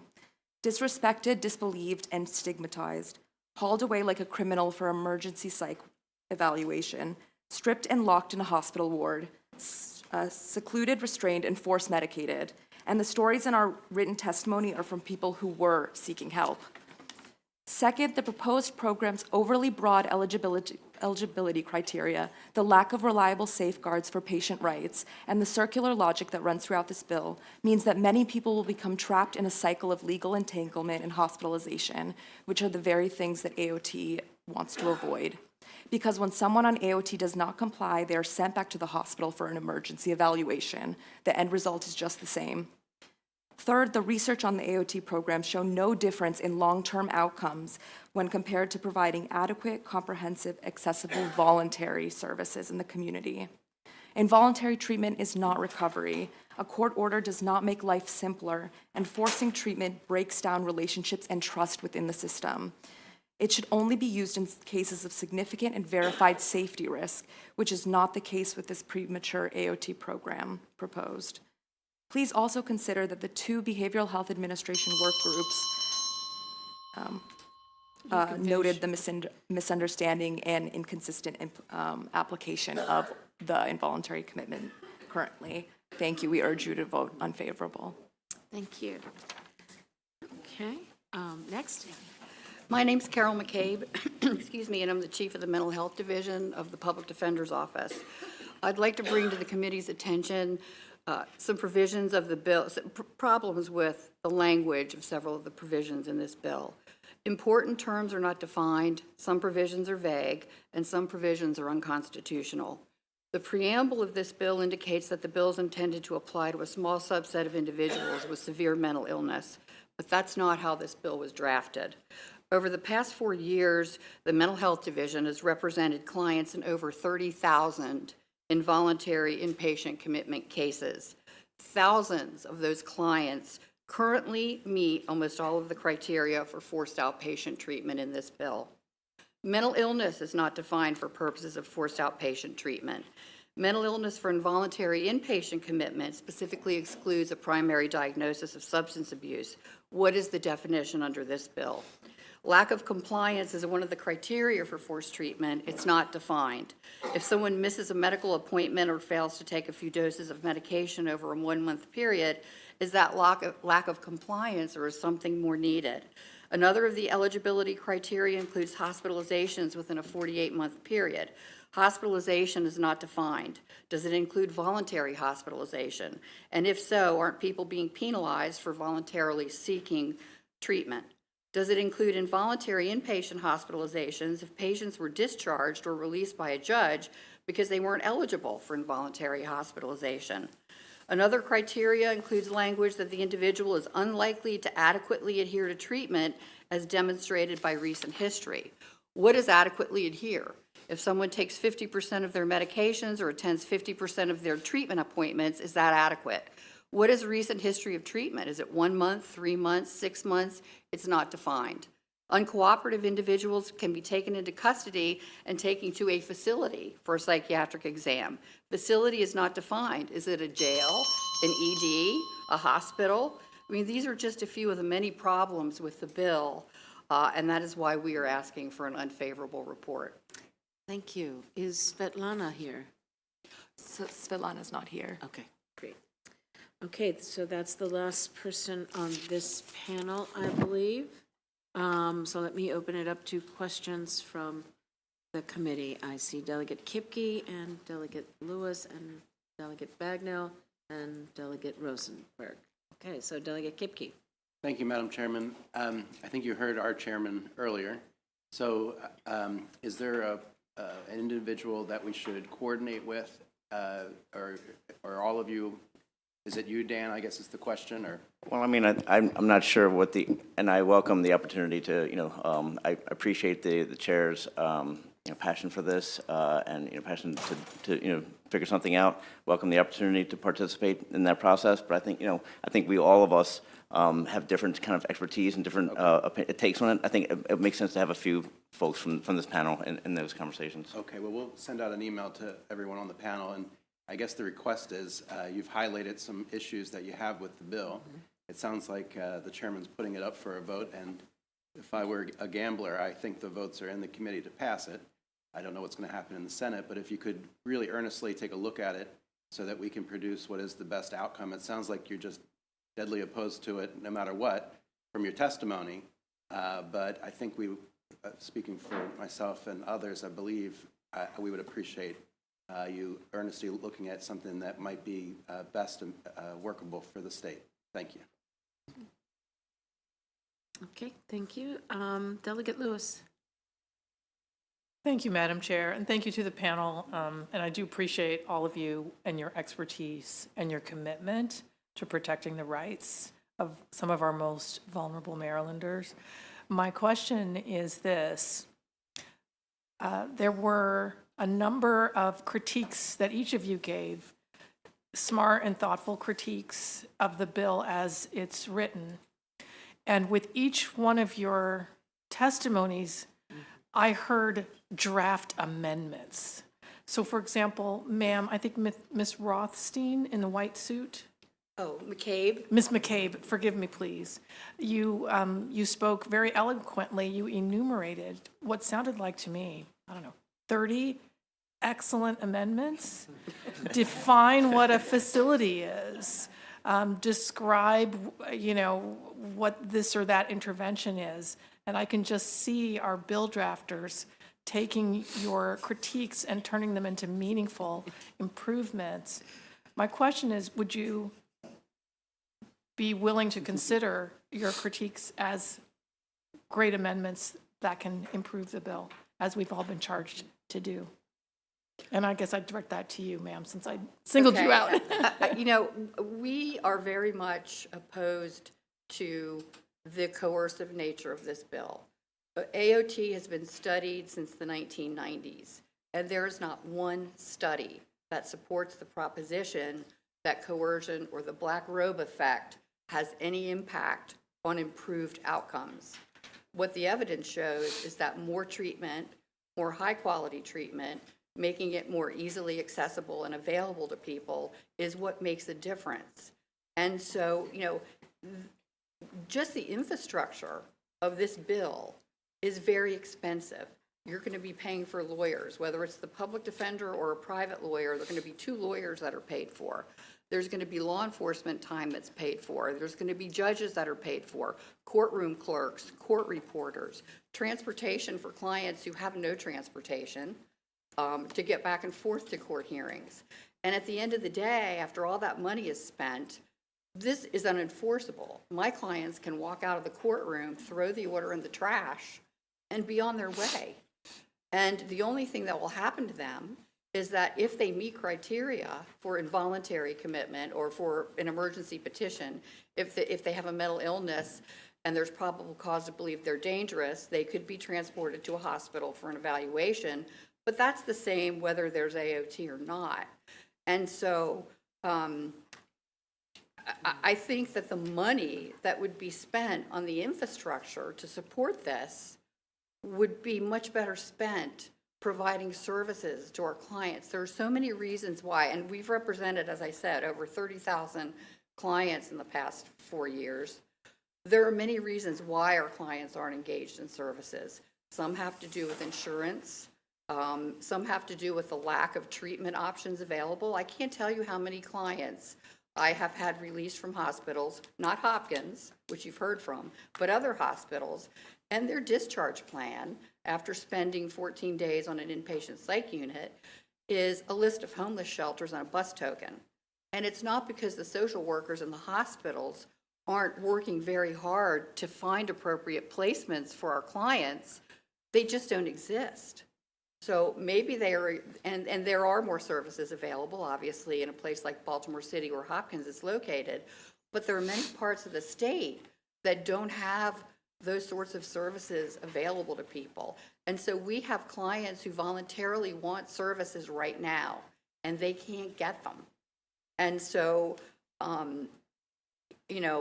perhaps there's a bill that we could come up with, but I feel very strongly that this coercive treatment is not the way to do it. And that's not just me. I mean, there have been multiple studies that have looked at this for 20 years now, and there's no evidence that the black robe effect has any impact. And in fact, I've been working on a chart that lists the laws in each state. I mean, 47 states do not have what is being proposed here. And in the states that have implemented it, in a state like California, only about half of their counties in California actually have one of these programs because they're so expensive. And so, I've been looking at, what's happening in these states. And one of the things that I keep seeing in many states that I research is that AOT, forced treatment, there's a real racial disparity in AOT orders. So for example, one of the big legal service providers in New York City looked at the numbers of people who had been forced into AOT since their program started, and 77% of the people forced into the program were people of color. California and other states have found the same thing. I've been keeping data in Maryland with respect to involuntary commitments, which I've shared with the Department of Health. And there's a racial disparity in the current system in Maryland. So you're more likely to be emergency petitioned if you're a person of color in Maryland, and you're about twice as likely to be retained at an involuntary civil commitment hearing if you were a person of color. So there are a lot of problems surrounding AOT, which is why so many of us are strongly opposed to it. I won't say that I won't talk to people about this because we're all interested in getting people services and treatment, but I don't know that I would get to the point where I would be supporting an AOT bill. Okay, thank you. Delegate Bagnall. Thank you very much. Yes, this is helping. Thank you, Madam Chair. This is challenging because we do hear from these families year after year after year. And some of us in this room and in this committee have real lived experience of what this is. And we're hearing a lot about the studies and the data. But I want to circle back to, I think it's Ms. Plappinger, because you have real lived experience of this program. And while you're on record, and Delegate Kipke and I are madly taking notes, if you could speak to pitfalls that you saw in the program so that can inform our conversation as well. Sure. And I also want to share that after leaving New York, I became I moved back to Maryland. I'm a Maryland girl, and worked as the president and CEO of Baltimore Mental Health Systems, which was the core service agency for Baltimore City. So I am very well aware of the lack of services in the jurisdiction in this state that has the most services. We had a wait list for people to get supported housing in Baltimore City that was incredibly long. So I will answer your question. I'd like to start with a very brief story. What prompted the AOT law in New York State, which is called Kendra's Law, was an incident where a woman from upstate, a young woman named Kendra Webdale, was pushed in front of an oncoming subway train and was killed. And the gentleman who killed her was Andrew Goldstein. Andrew Goldstein had serious and persistent mental illness, schizophrenia. He was stabilized in the Queens State Psychiatric Hospital, Creedmoor, and he was discharged successfully to a halfway house. He was on the right meds. He got the treatment he needed. He was taking them. They supervised him. They didn't have enough capacity. They had more patients that were being discharged. So because he was doing well, they discharged him from the halfway house. With the lack of supportive housing for him in New York, he ended up renting a basement apartment in the home of an elderly woman in Queens. And he didn't lose his medication. His medication was still in his medicine cabinet. He lost the supervision he needed to remember to take it. So he stopped taking his medication, became psychotic, heard voices, became scared, and committed this act. There was a pilot in New York City. So before I go on, Andrew Goldstein would not have been eligible for the AOT program that was started after this incident because he never refused treatment.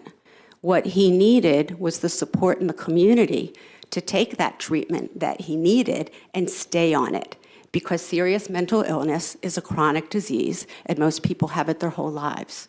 So getting somebody into treatment is not effective unless you can keep them on treatment. And the way people are kept on treatment is to give them the supports they need. And those supports include intensive case management for many, or ACT teams, where people go to them and make sure they're getting the services they need and continuing to see their doctor. They need a life. They need something to do during the day. Supported employment. New York, part of that $125 million in New York went to clubhouses. That's an international best practice model for people with serious mental illness, and it gives people a place to belong. It works on employment goals. It gives them community and support and peers to encourage them to keep staying on their medication. The other thing that it funded was housing with supervision, which is usually called supportive housing. We are greatly lacking those services in Maryland. So I don't think this is the right strategy based on my experience in New York, because effectively getting someone on treatment and getting them access to the right medication, but not giving them the support that they need to live stably in the community and break that cycle of crisis and hospitalization and jail and so on, is not going to ultimately solve the very real problem that all of these families that you heard from have. Many, many people with serious mental illness become homeless. They come homeless because they don't have support, they don't have the supportive housing. So their lives are like this. And treatment is absolutely required, but it's not sufficient for them to have that stability that they need. This program is a very expensive program when it's implemented correctly. I was very surprised to see that there wasn't much, there wasn't money connected to this. And I do think some people were helped by the program in New York, but it was to the tune of, what's 125 plus 32, $157 million a year. There's no cheap way out of this, but the ultimate upstream approach is prevention, and that's by giving people this whole array of services they need, including treatment. And I have seen that when programs reach out to people and develop that trusting relationship, and often peers, other people who are in recovery from serious mental illness, are the best people to do this outreach and create this trust. The number of people who are truly involuntary and refuse treatment, it shrinks. It shrinks by a lot. So that's what I would recommend Maryland spend its money on. It's building up that community-based system and making sure that providers, mental health providers, are held accountable. I totally agree. That's a feature that AOT is really important, not the court order. That piece of paper is expensive and it doesn't have value. But accountability, I also worked for a big hospital system in New York, big mental health provider. And we had a big outpatient clinic. We served about 10,000 patients a year in Midtown Manhattan. We saw the people who came in, and when they didn't keep their appointments, we've had another one to fill the slot because we had too many patients for the capacity that we had. We were not required to hold on to our people. So programs that hold providers accountable, hold the system accountable, so these individuals get the support and the treatment they need. That's what I learned from working in New York. I'm sorry to be so long. No, and if you'll indulge me in a follow-up, you clearly have a lot of expertise in these programs that hold providers accountable. Can you share that knowledge with the committee? Not necessarily now, but circle back with the committee so that we can identify the mechanisms by which we can hold our providers accountable and have that care coordination piece, which is so integral to providing for this community of Yeah, absolutely. And the other piece with that is making sure providers are adequately funded. Because, as I said, people who voluntarily seek treatment, mental health treatment in the public system here in Maryland, have trouble accessing it. So we need to expand that system. They have a big turnover rate, a lot of staffing vacancies, and just, all kinds of challenges. So we need a stronger system, and we need to hold them accountable. And I would be happy to share any knowledge I have that might be helpful to the committee. So my understanding is that Delegates Kipke and Bagnall will be reaching out to have you be a part of this work group. So I'm going to go with Delegate Rosenberg. Sort of trying to build on what you just said. What's the level of we've heard, and I think we've either moved already or on the verge of moving, several things that the different people at this table, your organizations have supported this session. To what extent is there accountability in what you've proposed as the appropriate response, solution to state treatment for people with mental illness? How would you rate the accountability in what you're proposing? So I can chime in there who are you asking? You know better than I, whoever can answer. All right, I'm not all right, I'll do it. So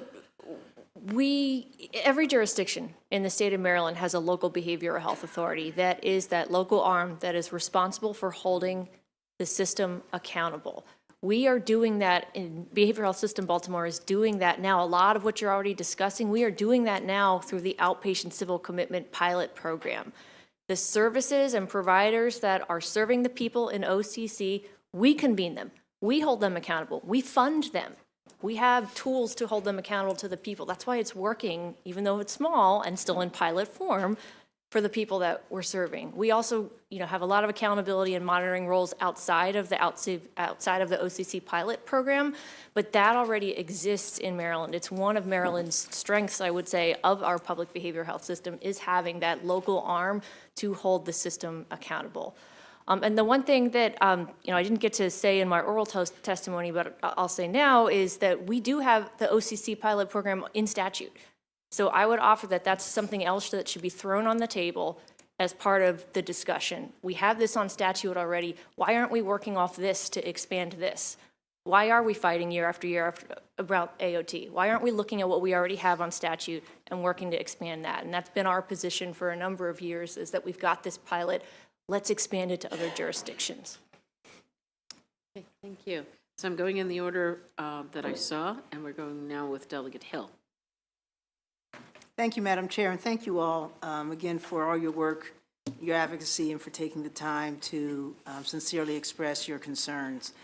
I'm going to, I guess I direct this to you, Ms. Brendenstein, and I understand that there's a lot of discussion about how this program from one of your fellow panelists needs to be better funded to serve more people, and there are other things that can be done. What I'm confused about and I'd like you to answer is every time we bring this bill up, it is presented, or your opposition is often presented as if it's either outpatient civil commitment or this. When we rolled out the pilot, I think in the first year or 2 years, you served fewer than a dozen people. We may not be able to serve everyone who has a housing issue. We may only be able to serve those people who actually have family that they live with, but still won't be compliant. We may not be able to treat everybody, but to not do anything. So I guess the question is, why are you always making it a comparison that it's either one or the other, instead of, why is it that you can't see it as we can do a little bit of both? And maybe some other things too. That question's for you. Like I've said earlier, and thank you for the question, because I do see that perspective, having also been up here year after year. Our perspective is that some of what's been proposed year after year is duplicative of what is already in statute and what's already being done. In addition, the OCC pilot has been expanded year after year. We're just not doing it through statute. It's being done through regulatory changes. Some of the proposed regulatory changes that are in MDH somewhere for the past 18 months would expand eligibility criteria to allow people who are coming through the EDs on a regular basis so that they could be voluntarily or involuntarily committed. That would address some of the challenges you heard from the Hopkins person earlier today. So we have a basis and a foundation to expand it, and some of what comes up year after year seems duplicative and is not what we see as the best approach. Quickly. So for those of us who don't see it as duplicative, can you, again, why do you consider this a threat to your program? In other words, is it something about if we do this too that you think the OCC will go away, or do you acknowledge that it's serving a group of people who will continue to benefit from it, and that your program doesn't treat everybody who needs to be treated, and even if you expanded it with unlimited funds, there would be people for whom, would you acknowledge that OCC is not for everybody? Oh, absolutely. And I don't think AOT is for everybody. I think that approach should be used judiciously. And I don't see AOT as a threat. I just think OCC is Maryland's approach to AOT. And I think we're using the terms interchangeably, and that we have an approach and that we should build off of what we have in Maryland. Thank you. Delegate Riley. Thank you, Madam Speaker. Yes, so thank you for being here. I feel and hear the passion from both panels this evening.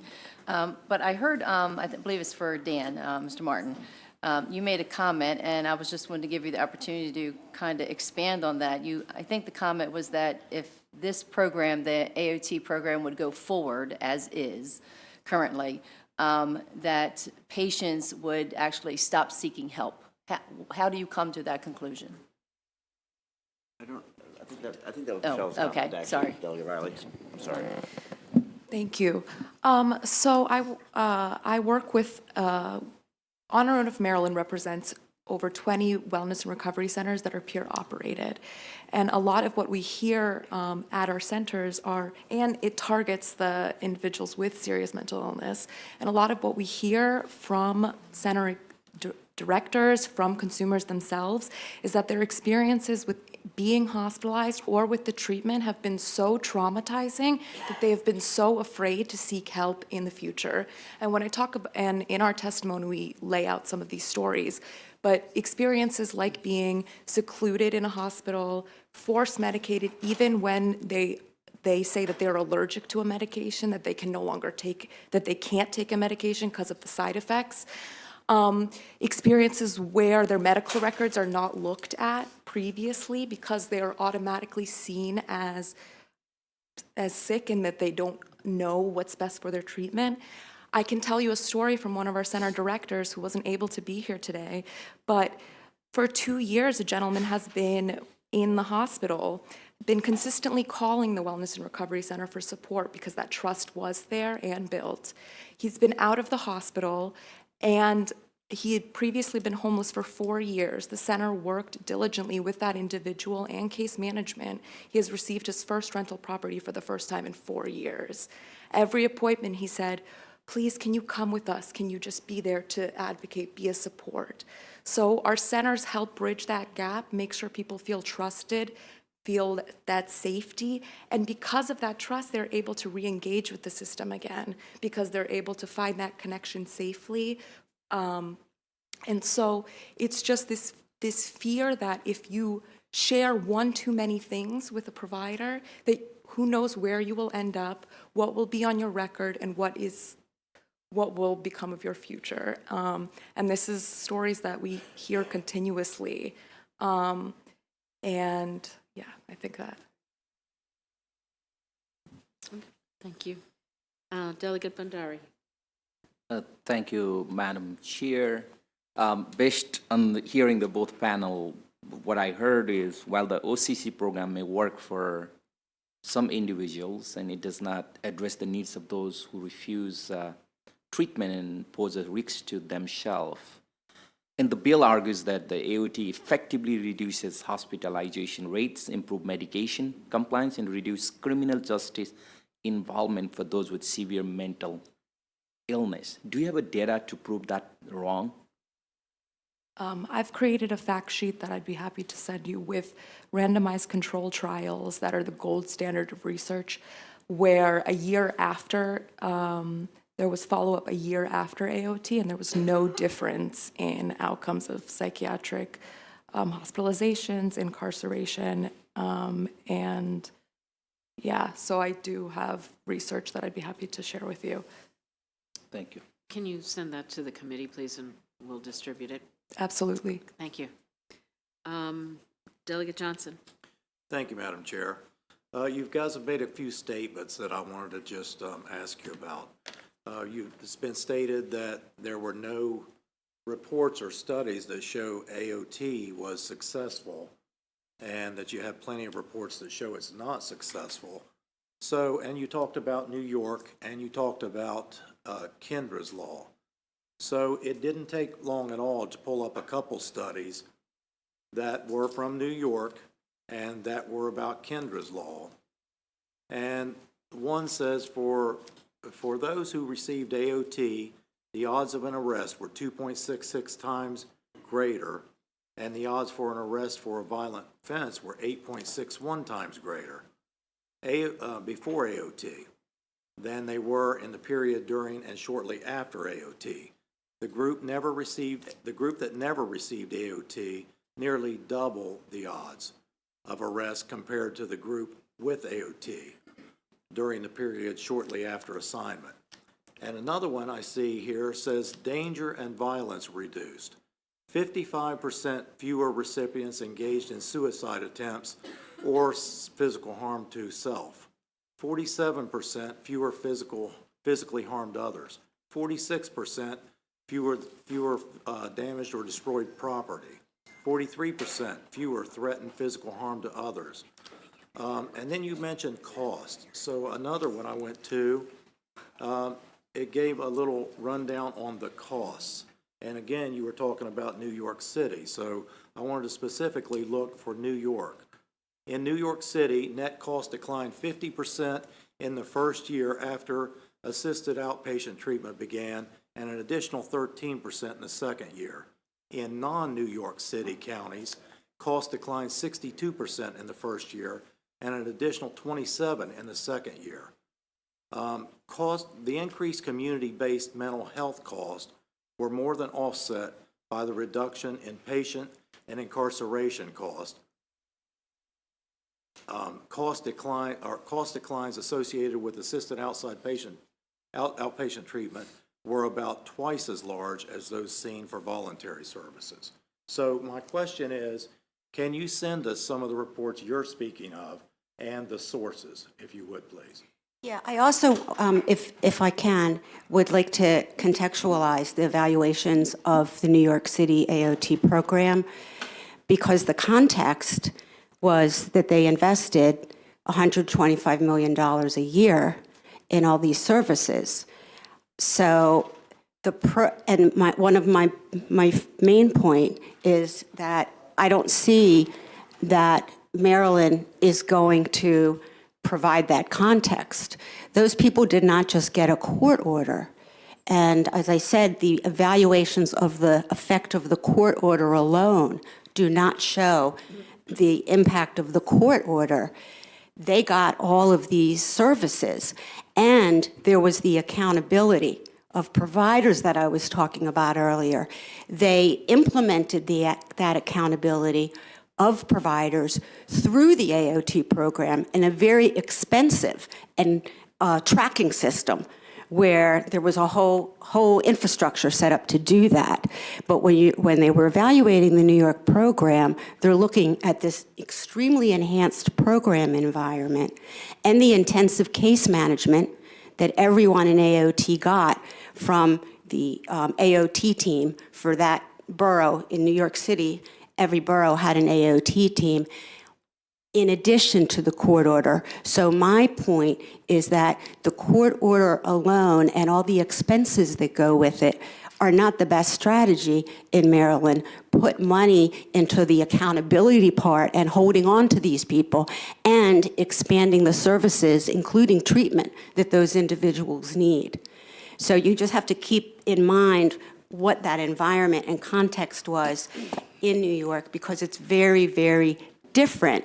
Maryland is not investing, as far as I know, in all of those services that these individuals are going to need. And that court-order treatment plan, were there to be an AOT program implemented in Maryland, that court-order treatment plan is not just going to include getting the mental health treatment. It's going to include these other community supports, which are so scarce in Maryland. So that's my concern. Yeah. So we can take a look at that to see maybe how we could do it here in Maryland a little differently. And maybe we don't want to do it in every borough, or but we could maybe look at doing it differently where it would not be so costly. But if we could get these kind of results I'm seeing in these studies, then I could see the investment worth it. Yeah, there was just a tremendous upfront investment. Okay, if you could get that to us. And my written testimony does have citations. Okay, thank you. Thank you, Madam Chair. Thank you. Are there any other questions for this unfavorable panel? Seeing none, thank you all very much, and please expect to be hearing from us. So I'm going to call back a panel of favorables. I've got Janet Edelman,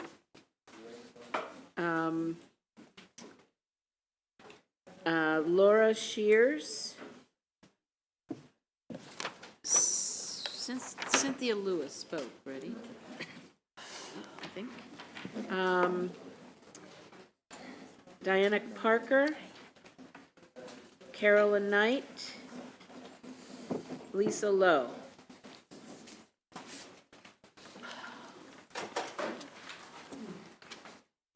So Janet Edelman?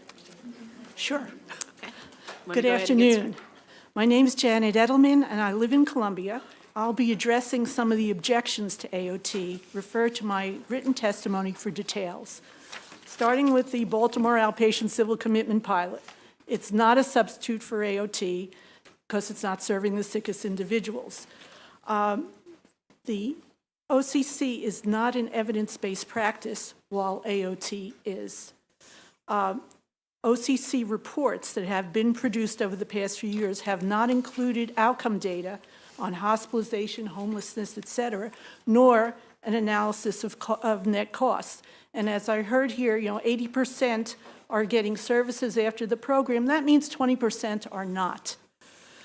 Some opponents state that many thousands of people in Maryland will be court-ordered under AOT. I did a ballpark estimate of the number of people that might be served in my own county, Howard, under a mature AOT program. According to the New York State Office of Mental Health website, 273 people are currently under active court order in Queens, population 2.4 million. Based on Howard County's population, a mature AOT program might serve around 40 individuals. A common claim by opponents is that AOT permits forced medication of outpatients. This is not true. Opponents claim existing scarce services should go to those who voluntarily agree to and can comply with service requirements. But standard medical triage practice requires that those most at risk of severe outcomes be given priority. Opponents ignore research studies showing that AOT can be successfully implemented using existing services without additional funding. There was discussion here about all of the money that New York invested starting in 1999.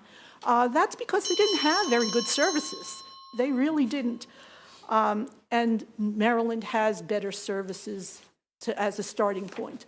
Other places that have implemented slowly so that they can get savings from the costs that they were spending in order to reinvest in programs and services. AOT addresses an unmet need in Maryland. Arguments against AOT are filled with inaccuracy. I need you to start wrapping up. Okay. I would like to also address the black robe effect, and that there is a New York study that shows the effectiveness of that, and I can give that to you, send that to you. So please pass it. Thank you very much. Where are you? No, here. Thank you for your testimony. May I have Laura next, please? Hello, thank you everyone for your time. My name is Laura Shears Coates. I'm the owner and operator of an outpatient mental health clinic located in Baltimore County that serves Anne Arundel County, and Baltimore City. I also own a nonprofit organization called It Takes a Village for Change, where we currently house 218 individuals that were homeless off the street from October until today that have severe and persistent mental illness that will not compel themselves to treatment. We are keeping them in a safe hospital setting where we have security guards on staff 24/7 because, again, these people will not get treatment, but we don't want to see them die outside on the street. However, that's not why I'm here today. I'm here as a family member and the legal guardian of my 31-year-old brother, Joshua Carey, who is currently at Baltimore, Washington right now for the 94th day. He's there on a hold by Adult Protective Services because they said he's too dangerous to release to us, but the hospital can't find a safety plan for him. Everyone's hands are tied because the BHA has approved him for long-term skilled nursing. However, he didn't pass the AIRS department due to his psychiatric illness. They said he's too dangerous to be placed in a facility with anyone else. The hospital has requested transfer to Johns Hopkins and Shepherd Pratt, which he was denied due to his violent behavior and his clinicals. So APS has currently got their hands tied and nobody knows what to do with my brother. He's laying on a mattress on the floor with 4 guarded security in his room at all times. He hasn't seen me or my mother in 94 days because they say he's too dangerous for us to visit, nor is he allowed phone privileges because he's done over $55,000 worth of damage to their hospital. My brother is suffering worse than a prisoner. I wish he was in jail right now, rather than what he's doing. Not only that, I also got body camera footage because one incident last year at my mother's house resulted in $30,000 in property damage in which the police department watched my brother bust up my mother's whole home. I wanted to know why he was not detained and why he was not taken to jail, and I was told that the CIT's psychiatric department of Anne Arundel County would face liability purposes if they attempted to arrest my brother due to his severe and persistent mental illness. So thank you for your time, and I very hope that you guys can pass this bill. And I'm sorry about your brother. Really, very sorry about it. Thank you. You're welcome. Thank you for sharing it. Ms. Parker. Good evening. Good evening. How are you today? Finding yourself? Good, and I want to thank everyone for being patient, all right? Whether you're for it or against it, we're listening to both of you, both sides. And thank you for just being patient and waiting. And also for the people that are coming on House Bill 1161, you're being so patient. Thank you so much. But don't feel bad. The sponsor of your bill gave us cookies. Thank you. And I myself had 10, honestly, 10. Go ahead. You go. I'm not going to apologize for it. Go ahead. It's fine. Hello, my name is Danya Parker. I'm the president and founder of a nonprofit called the Rock for Life Foundation. On August the 14th, 1994, I lost my younger brother to suicide. Excuse me, can you put this closer to her? Sorry. Thank you. Got it, yes. On August the 14th, 1994, I lost my younger brother to suicide. During that time, the stigma in the Black community on mental illness and suicide was something we never dealt with. Unfortunately, in our community, we were raised with the understanding that suicide was quote-unquote a white person's disease. After my brother's death, I went into a deep depression for 17 years because I was afraid to get the necessary help that I needed and afraid that I was going to lose my job and my security clearance. The stigma against mental illness is primarily caused by behaviors due to untreated mental illness. By providing a path to treatment for those who struggle with compliance with voluntary treatment, I feel that the AOT will help get rid of the stigma and allow people to get the necessary help. In the last 3 years, I've had several family members and friends not being able to adequately be treated by Maryland's current voluntary-only system of outpatient care. Some have lost their homes and jobs, and it stems from the fact that the resources available are not helping those who struggle to comply with voluntary service, often because brain dysfunction caused by the illness prevents them from understanding their need for treatment. The fact that Maryland is the only 3 states that has not supported the AOT program is unacceptable, and it seems that you don't care about your Maryland residents, It's allowing that the stigma against mental illness to stay. In the last few days, I've met a daughter whose mom is dealing with suicidal ideations. I received a message from a father whose daughter is dealing with suicidal ideations, and she's 13. The AOT program can give these families some sort of hope that people really do care, about them and their well-being. I'll say one more thing then after that. It's sad that in the Maryland area, we can get a stadium built quicker than we can get help for our mental illness patients. Thank you, and I'm sorry about the loss of your brother, and thank you for sharing your information today, your story. Carolyn Knight. Hello, I'm Carolyn Knight, and I've been an advocate for those with serious mental illness for over 30 years. I've been in this hearing room before and testified in front of a number of you. I'm very familiar with the arguments against AOT and the strategies used to weaken the pilot program so that few can benefit. I have submitted written testimony, but I'm going to focus on one thing, and that is the contention that we need to study this more in Maryland. And by the way, as far as getting together, I wish you all really good luck. I remember a previous legislative session where I know it's very confusing to you all when you have no unanimity and you have professionals and experts on one side and professionals and experts on another side. And I remember one chairman saying, could you all just get together in the summer and figure this out and come back to us next year? And our response was, no, we can't. We've tried. It's been, at that point, it was about 20 years. And we said, it's in your hands. This is so hard, and I'm really sorry, but it really is in your legislative hands to solve. Along with Janet Edelman, in 1999, she and I represented NAMI Maryland on a panel that was convened for, I think, the very first time to look at AOT and its possible role in Maryland. And it was after the New York law was passed. As a panel, met repeatedly and went through different research studies from North Carolina and New York, and I'm sorry, I just have to tell you that it was like, it was a very unreal experience. Everybody in the group apparently had understood that they were there to stop AOT. Janet and I were not told that. And we looked at research, and they would repeatedly say, well, look at this. This isn't good, this isn't good. And we were reading the same papers. And we were like, well, wait, no, that's not what the study said. It says this thing here. And they would nod to us and go on.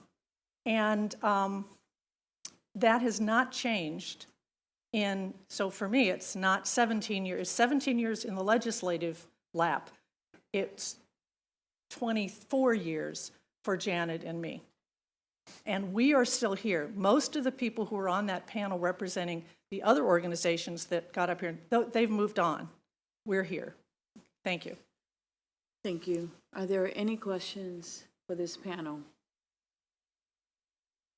So, Ms. Knight, what I said was that we're going to meet with everyone. I know. But that we're going to pass the bill. I'm going to try to convince my colleagues. It's their vote. I'm one vote. But I think that, you know, it's time. And I like to bring people to the table to make sure they have input and to see if they will add, amend it, make it that it works for them. But again, this is not mandatory. It's enabling. There's no excuse right? In my opinion. And I usually don't give my opinion during a hearing, but we have seen this a lot. And what I'm doing it to encourage everyone to meet, right? To encourage you to meet, to see if you can come up with something that you can leave or try. All right? It's the only reason why I'm being vocal, because I could have done it quietly. Yes. But I'm very transparent because I like people to be part of the process. Okay? There are no questions for you. Thank you for your expertise and for your, there is Delegate Vandari. I'm sorry, I didn't see him. Thank you, Madam Chair. Based on your testimony, you said the pilot program, the OCC pilot program is not an adequate substitute for AOC, right? And I mean AOT, and AOT program provides a court-ordered treatment plan that can be customized to meet the individual unique needs and goals. Is that correct? Yes, yes, that's true. The whole idea is to have a cooperative relationship with the individual so that they have input into the plan, they work together with the treatment team, and it's able to move forward in a positive direction. Two people and this person. Yes.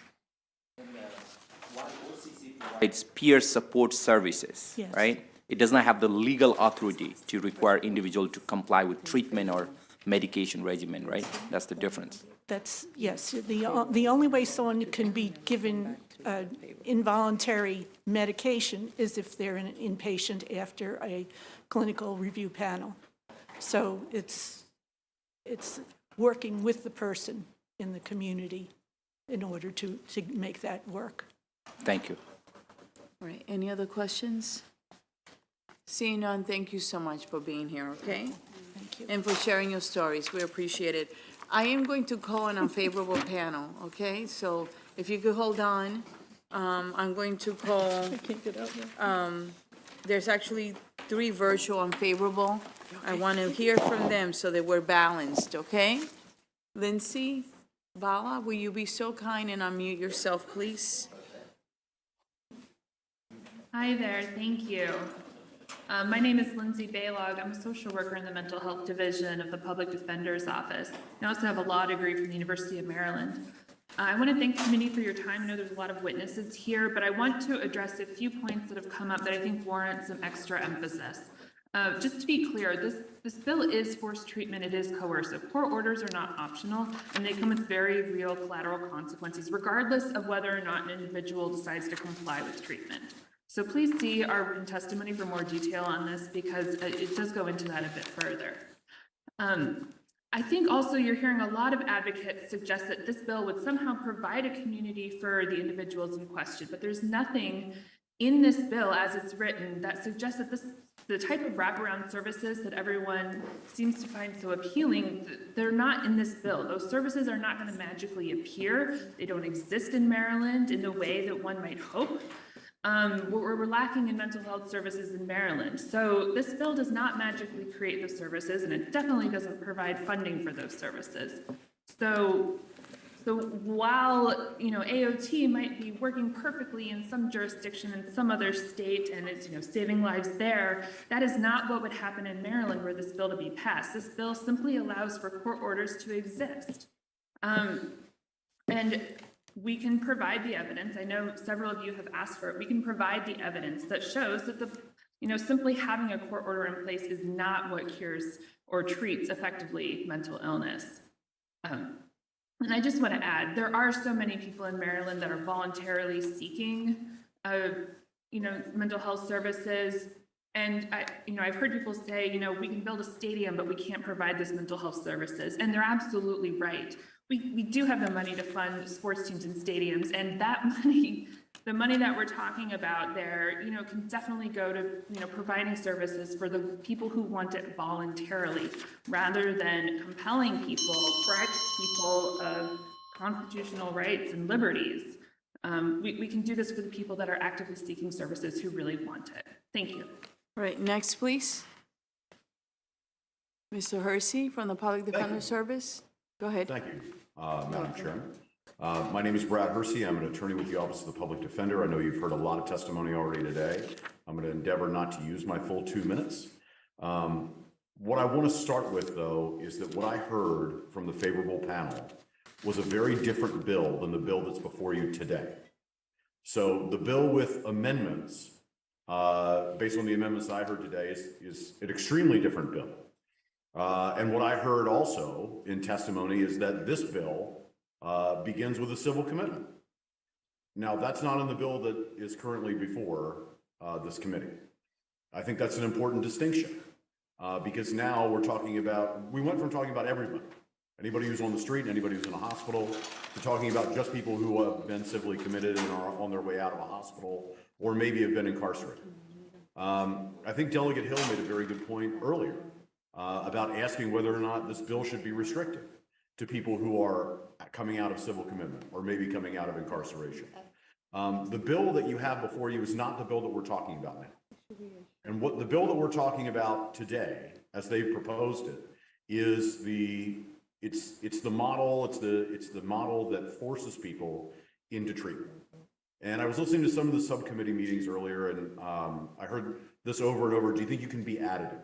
I'm going to try to be additive. I think that if you want to try to fix this, a lot of us here were at the Mental Health Association of Maryland meeting, dinner with Governor Moore. What happened to community behavioral health centers, certified community behavioral health centers? Because that's what we really need.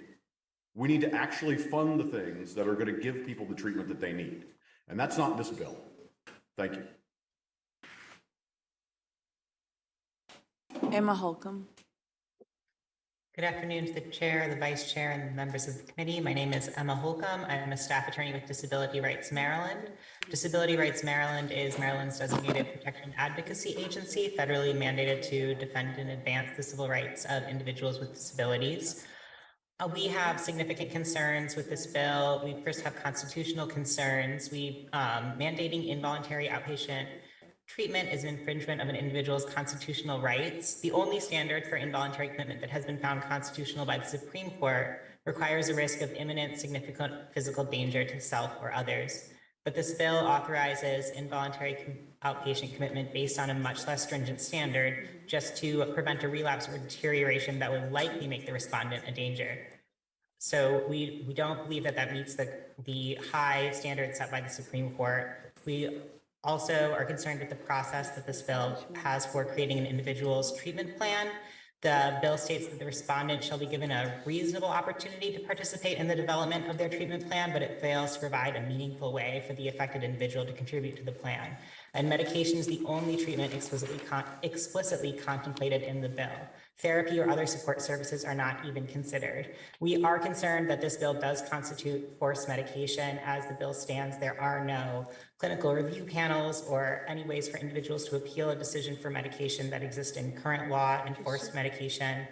It is a court order, so we are concerned about the possibility that individuals will be forced into medication with assisted outpatient treatment. This bill also, as many others have said, fails to provide for the necessary intensive services that actually reduce emergency room visits, hospitalizations, homelessness, and incarceration. It only considers what treatment is available and what a community provider volunteers. We ask that based on these concerns, the committee provide an unfavorable recommendation on this bill. Thank you. Thank you. May I would like, usually I allow my committee to ask the question, but Mr. Hersey, you stated that the bill we have in front of us is not the bill that the witnesses testified to. You heard that I want a work group. I actually put a work group together to meet this Tuesday coming up in the afternoon. Crossover is Monday, and Tuesday should be light for us to meet on Tuesday afternoon. It will be led in a bipartisan fashion like we do it on this committee.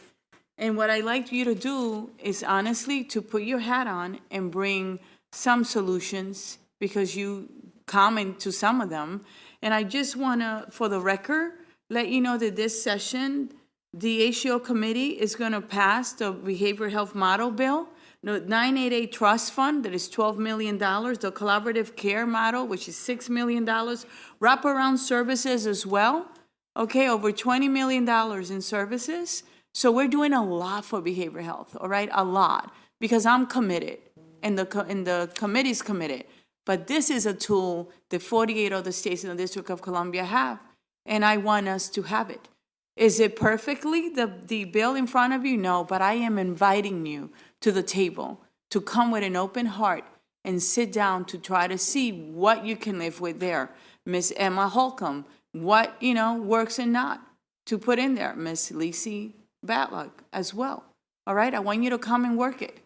But don't come like in the past, there's nothing that we can do. There's no negotiation. All right, I want to have your input. All right, and I mean it, and you know that I mean it, okay? Because I have proven that to you consistently, all right? And so has my committee as well. Are there any questions for this Delegate Bandari? Thank you, Madam Chair. Lindsay from Public Defender, you raised a very good point about the civil liberties, and you might have heard the proponent. These AOT programs are typically reserved for individuals with severe mental illness who are at risk of harm to themselves. And in these cases, and they struggle to engage treatment voluntarily. In these cases, the need for intervention may outweigh concern about civil liberties, especially if the person untreated mental illness is interfering with their ability to make sound decisions about their own care.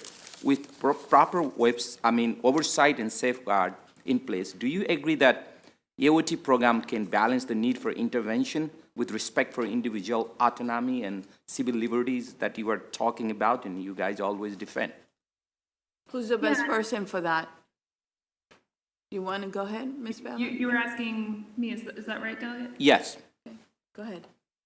Yeah, I mean, the civil liberties that we work so hard to defend at the Public Defender's Office are the civil liberties that should be reserved for people who have really severe mental illness and are a danger to themselves or others. And those are the clients we work with already who because they're going to hurt themselves or others, or because they're so dangerous, that's the point where we say you need to be inpatient, you need to be hospitalized, and we recognize that that is how we balance the deprivation of liberties with public interest. That is where we see the balance is lying, not in outpatient treatment that's coerced and forced.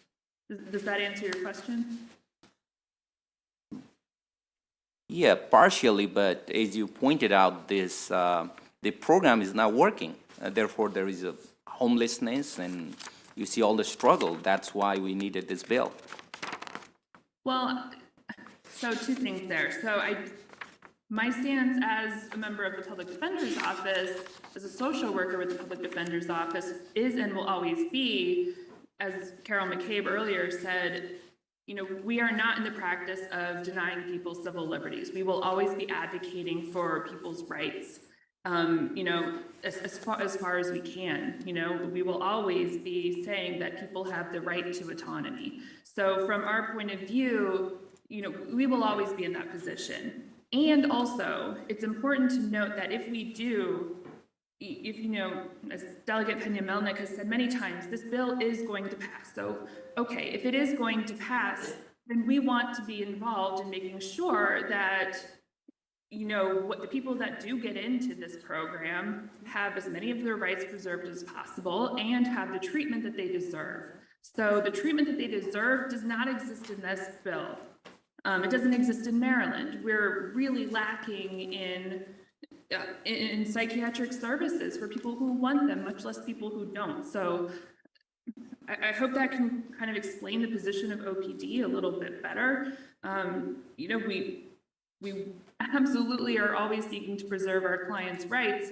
And when legislation is going to get passed that does impede on those rights, we want to make sure that it's extremely limited and very narrowly applied in all the right ways. Thank you. We can follow offline. And Ms. Bella, I said it many, many times. What did I say? That you're welcome on Tuesday, right? Yes. And that I want your input, correct? Yes. This is your time to be involved. No one's leaving you out. But we want you to truly come with solutions, okay? We want that. Delegate Alston. Thank you. I would like for the Public Defender's Office, in anticipation of Tuesday's meeting, to look at models for guardian ad litem, adult protective services, as well as the traditional public defender model for protecting people's rights and liberties, so that we can figure out the best solution for how to protect the rights of individuals in this situation. Thank you. Understood. Thank you. Thank you. Are there any other questions? Seeing none, thank you so much for all you do. Look, the work you do is not easy. I know it. I used to be a public defender and then a prosecutor, so don't hold it against me, okay? And I know it's very tough. It really is. But, you know, there are cases that really need this, all right? Please come on Tuesday, all right? And you'll get a link from Michelle. We'll be able to send everyone a link. Thanks so much. So we're going to go back to the favorable panel. We have very few people left. We have Lisa Lowe, Deborah Bennett, Shannon Harris, Christina Flowers.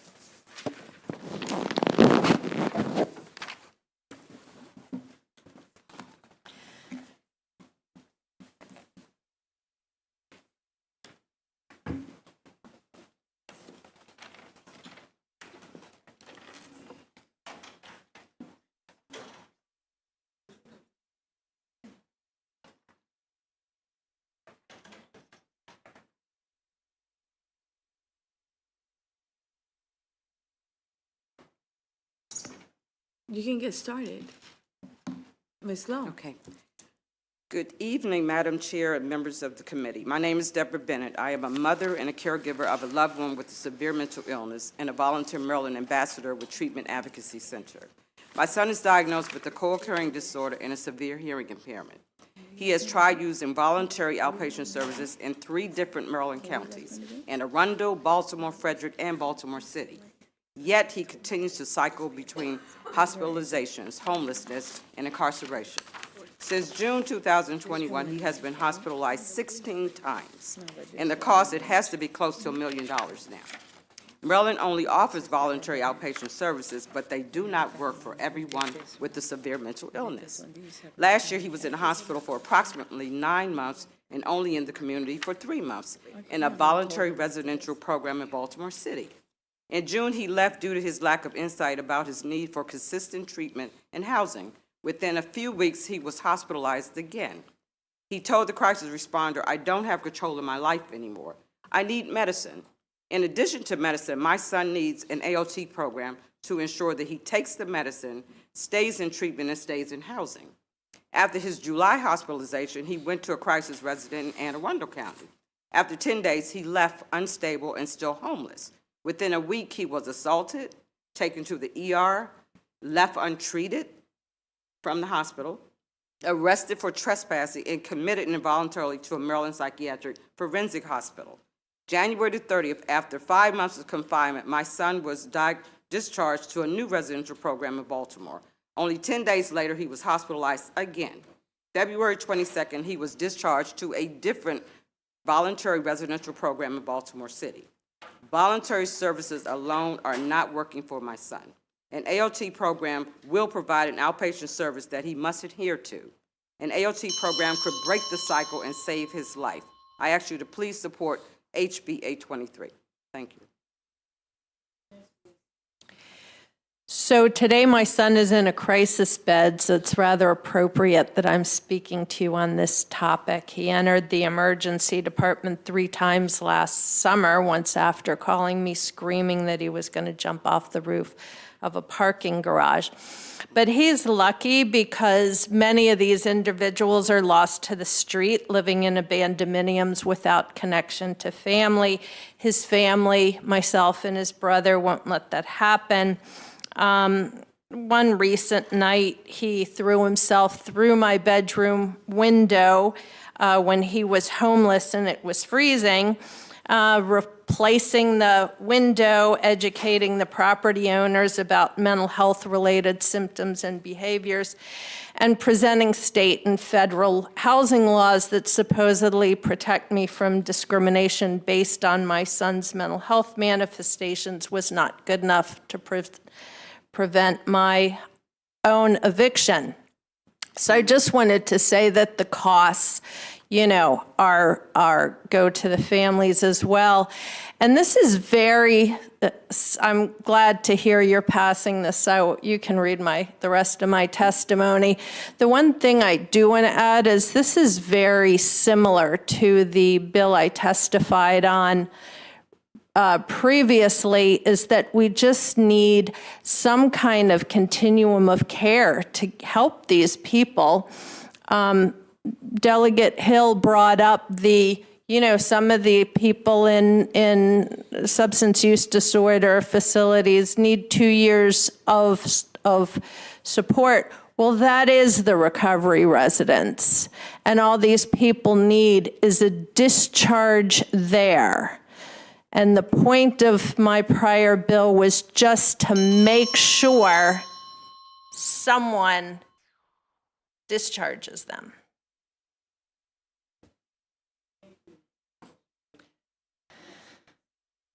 Good evening.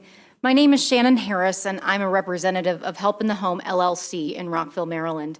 Help in the Home is an agency that provides support to people with severe and persistent mental illness, people for whom this AOT bill would be life-saving.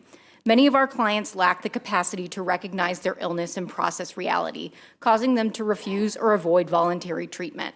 In fact, 40% of people with bipolar disorder and half of people with schizophrenia have a neurological condition called anosognosia, which impairs a person's ability to understand and perceive their illness.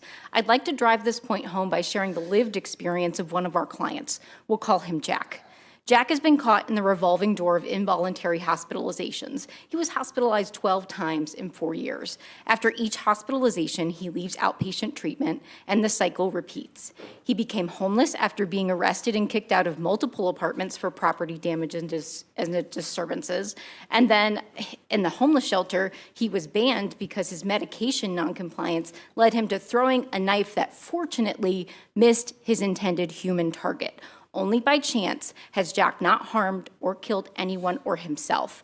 We cannot afford to give a client like Jack, for whom every peer, family, and supportive intervention has been attempted, the time to come to voluntary placement or to wait until his psychiatric needs meet criteria for us to file an emergency petition. With AOT in place, Jack could be supported in maintaining compliance with his medications and services and be on his path to stabilization and recovery.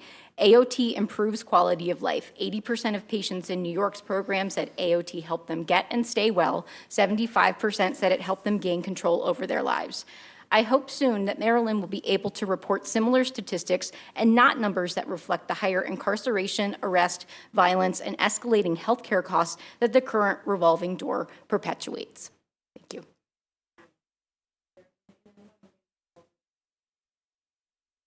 Questions? Seeing none, thank you so much for being with us and for being patient. Thank you. All right. I have next Christina Flowers. Okay, we're gonna go to the last four witnesses virtually. I did call for the record every single witness, and I try to call different panels to make it balanced, okay? Let's start with Jackie Robinson, Marianne, Eric Smith, and Mary Moran. Can you bring them all on, please? And those will be our last four.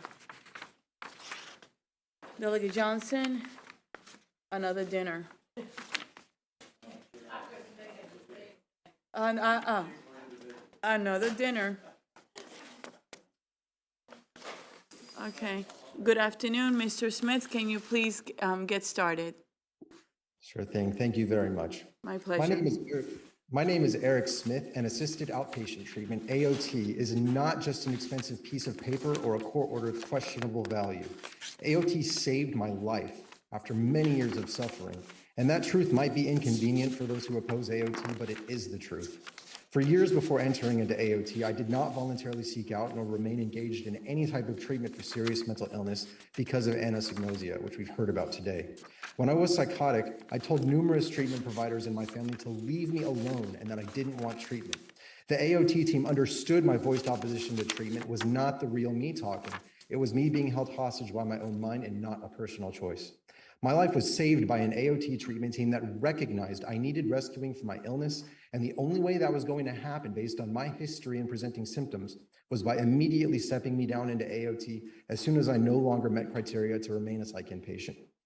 Without AOT and the black robe effect as step-down care from my psych hospitalization, I would have stopped taking the meds I need to no longer be a danger to myself.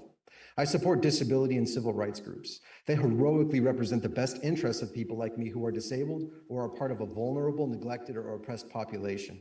But what these groups are doing by opposing AOT is ignoring the nature of anosognosia and the needs of people like me. I know what forced treatment is. I experienced it as a psych inpatient, never in AOT. Please help people like me who have lost our minds due to anosognosia and psychosis with the same level of understanding as you would with your grandma or grandpa who have lost their minds due to dementia. When you finally see things in that light, you see this is first and foremost a medical issue, not a rights issue. Despite being a high school dropout and jailed because of my illness, I ended up graduating magna cum laude with a BA in psychology and went on to earn a master's degree.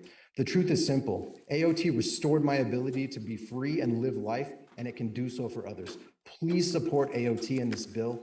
Thank you for your time. And thank you for being here today and sharing your story. And I'm so happy that you're doing so well. Congratulations. Ms. Robinson. You can unmute yourself.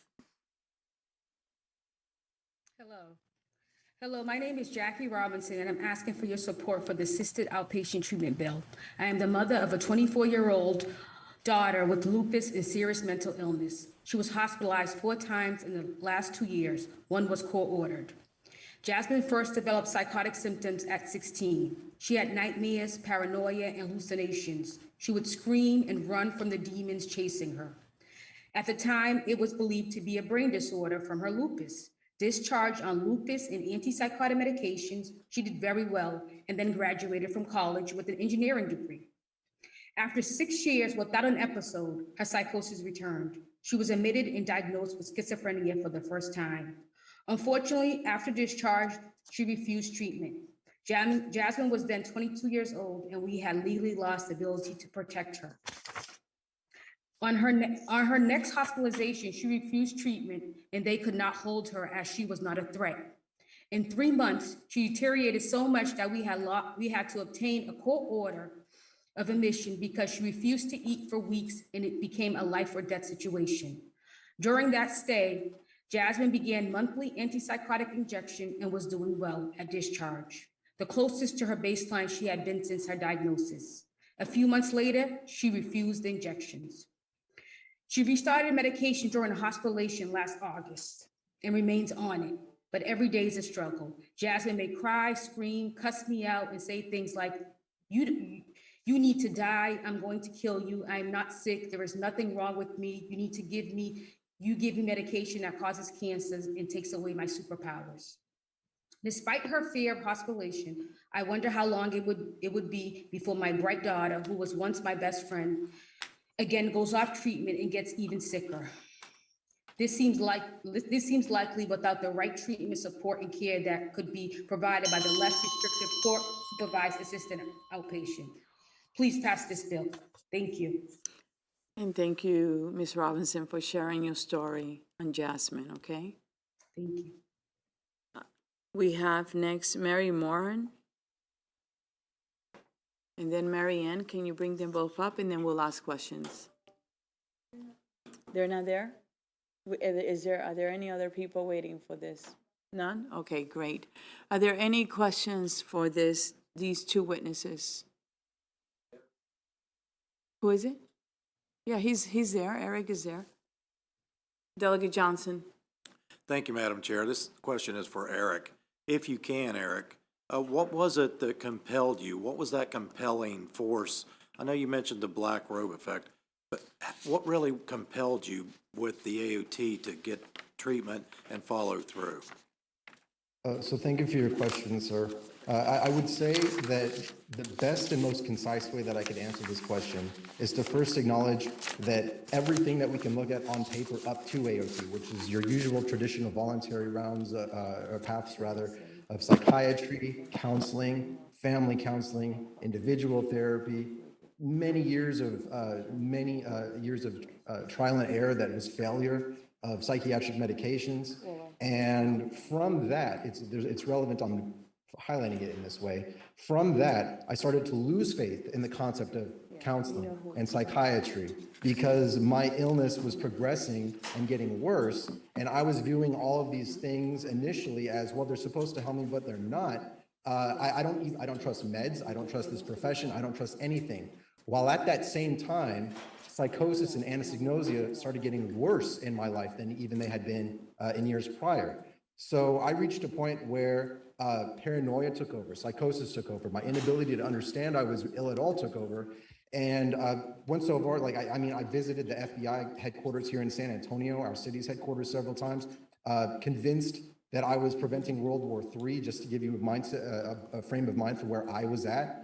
And so I was arrested due to trespassing stemming from my illness at my parents' house because a psychiatrist had told, my then most recent psychiatrist had told my parents that was going to be my best bet. If I got arrested for a low-level offense, hopefully a low-level offense, which it was trespassing, then maybe before I was released from jail, I would be able to find a bed in the state hospital if one opened up for me. And then maybe I could get into outpatient care if it unfolded in that way. And thankfully, the stars aligned because by the time I got into AOT, I was at this vulnerable place where I was no longer unstable enough to remain a psychiatric inpatient, but definitely not well enough to be on my own without being in something like assisted outpatient treatment. And the first thing that happened was I met with the judge, Judge Kazin, and he talked with me, not even wearing a black robe. So we talked about the black robe effect. So he was not even wearing a robe. And he said, Eric,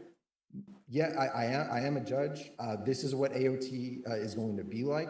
I'm going to be here for you. This isn't about me trying to punish you or anything along those lines. I'm here to help hold the team accountable and help to make sure that you're doing what you can do to make step towards reality and away from this tortured life that you've lived, from the psychosis and everything that you've experienced. So this judge, this figure, this black robe effect that I have heard many times today from the opposition saying it's questionable, I attribute nearly all of the value that I was willing to place stock into AOT with this concept that a judge who was there and vocalizing to me that his goal was to hold a team accountable to each other for my benefit, no matter how psychotic I was, that resonated with me. It just did. And I understand from the just a straight up terminology, like that is anecdotal, but I have seen enough evidence from talking around the country with people like Bradley Tall, who spoke as part of the panel in favor earlier today. And I've spoken to people who've directly benefited by this, and families who tell me that their loved ones have directly benefited by this. And I know that I am not just being anecdotal. We are triangulating every time that someone else is able to come forward and say, this helped me, this saved my life, or this helped my son, this helped my daughter, this helped my husband, this helped my wife, whatever the case may be. To say that there's questionable value with the black robe effect is to ignore all of the people who stand up like me saying, that's exactly what did it. Thank Hope you. that answered your question. I appreciate you sharing that with us. Any other questions? Seeing none, thank you very much for sharing your experience, both of you, and I pray that you continue to heal, and thank you for lending your voice. This actually concludes the bill hearing on House Bill 823, but this is what the instructions that I have. Aaron Hopwood, who is our lawyer, is going to send the invitation to certain groups to come. When you get that invitation is not transferable. You're not going to show up with 15 people. We're going to choose a couple from each group, okay? So that we can truly have a meaningful discussion. What I ask of you is that you come with ideas, but come with ideas that actually will work, not the ones that you know will, not allow the bill to go forward. Come in good faith and remember that the bill is actually not mandatory, okay? And come with an open mind and heart. The group is balanced because it's bipartisan and people that have a lot of experience with the issue, all right? At the end of the day, you come up with something, it will go to subcommittee. The subcommittee decides whether it goes up or down. But I have to tell you that there is a lot of interest in passing this bill. But I believe in passing a bill that is going to work for everyone. And I hope that you're able to meet us halfway. You have a great afternoon. Thank you for your time, your efforts, regardless of where you are on the issue. I know you care, and this committee cares. So let's see if we find a solution, okay? Thank you. Now we're going to go on to House Bill 1161, Delegate Shalega, who has been extremely patient.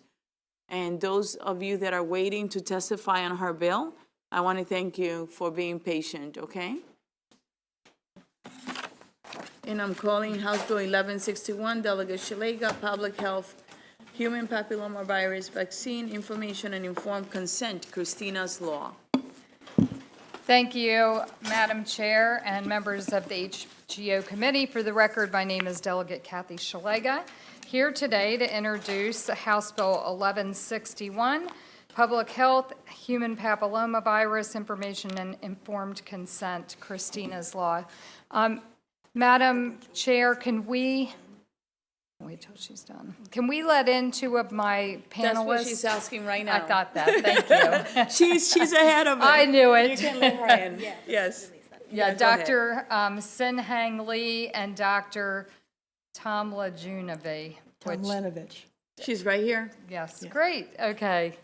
Thank you so much. pleasure. Members, those of you that were here last year, I think may have heard this bill. It's a pretty simple bill. Right now, when someone gets the HPV vaccine, there is a vaccine information sheet that comes with it that, they kind of hand you and you're like, okay, thanks. And, most people don't look at it. So this bill will make sure that in Maryland, there is an additional information sheet for this vaccine. And along with the additional information sheet, there will be a consent form that someone will sign prior to getting the vaccine. And if you look on the testimony that I provided you, you will see that this VIS sheet, I think that's what they call it, the acronym VIS, the information sheet for the vaccine, really fails to inform patients of the potential and serious side effects of the vaccine. And there is a very aggressive campaign right now to vaccinate children, and so we feel parents and children may feel pressure to take it and not opt out if they're not fully informed on the vaccine. And you can see some data on my testimony, different countries, different studies, things that have been done. And with that, I'll let my panel give you the rest of their information. I'll let Emily go next, please. Thank you, and good afternoon, or I should say good evening. Thank you for being patient, okay? I'm thankful to the people who've come to testify as well. So I'm Emily Tarcell. I'm a licensed therapist, founder of Health Choice Maryland, and a mom. Now, 2 minutes is not enough time to tell the story of how my beloved 20-year-old daughter, Christina. I'm going to give you the time. You waited. I'm It's sorry? late. I'm going to give you the time. Go ahead and tell your story. Well, I'll tell some of that maybe in a follow-up, but I wasn't prepared to go there. Okay. But anyway, my beloved daughter, Christina, she was 20 and she was shot to death, not by a bullet, but by the HPV vaccine Gardasil. And yes, the government conceded that she died from her shots. She's one of thousands of young people tragically injured. And my daughter's here in spirit to beg you to enact inadequate informed consent laws to prevent more tragedies. Now, in theory, Title 42 requires providers to give a vaccine information statement. We never got one, but even if we had, it's inadequate. For example, the current VIS does not warn females to continue with Pap screening even if vaccinated. The result, Pap screening has declined, and especially among minorities, and cervical cancer has increased, specifically in the vaccine-populated group. The reason women gave for not screening, they did not know they needed to be screened. We should know that HPVs clear on their own 90% of the time naturally, and that rates of HPV-related cancers are under 1%, occurring mostly in those over 50. Don't worry about that. Thank you. We should know of the vaccine risk. Post-licensure data shows that there were 3 times more adverse event reports for Gardasil than all other vaccines combined. And only 1% get reported. We should know about serious symptoms associated with the shots. VAERS data for heart symptoms, for example, show that of 83 vaccines, Gardasil alone accounted for 35% of all tachycardia reports. So when Chris developed new onset symptoms after vaccination like tachycardia, neither we nor the doctors knew to stop the shots, and her 3rd shot was fatal. So for all of the youth like Chris who died, it is sadly ironic that a marketing slogan for Gardasil was, "Be one less." Please pass this bill to save lives. There's no legal barrier that would prevent Maryland from providing supplemental information. Indeed, it is the morally, ethically, and legally right thing to do. Thank you. Thank you, and sorry about your loss. Thank you for sharing it with us, okay? Thank you. We really appreciate it. And we're going to allow the doctor now to give her testimony. And you're unmuted already. Thank you for waiting. Good afternoon. Thank you. So I am a PhD molecular biologist who's been researching and publishing on the risks and benefits of HPV vaccines since 2012. And currently I'm a research consultant for an attorney team who represents hundreds of individuals who are seriously harmed by the HPV vaccine Gardasil, and many of them are permanently disabled. And first, I would like to point out the fact that for any given population coverage, Pap screening combined with relevant treatment, if necessary, will always be able to prevent more cervical cancers than HPV vaccination could possibly prevent, because the vaccines guard against merely a fraction of the HPV types that cause cervical cancer. Second, in spite of the fact that to date there is no evidence showing that HPV vaccines can actually prevent cervical cancer cases, the vaccine manufacturers as well as US health authorities continue to promote them as life-saving cancer-preventing vaccines. All the while, and contrary to all the research data, they are touted to be exceptionally safe. However, in the published medical literature, medical experts have acknowledged that there is solid evidence to conclude that HPV vaccination played a causal role in the onset of serious autoimmune and neurological conditions. And in some cases, this has led to a premature death of otherwise healthy teenage children. Now, since it currently cannot be predicted who will react adversely to HPV vaccines, given that genetic and other risk factors are not sufficiently known, it's crucial that parents be informed that should they choose to consent to vaccination, they could potentially be exposing their child to an immediate serious health risks. That includes death, again, still very safe. Don't worry about it. Go ahead. And moreover, parents should be informed that in contrast to HPV vaccination, demonstrably effective already existing measures in cervical cancer prevention and treatment do not carry a risk of death, neurological or autoimmune disorders. And finally, current information campaigns designed to promote HPV vaccine uptake, which are not evidence-based and are solely backed up by vaccine manufacturers' data, do very little to instill public vaccination programs. Thank you. Thank you for sharing your expertise with us. We appreciate it. You have delegate someone else on your panel. Is Sin Lee here virtually? No? Okay. All right. The person is not here. It was Sin Lee. So I'm going to actually open it up for questions. Delegate Morgan? My pleasure. Thank you, Delegate, for the bill. For anybody on the sponsor panel, they now recommend, I believe they recommend Gardasil for males, and that's something that's pretty new. Is it effective at stopping HPV in the transmission of HPV to a female partner if a male is given the vaccination? I'll let the doctor answer. Thank you. Well, that's one of the ideas, herd immunity, of course, but the other reason why it's given to males is because it's marketed as preventing other types of cancers associated with HPV, such as anal cancer or penile cancer. So that's mainly the background behind male indication. Thank you. Also, I can add something to that.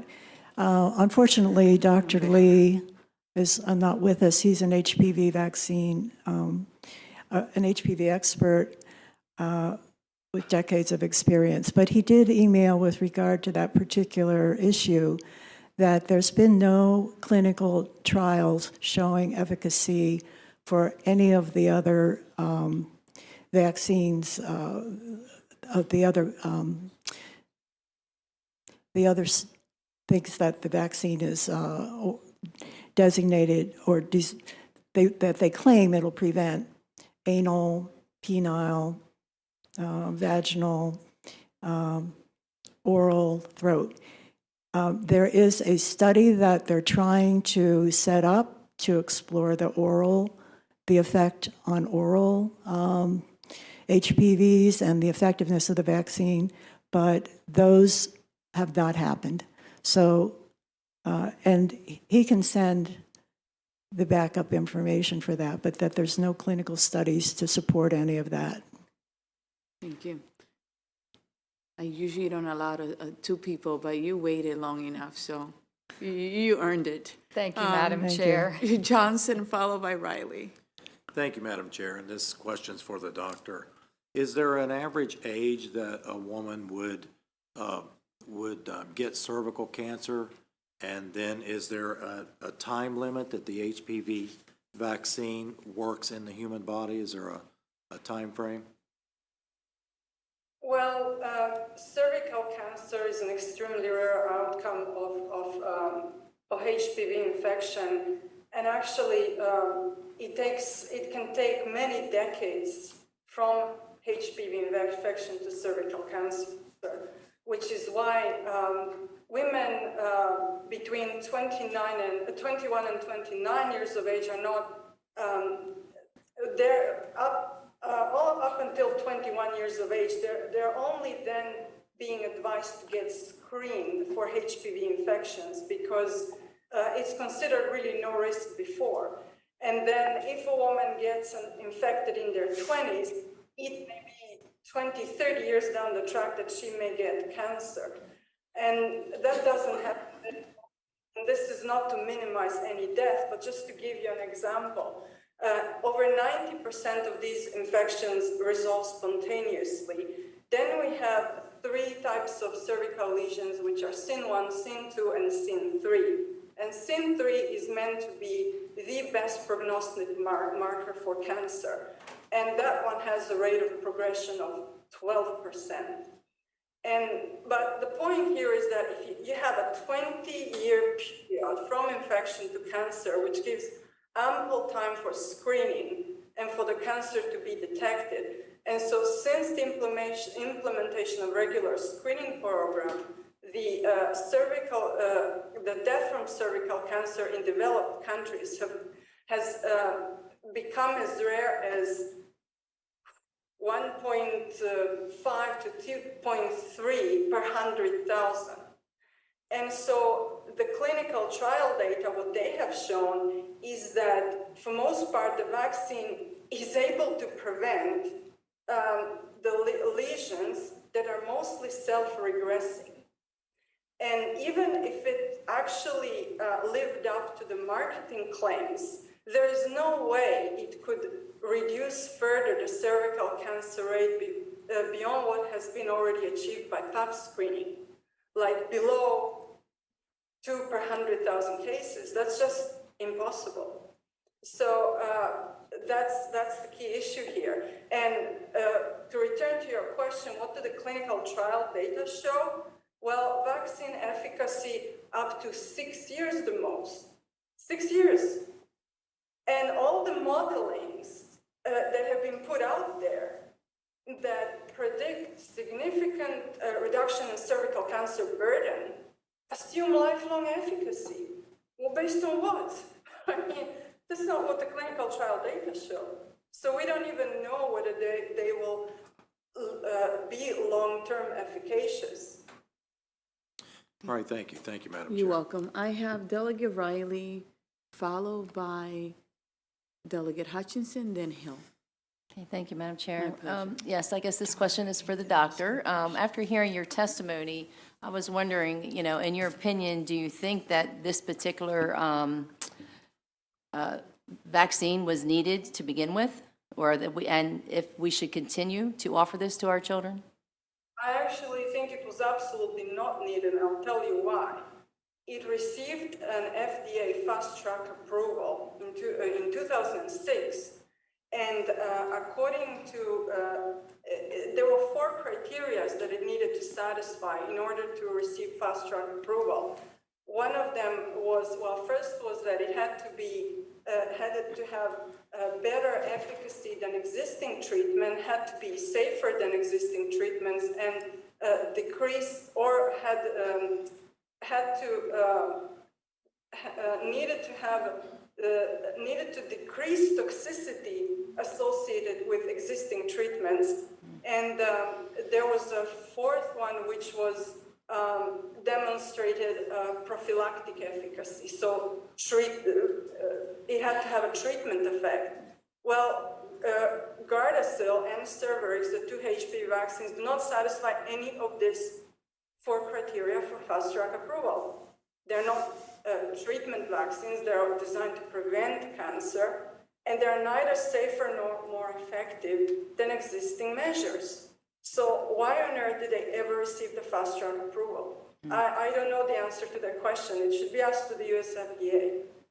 Thank you very much. Thank you, Madam Chair. My pleasure. Delegate Hutchinson. Thank you, Madam Chair. I would assume this will go towards the doctor as well. So I've been hearing a lot of top health authorities and regulatory authorities say that the HPC vaccines are safe and there's no evidence that they are associated with systemic or autoimmune disease. What do you have to say about all those comments? Well, allow me to preface my answer by saying that I am unashamedly Christian, and that is because Christianity is not blind faith. But it seems to me that the US and other health authorities demand such faith in their statements. And I'm not prepared to believe what they say just because they say so, because there is in fact plenty of evidence that their statements are often not aligned with best available scientific evidence, but rather drug manufacturers' interests.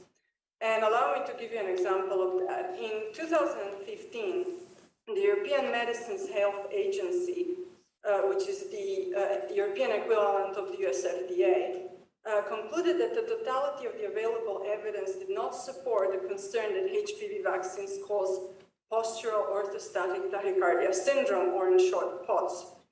Nonetheless, a group of independent medical experts filed an official complaint against the EMEA, charging to the agency for maladministration in this procedure. And I will only mention to you 2 counts on which they charge the EMEA, because to go through the whole would require half an hour. So number 1, the EMEA assessment was not independent, as it was actually performed by the vaccine manufacturers themselves at the agency's request. And this lack of independent assessment is evidenced by the fact that the text in the EMEA's report is actually nearly identical to the assessment report produced by the vaccine manufacturers. And one reason for this can be inferred from the statement made by the medical experts who leveled this charge, and I quote, "Our societies should no longer accept that assessment of drug safety are left to companies with huge financial interest and to a drug agency that receives 80% of its funding from the drug industry." And number 2, compelling evidence supporting a HPV vaccine-related pot safety signal presented by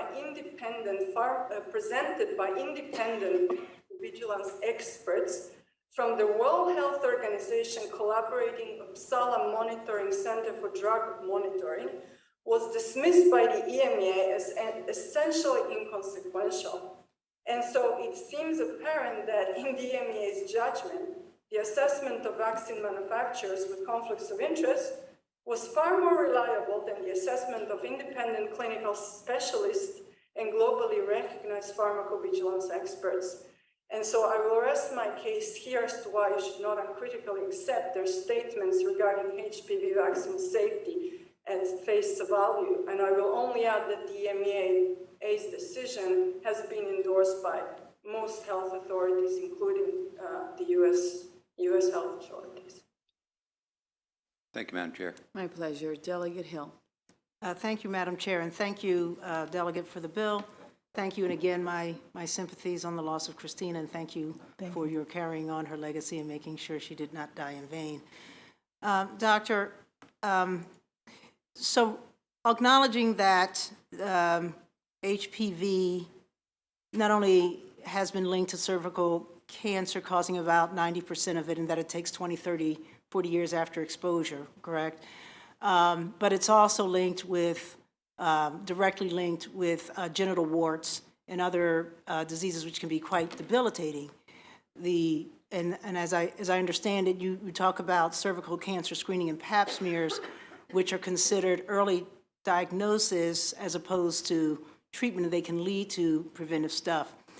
So given that we want to have, people get informed consent that's as complete as possible, the Department of Health had said in their opposition that the information sheet required under this bill presents information that's contrary to what is published in peer-reviewed scientific literature and what healthcare providers receive from their respective professional organizations. And thus, this bill would place MDH in an undesirable position of both defending vaccine information that is unsupported by data, as well as opposing recommendations from professional medical organizations. So my question to you is, have you taken the time to look at the specific requirements within the bill to separate those that are more speculative to those that are informative and based on scientific fact? And if not, would you be willing to do so so that we might indeed, if we're going to pass this legislation, give people fuller information but not mislead them? Absolutely, I would be willing to do so. I have an unwritten rule for myself that I don't claim anything that I cannot support by peer-reviewed research.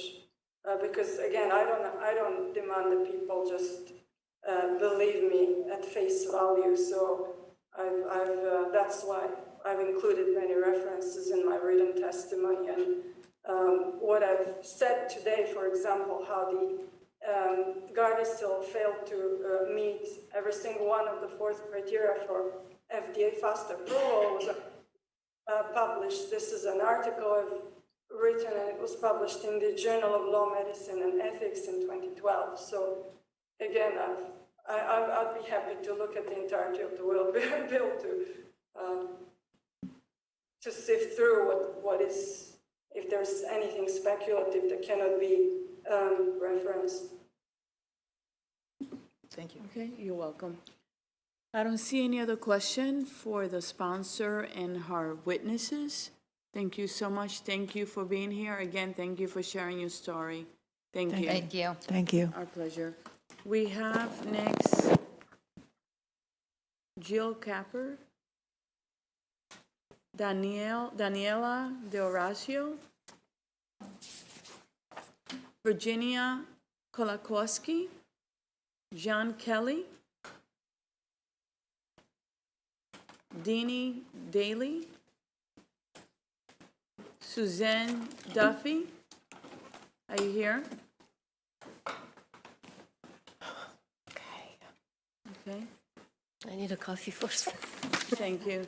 Can I have a Good coffee afternoon, first? and thank you again for being patient as you waited. Yeah. Would you like to go? Who would like to start? All right, thank you. Hello, House Health and Government Operation Committee. Thank you for the opportunity to voice my strong support for HB 1161 Christina Law. My name is Daniela Dorazio. My grandmother and I grew up on a farm during communist Romania. The nearest doctor was 25 kilometers away, and because my family had no transportation, not even a donkey, to carry me to the doctor, my grandmother treated me with old-time home remedies. Every time my stomach hurt, I cut onion on my belly button instantly took my pain away. My grandmother and fellow villagers had at most 3 vaccines during their lifetime, yet were very strong and healthy. Most lived to reach at least 90 years old without suffering of cancer, heart disease, or other chronic disease, except arthritis. They weren't scared of getting sick and only went to a doctor during an emergency. They prevented sickness by eating organic food grown in their garden, walking barefoot while exposed to sunshine, and taking vitamin D, and exercising a lot. After communism fell, I moved to the city with my mother and had easy access to a doctor's office.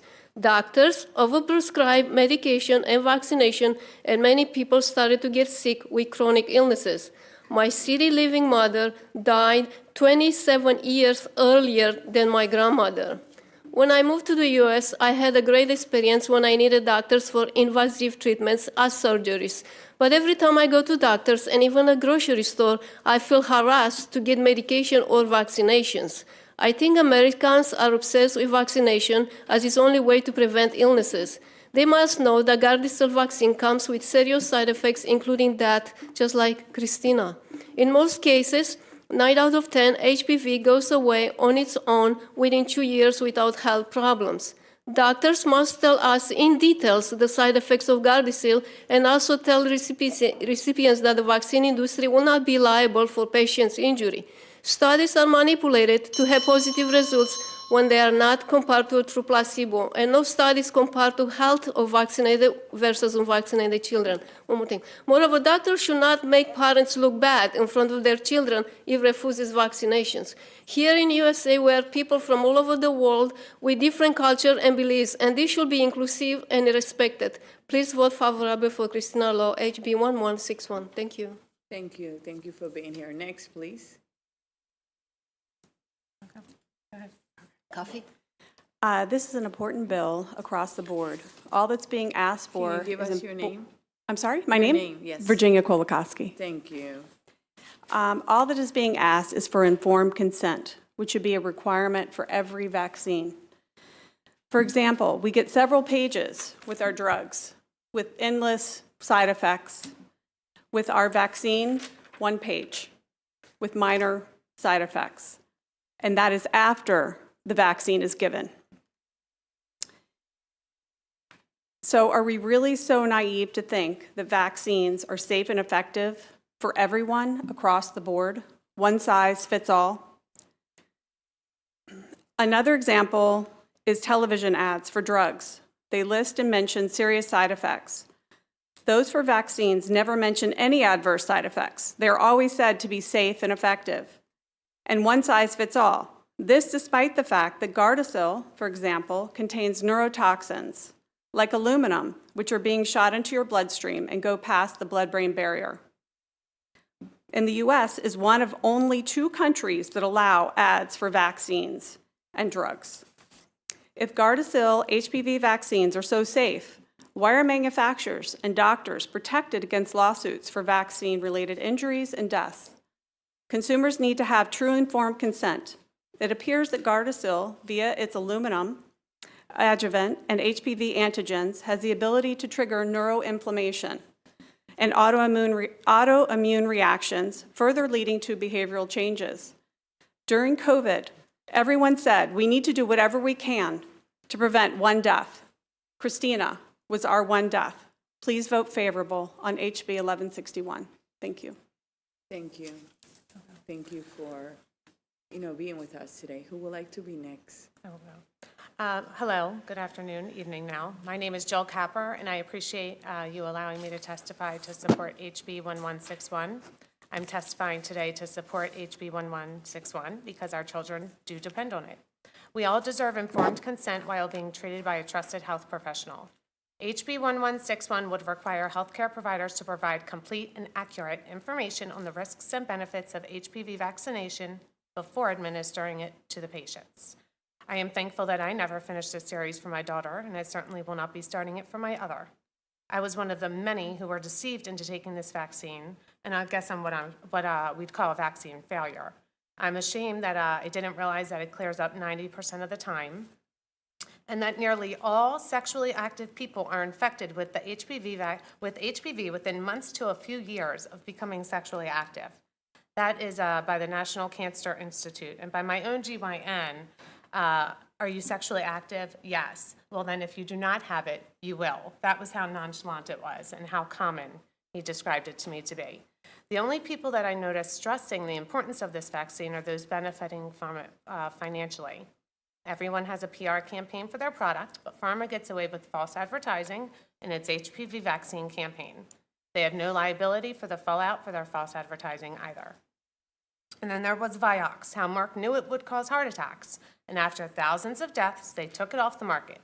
But at least those victims were able to sue for Vioxx drug injuries and deaths. You cannot sue, as she just mentioned, pharma for childhood vaccine and deaths and injuries. So once again, I'm asking you to support HB 1161. Thank you. Thank Oh, you. and to answer the question from earlier, I would suggest, Oh, I just so wanted we to mention don't- the vaccine insert. Okay. That provides lots of information for someone who had mentioned something earlier about one of the side effects. You can Okay. find a lot of information there. All Thank right, you. thank you. You're next? Can you guys hear me okay? Yes. Hi. Good evening. My name is Danae Daly. Thank you for letting me testify favorable in support of Christina's law. When my son was young, as expected, his pediatrician recommended the HPV vaccine. I wanted to know more about it myself, and I recall the doctor simply assuring me that the vaccine would not have been approved unless it had been rigorously tested and was safe. He told me how the vaccine was needed to protect against cancer, and then he went to and described to me an inappropriate in front of my young son, also described the horrors of anal cancer and throat cancer.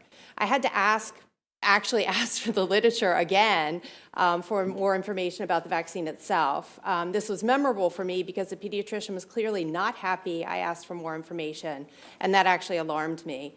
I know now that I should not have had to ask for the information, that by law, the vaccine information statement describing the specific risks and benefits of the vaccine should have been given to me prior to vaccination. It makes me wonder how many HPV vaccines have been administered without this crucial information. Parents need to be informed about the actual prevalence of HPV cancers, related cancers. Before the HPV vaccines, the associated cancers, including anal, penile, and throat, have been reported to be very low, under 1%. It's important for parents to know what the vaccine actually targets, as well as the HPV strains it does not target. They also need to know that current cancer rates most associated with each strain. The parent and the child both need to understand that the vaccine does not address all high-risk HPVs, nor does it target actual cancers. They also need to know that the vaccine adverse events can occur weeks or months after vaccination. So I really needed to know my son's actual risks from the vaccine and what adverse symptoms I should watch for. As these risks could include autoimmune or heart symptoms, this was important information that's not currently on the VIS but needed to be included. Thank you. Please support this. Thank you. So are there any questions for these four witnesses? Delegate Riley? My pleasure. Thank you, ma'am. Yes, so I'm sorry I didn't print it, but now that everything's on our computer, our testimony, I don't print everything any longer. I thought that I read in one of the favorable reports on this bill that there were actually 560 deaths reported. So you, is that? 563 maybe? Okay, so Right. that is confirmation. Okay, thank you very much. Delegate Shalika? Thank you, Madam Chair. I just wanted to thank you all for being here at 8 o'clock at night. Appreciate you hanging in there. Thank you. It means a lot to us. Thank you. And we second that as well. Thank you. Thank you. So we're going to call a couple more witnesses. Thank you. We have Mr. John Kelly, Suzanne Duffy, Esther Zavo, Ayo Kimati,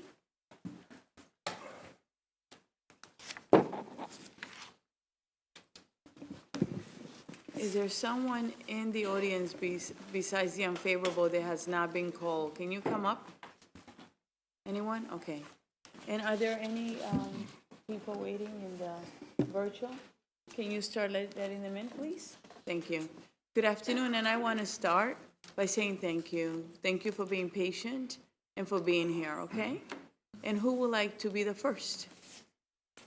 Oh, Good evening. My name is John Kelly. I'm a Maryland resident, but also a large part of my reason for being here, I'm also blessed to be the grandfather of 7 wonderful granddaughters and 2 grandsons. And so it's one of the things that sparked me to come to this hearing. Also, I'm not a doctor, I'm not a scientist, but one thing I can do is read, and I can ask questions, and when I don't get the proper answers to those questions, then I just start looking more.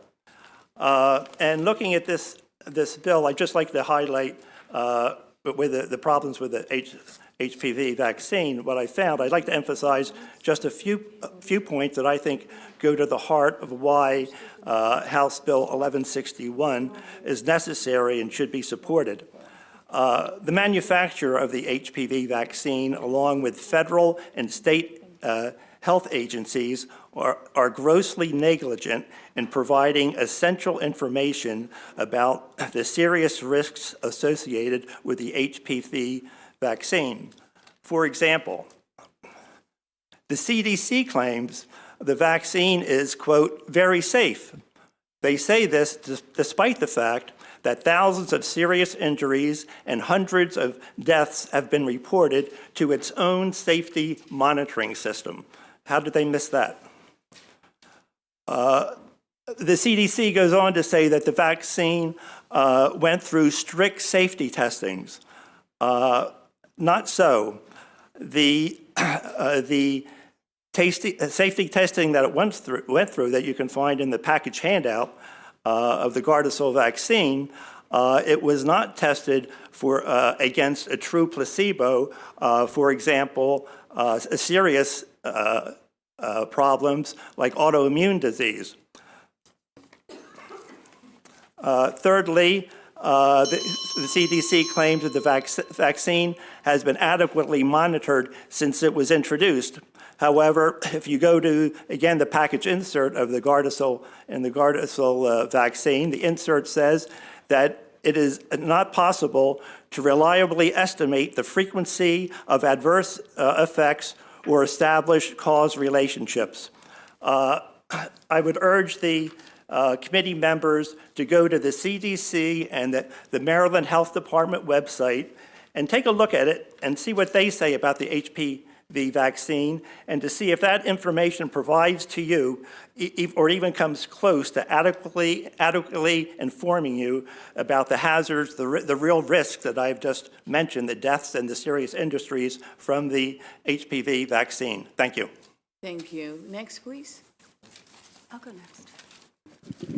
Hello, my name is Suzanne Duffy, and I'm in support of Christina's Law. Thank you delegate, for being brave and for putting this out there. It's important. I'm a mom who never would have known the dangers of various vaccines if I had not been dragged to a documentary many years ago. I dragged my husband with me because I didn't want to go alone. We left that documentary, both of us really weeping. What we learned was life-changing. The pain, insurmountable suffering, damage, and death, including suicides, due to these injuries from these vaccines, was something that you could not avoid paying attention to or wanting to go home and further investigate. I learned the HPV virus, if one were to get it, if. It's incredibly rare, and you would be over 50 years old. The human Pavlova is not a virus of our youth. Our children are not at risk of getting these specific HPV cancers. Because the push for the HPV Gardasil vaccine, regular PAP screenings are not really recommended so much anymore. And those PAP screenings are the true lifesavers. Did you know that recent studies show that recipients of the Gardasil product are now more susceptible to cervical cancers later in life? 760 deaths and counting. Christina, one of them, and that's why we're here. 73,000 adverse side effects, and 11,000 of them severe. Risk, benefit. We are all putting important life decisions on a scale, whether we are aware of it or not. We must know the risks, what the risks are, and what the benefits are to make an informed decision. We are here before you today, the people we have elected. You have the power to save lives by making certain the risks are laid out for individuals to have full informed consent. I am here today to represent the lost lives who were not given the basic truths. I ask you to support Christina's law. Each one of you have the power to save a life. If you could save one innocent child, would you not want to? Thank you for your time. Thank you. Next, please. Hi, thank you very much for allowing us to come here. I've been here since 11 o'clock. I've met several of your staff, and thank you for Kathy Saluga, and also graciously you run your meetings, Madam Chair. It's wonderful. My name is Esther Sabo. I am a resident of Maryland. I am a mother of two, by now college-age students, and I also am from Europe. There was a movie about the HPV crisis in Denmark, and it has shown several hundreds of fantastic athletes, girls who were in wheelchair, and they could not do anything about about basically the situation, how much this vaccine crippled them. I'm testifying today in favor of HB 1161 because I strongly believe that the elements in Christina's law introduce important missing steps needed in our society to achieve acceptable standards for informed consent regarding HPV vaccination. The US Supreme Court acknowledged that vaccines are unavoidably and inherently unsafe in Brueswitz versus Wyeth. But our society does not know this fact, and it seems that health administrators, regulators, doctors, and pharmaceutical companies don't make it easy to find out the general risk-benefit characteristics of especially new vaccines. In this case, is the HPV vaccine. Christina's law would assure that the individual or her parents or guardian would be provided a certain information sheet, and that a written consent on a certain form would need to be obtained prior to HPV vaccination. This would help achieve informed consent. Actually, I as a parent had never been shown any vaccine sheet, so I'm actually very surprised by what you held up, because I have not seen it for any of the vaccines. In our society, unsafe products are brought to market, and these then are promoted to citizens. Most everyone knows that we cannot necessarily trust a used car salesperson, But can we actually trust our government, regulators, doctors, or pharmaceutical companies to tell us what vaccines to take? I personally would like to create a survey on this topic. How many percentage of people in America has ever seen a vaccine information sheet? How many of us has true informed consent? As a parent, I've not ever been provided with such a vaccine, even though I took my children for numerous vaccine appointments. I would like you to support this bill. It's really something that we should have available in our society. Government is there to protect citizens and give them information so they can make a fully informed consent. Thank you so much. Thank you, and thank you for waiting. Sorry you have to wait that long. Next, please. Yes, my name is Ayoki Mathi, and I came here this whole day. All I wanted to say, I literally waited this whole entire day. I've been here since like 11:30 to come here and say thank you. Honestly, that's what I wanted to say, but something just hit me while I was sitting here listening to this. And I'm going to say more than thank you, because I'm looking at this, and I didn't realize that when people do these vaccines or whatever they call them, that they don't show you this stuff. And I'm thinking, I got a daughter and a son. I'm just being honest. When I'm sitting there, I'm thinking, if my daughter took one of these things and nobody showed me this, there's no words you're going to give me. I don't want to hear that. If I took my son thinking I'm giving him something to help him, and nobody showed, the first one says death. That's a pretty severe side effect. I mean, like, I'm not going to give this to them. If you say your son could take it, is he going to die? Okay, I'm not going to give him that. And if I'm to understand that this is a process that's going on now, and they not telling people this stuff, I can't even wrap my mind around the idea that you would know that these things can happen and wouldn't share it with people. So I have a constituency. I'm sorry, I wasn't intending to say that, but when I'm looking at this, I'm going, wow. My constituency has been finding out things about some of these bills in Maryland and are absolutely horrified, as am I. And it got to the point, I didn't know it until I spoke to them and showed them this bill and Bill 699. We just felt like the Maryland legislature, who are new to this, the Maryland state legislature are just some people that want to destroy us. This bill and Bill 699, when I shared it with my constituency, literally, I felt this way, but I didn't expect it. Everybody just started clapping. And I realized, we just talked about it, it was this week, and we realized this, the way that this bill was written, I can read it, I can understand its intent. I went from the beginning to end, and I said, yeah, this is something that means somebody on the legislature actually cares about people.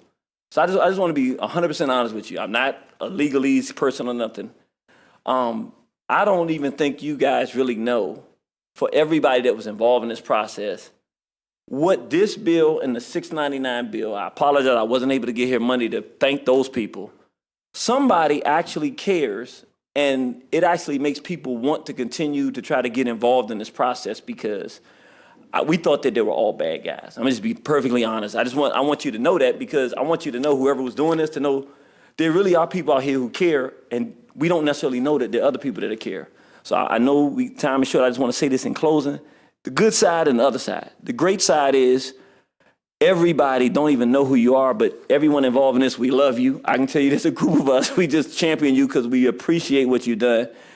The other side of it is I'm with PG County Group, and we're seeing some of the things that are horrifying us. And because we don't know anybody, you all are the good guys. When we're coming around next year to try to look for some bills, you'll probably be at our first stop that we'll come to the office and look for you, because that's the only place we would know to go. So thank you for this bill. We're in support of it, and there are just people out here that know somebody cares. Thank you. And thank you for your advocacy and for coming and for waiting. We really appreciate it. I'm going to open it up now for questions. Are there questions from the committee? I'm going to start with Delegate Chisholm. Thank you, Madam Chair, and I know it's late, so I'll make it fast. You're probably best to answer this. Do you think that parents are more empowered with more information to make the decision that's right for their family and their child? Yeah, I absolutely do. Because, God, I want to say this. I don't want to say this. I grew up in Southeast Washington, D.C. I just kind of know a certain type of personality. The horror of thinking that something exists that you know could do harm and you didn't tell me, we wouldn't take that well.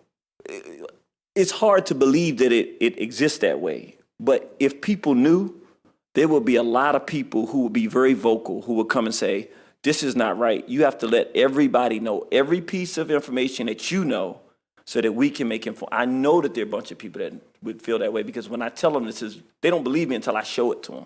So thank you for that question, yes. Any other questions? Seeing none, I want to thank you for being here, okay? And for giving us your testimony, sharing your stories. We really appreciate it. And for making it to Annapolis. We know it's not easy to get here. Find parking, go through security. Yes. I hope you ate. I'm not going to even ask you if you ate or not. We want some of them cookies that you ate. Oh my God, I had 10 of them. She ate them all, right? Honestly, I'm going to tell you, usually I don't eat a lot of sweets, but I did have 10 of them today. And that's Some good okay. I'm not cookies. even going to say any excuses. But thank you for coming, though. I appreciate it. Thank We you. have Marie Grant next, our pleasure. Thank you for considering that. You're welcome. For the people that are waiting, we have the next person. She's going to testify, and then we're going to go into all the virtual witnesses, okay? Thank you for your patience. Thank you, Madam Chair, My committee pleasure. members. Marie Grant on behalf of the Maryland Department of Health and respectfully opposing HB 1161 today. I first want to talk a little bit about the public health benefit of the HPV vaccine. First of all, HPV, it's estimated that nationwide every year it causes nearly 36,500 cases of cancer in both men and women. And additionally, every year, 4,000 women die from cervical cancer, which is almost always caused by HPV. The introduction of the HPV vaccine in 2006 has been a public health success. As it's become more common and uptake has been increased, infections with the types of HPV that cause cancers have dropped 88% among teen girls and 81% among young adult women. And then we've been seeing our immunization rates in Maryland grow. The information from our experts is that it's been increased by more than 40% over the last 5 years.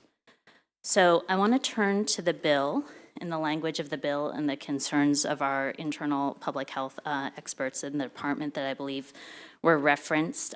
So this bill would be in addition to the CDC information sheet, which, as others have pointed out, has been informed by scientists and the CDC and has gone through a really rigorous scientific process. The information in this bill, our public health experts think play down the risks of HPV infection as well as play up the potential risks of the vaccine. And so for that reason, we're concerned about the net impact to public health, and I'd be happy to answer any questions. Thank you. Thank you. Delegate Shalega? Thank you. Good to see you, Marie. Welcome on board to the Department of Health. Clearly, I would disagree with you on this. And, I have the VIS sheet right here from HPV. Do you know how many side effects it says there are to this vaccine? How many? I'm sorry. Zero. So, it is not completely truthful. And that's the point of the bill, is to say, even if you get this, which not everybody obviously gets it. So I don't know, if obviously death is a side effect. And we've had testimony that these HPV, the virus does clear up. Is that what the science shows that you all have seen? That's not the information that our folks have given us, Delegate Schlega. Oh, I appreciate it. And potentially we could work on something that would compromise where, the side effects that you're opposing could potentially be withdrawn, even though we had a physician that said that she would find us peer-related peer-reviewed studies, so, Always happy to talk and see if Okay. there's anything that we can do. thank you. Thank you. Are there any other questions for this witness? Oh, Delegate Johnson. Thank you, Madam Chair. My and pleasure. Thank you, Ms. Grant, for coming and testifying on a long day. Is the Department of Health or you aware of any deaths that are attributed to the HPV vaccine? So I want to be careful when I answer this, Delegate Johnson, because I can go back and check with our internal experts. I'm not aware of any personally that have been attributed, but I don't want to say for sure that that is the case. I do know there is a very robust federal reporting system of adverse events, and just want to check that. So that's something I can get back to you on. Thank you. And will you be so kind and send it to the whole committee? Will do. Thank you. Delegate Hill. Madam Chair, I just wanted to clarify something. I've pulled up the patient insert from Gardasil, and I just want to know if what I'm reading here is consistent with the information you've received. I know you don't have it in front of you. Yeah. But I see, this is the, patient information about Gardasil 9, human papillomavirus variant.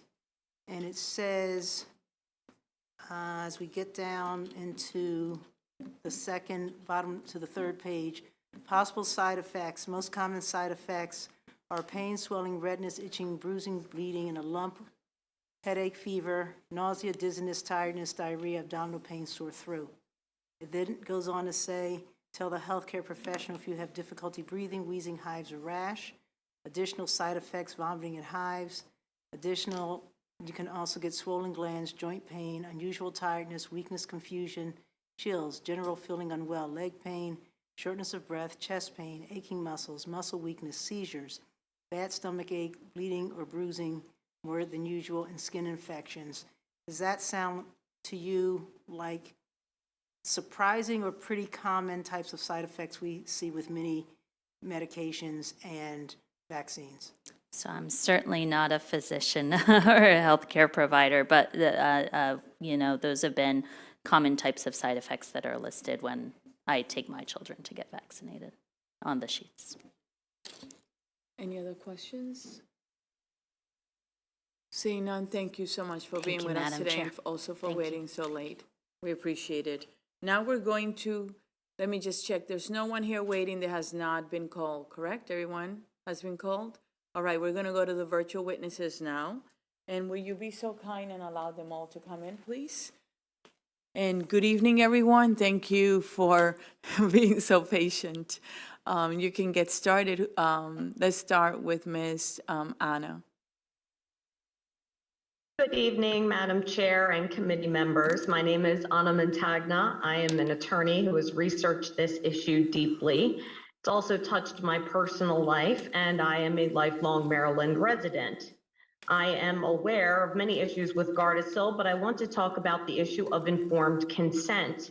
Humans have the right to know all of the benefits and risks before making a medical decision. This bill is not about being pro-vaccine or anti-vaccine. It is about knowing all of the benefits and the risks to make informed consent choices. Informed consent was established as a central tenet of ethical clinical study design during the Nuremberg Code of 1947 in response to the atrocities of Nazi experimentation. It has since been reaffirmed by all international bodies that govern clinical trial practices. How did Merck not ensure the informed consent of people who have taken Gardasil? By manipulating the data. Merck did not use a true saline placebo on the majority of study participants, only on a small group at the very beginning. That initial trial didn't produce the results the company wanted. So Merck switched to another placebo, a faux-cibo, if you will, which is filled with adjuvants, including aluminum, which we know is a neurotoxin. As such, the vaccine did not appear as harmful compared to the faux-cibo. Another way Merck manipulated data was by limiting the period for reporting adverse events, including serious adverse events.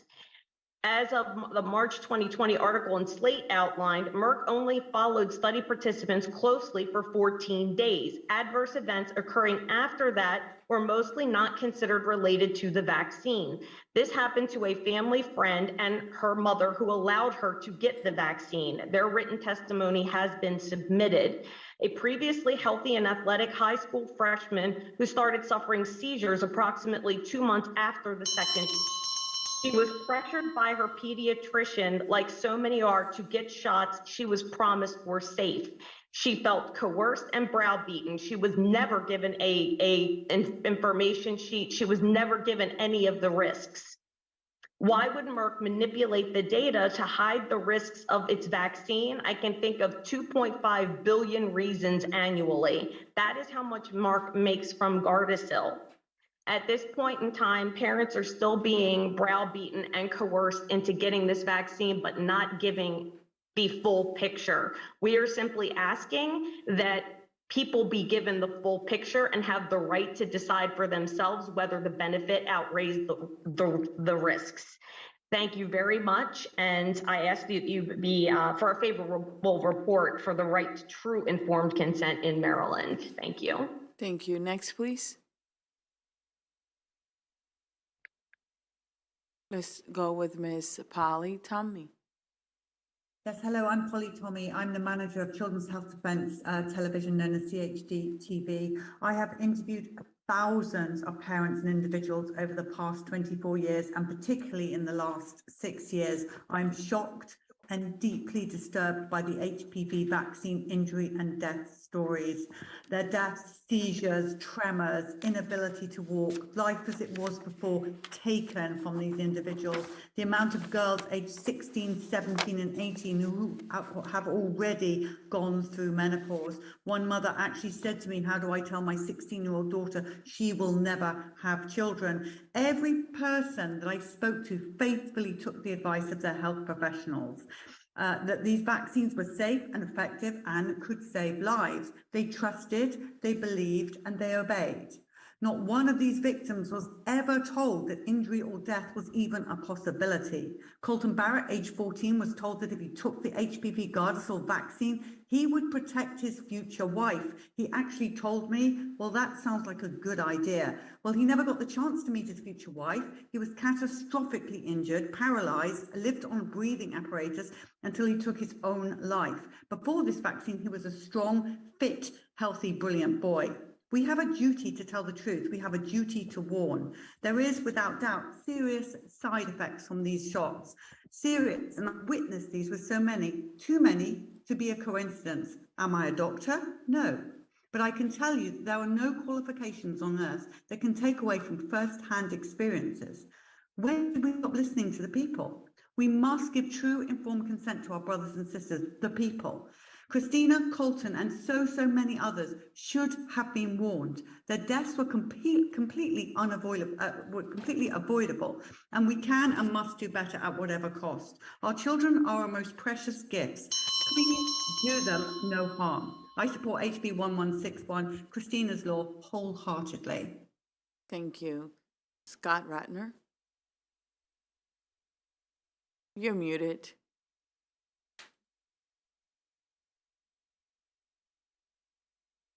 Thank you, Madam Chair, and thank you for the committee to allow me to participate.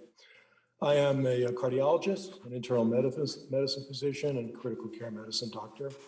As such, I would first urge the committee to take very carefully Dr. Tomjanovich's testimony. She was absolutely spot on in everything she said.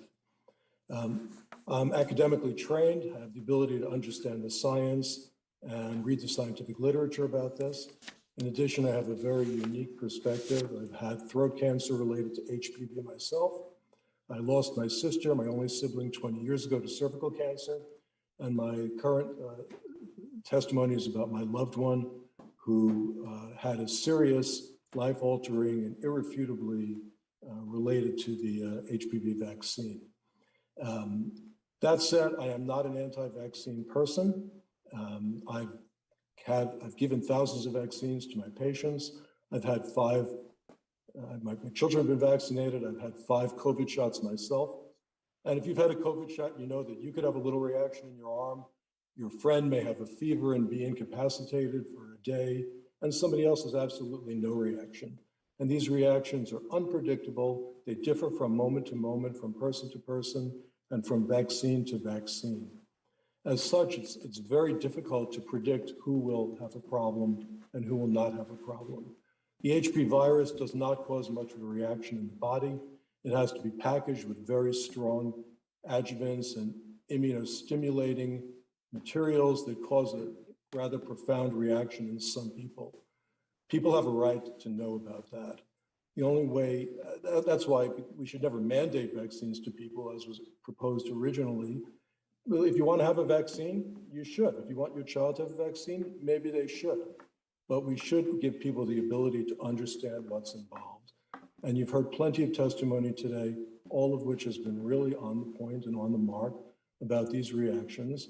The only thing that I would add to everything that has been said already, in addition to the fact that the information is so important, is that there have been several studies that demonstrate that giving people more information does not dissuade them from getting vaccines when they're appropriately informed. So in particular, large studies in Australia have shown that when you give parents the information, they are no less likely to vaccinate their children for different things. That said, there's absolutely no drawback to giving people information. You have to wonder if not giving people information is kind of paternalistic and colonial, telling people that they're better off not knowing. Thank you. Thank you. Next, Mark Mayer. Mayor Vic, correct me. Tell me how to pronounce your last name, please. I can't hear you. Can't hear you. You want to go comment, see? Hey, why don't you speak? Let me see if I hear you. No. Why don't you come back and let's call Deborah Sullivan. Miss Sullivan, good evening. Hear me? Yes, we could hear you. There's a lot of static on my end. I'm not sure if you guys. No, we could hear you clearly. My name is Deborah Sullivan. I'm an oncology nurse trained at New York Presbyterian Cornell Medical Center. I've worked in academic medicine for over 25 years. To be clear, I'm the mother of 4 fully vaccinated children. In 2015, my decision to vaccinate my 2 daughters with the HPV vaccine forever altered their lives. They went from being happy, healthy teenagers to having daily seizures, being rushed to the hospital by ambulance on a regular basis, and needed to see various specialists to deal with their neurological and cardiac concerns. I was never told there could be serious side effects before giving this vaccine to my daughters, despite the fact that a black box warning had just been added to the label. I was told this vaccine was a must to prevent cervical cancer and that there were no side effects. Subsequent to my daughter's health issues, I learned that the researchers for this vaccine said to use caution in patients with idiopathic arthritis, a condition my daughter was diagnosed with when she was 7 years old. Also, while working, I stumbled upon a trade magazine, which there was an article on the HPV vaccine. It advised doctors on how to get a yes by presenting it on the same day in the same way. The article also pointed out that the CDC said to market this as a cancer prevention vaccine, when in fact it's a sexually transmitted prophylactic vaccine. Ironically, the package insert claims that if one had previously been exposed to HPV at the time of vaccination, you are at 44.6% more likely to develop a precancerous lesion.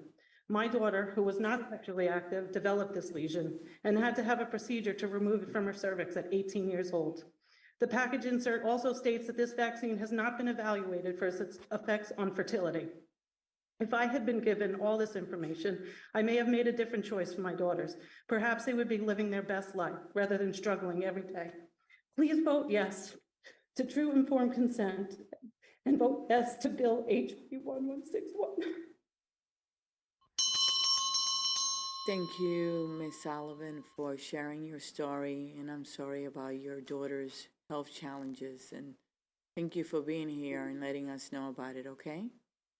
Thank you. All right. If I was near you, I will give you a big hug, okay? I'm sending you a virtual one. Thank you so much. Are there any questions for these 4 witnesses? Actually, let's see, Mr. Mark. Will you unmute yourself, please?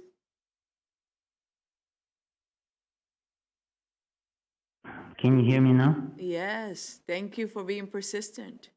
Go ahead. Thank you. Thank you so much. Sorry about this technical difficulty. And I'm voicing my strong support for HB 1161. When making a potentially Can you life-changing give us your decision, name? yeah, Mark Meirovich. Okay, thank you. Thank you, Madam Chair. And I'm here to support HB 1161. When making a potentially life-changing decision, you would like to have full and complete information to consider. Wouldn't you agree that decisions about cancer prevention may be life-changing? The Maryland legislature works hard at protecting consumers in and in their free choices. So it seems fit for the mission of the General Assembly, and this committee in particular, to require accurate information on a pharmaceutical product, which is the HPV vaccine. So the product has been available for some time. There is scientific research which probably proves every of those points that is written in the bill. There are court hearings also that where this research has been settled out and discussed and completely verified. And there's a lot of practical medical knowledge on this vaccine. Written in the proposed bill are the facts learned from years of that knowledge. It also has the facts about laws guarding the liability and administration of the product. The proposal would only strengthen protection of a medical consumer at a cost of updating documentation and protocols.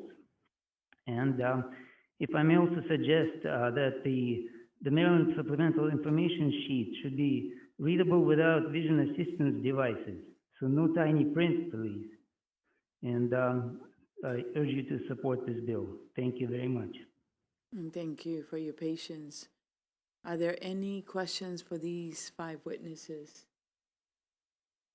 All right.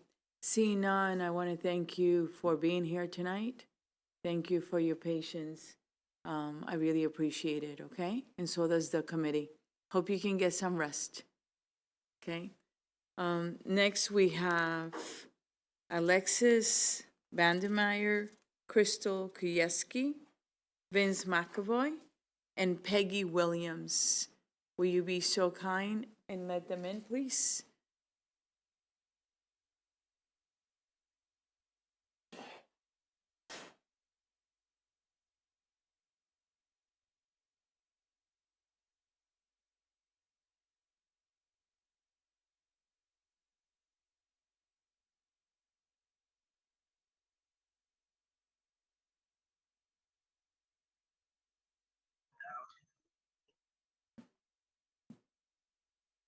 Good evening.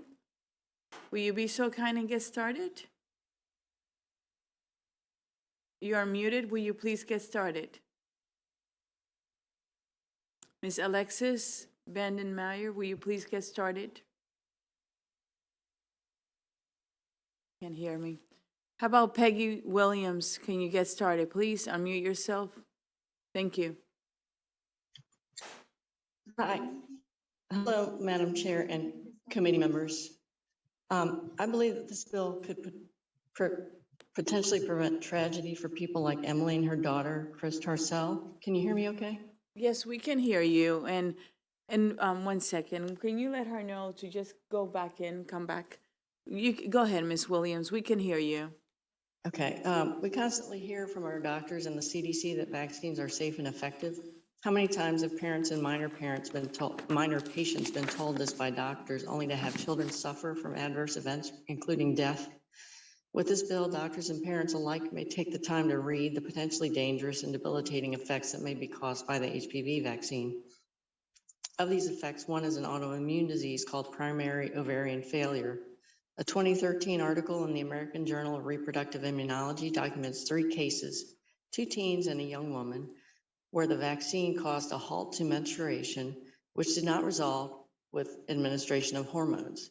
Aside from the cessation of menstruation, the subjects, beginning from the first injection, started to experience symptoms including nausea, stomachache, insomnia, anxiety, headache, cramping, joint pain, abnormal bleeding, hot flashes, tremulousness, panic attacks, difficulty focusing, and ultimately the diagnosis of primary ovarian failure after the 3rd dose.